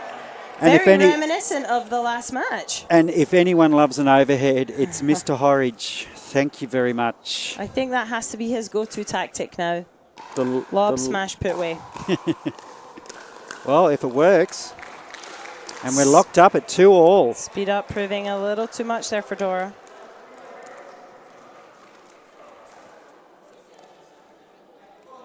I think 2-2.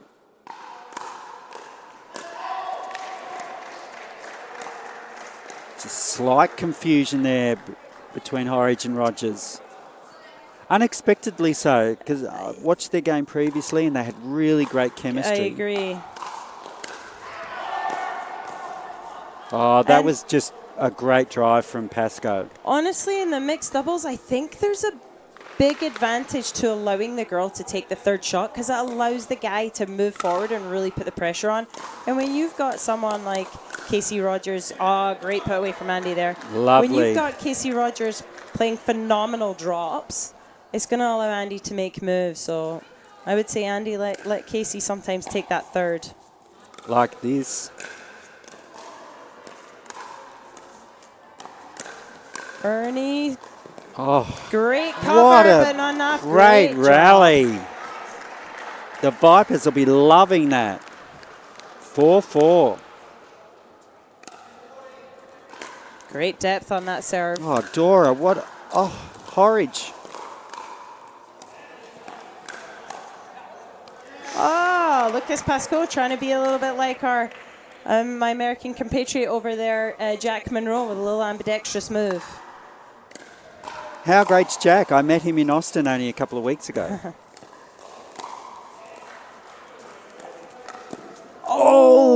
And Casey wanted it. She was there. 5-5. And it's the tussle we thought it would be so far. Lovely drive from Pascoe. How low was that? Super block from Casey. Got the pop-up and finishes it for herself too. Casey showing up here. Oh, not yeah. surprised. Casey I'm showing not surprised. She's one of my favourite players now. Absolutely. She just has that energy and she just never, ever gives up. I think Andy was hoping that one was going to be out there, and it's dropped. Enough spin off of the paddle of Pascoe.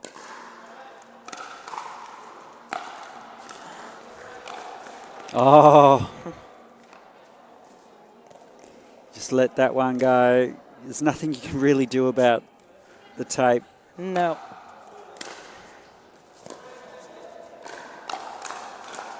Oh, Pascoe. There he is. Wow.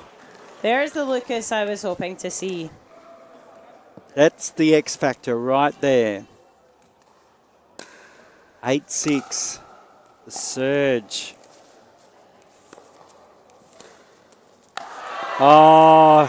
On fire. He has taken control of this match almost single-handedly. Will the Vipers take a timeout here and try and freeze Lucas a little bit? Nope, they're electing not to. Oh. A little bit of confusion. I think Lucas thought Dora was there for a second, but heck, with Lucas being everywhere and killing it, I think Dora was like, here you go. Yeah, you could hardly blame saying no. She's almost playing with Superman, who's all over the court at the moment. Oh, Lucas Pascoe. Oh, wow. He's really putting on a clinic now. That's sublime pickleball by Mr. Pascoe. 10-7. Seng to bring it in.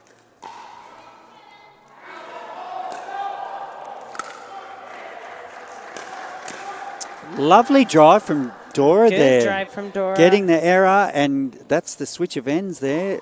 Great start from the Southeast Asia surge in this first mixed doubles. And like we mentioned before, Nicola, if they win this, it's all over Red Rover for the Western Vipers. But if they can grind out a win, this is very much anybody's ball game. Yeah, it's do or die now for the Vipers. I think Andy will be looking somehow to come out here and see if he can insert himself now and try and push Lucas Pascoe out that middle a little bit. I think maybe take a couple of chances, like Andy going for the drive over to Lucas on that one play, where Lucas got a great, it was a tough get, but he did manage to get it back. But I think now it's they need to find a way to get Andy in the middle and get Lucas out of the middle. Can they do it? Here we go. We're back in. Oh, that's a lovely off backhand from Andy. Will that spark a little bit of magic for the Vipers? 8-11.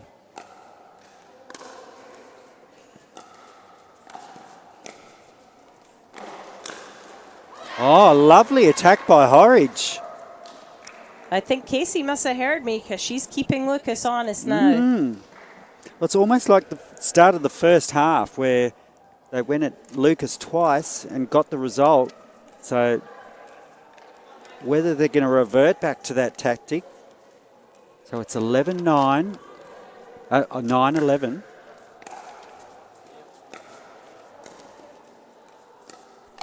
There's Casey There it again. is. You called it, Nicola.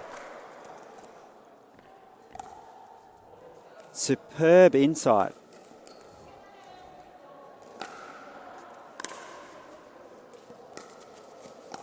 Oh, And there we go, and And just like that. just 11, like 11. that.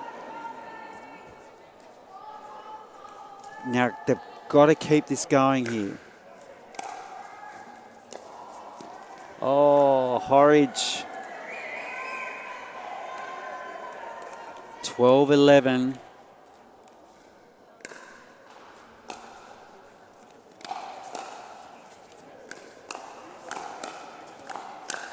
Whoa. Oh, Horridge. Casey fired up. I love to see it.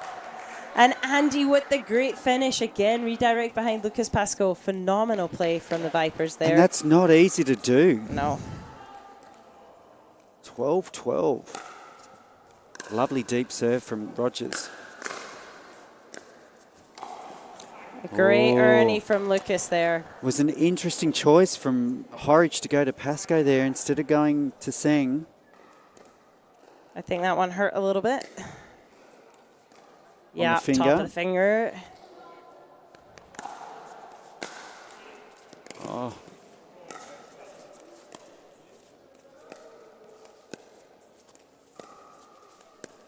Ooh. Oh, That was really smart play from Seng there. Tempted Casey into with that looping thing. I'm surprised Casey did not take that one out of the air, and Lucas there to finish it off.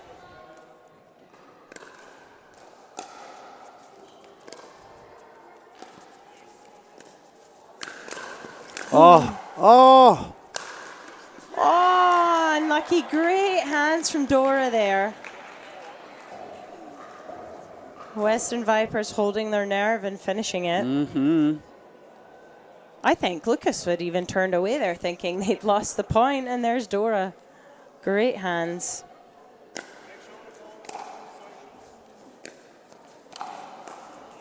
Oh. So the Surge working their way to the finish line here. Can the Vipers hang on? Oh, Wow, Lucas Pascoe. Pascoe. Jenks Coke, buy me the pitchfork, buy me a Coke. Oh. That is unbelievable. It's just this natural chemistry between us, Gordon. Oh. Oh. Oh. What? Just happened there? That is ridiculous. Oh, I'm my gonna say it. Ridiculous. Gosh, if you get the chance, you have to watch that I'm point watching back. that. I'm clipping that Oh. one. Clip it. Oh, wow. If that doesn't make a highlights reel, nothing will make a highlights reel. That was just crazy. MLP Australia, you should send that in to ESPN in the States. Get that on SportsCenter top 10 right now, please. I'm calling it right now. MLP Australia, PPA Australia, send that to the States. That was phenomenal. It's a shame someone has to lose a rally like that, but that was just epic. And I've forgotten the score, but it's now 17-13. The Surge have jumped out to a 4-point lead, and I'm not surprised because that was incredible, Nicola. Wow. The hands on these players. So, we have just been so blessed to see such great pickleball. Oh, let's get it off the line. Lucas. That's a great angle. from Lucas Pascoe there. Just gets a beautiful shape on that shot. And it's 18-13 now. It's do or die here for the Vipers. Casey, I that like. might have put Lucas off a little bit there. I think you're right, Nicola. Just by moving her body position to that Ernie. Casey loves an Ernie. Who doesn't? Oh, confusion. And they make them pay and for Horridge it. pounces. They're not done with yet. 15-18. Oh, Andy, it's like a fishing line. He wish he could reel that one back in, but he can't. He is struggling a little bit on those third shot drops right now.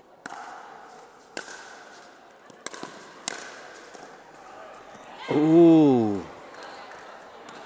And they're still in it. 16-19 now. The team in green, can they force another couple of points? Oh, And unlike Casey's, yep, her jaw has opened there because that is a surprising error from her. So match point here for the Southeast Asia Surge. Oh, come on, clutch. Rogers. She gives herself the big come on. Yes. That was really well spotted. Great block. Super short and low. And I just love the way she's not intimidated by whoever's on the other side of the net. Big drive. Super strong I was drive hoping there to from see that Horridge. from the Vipers there because a few third shot drop misses, so changing it up. And a bit of scoreboard pressure now against the cert. 18-20. Ooh. Oh, Dora, how did you do that? Oh, my word! The crowd is raising Sang. their hands. They are electric in here. Sang just takes it in her stride. That was phenomenal. Great defense. Second match point here. Oh! Tantalizing. This is big. 19-20.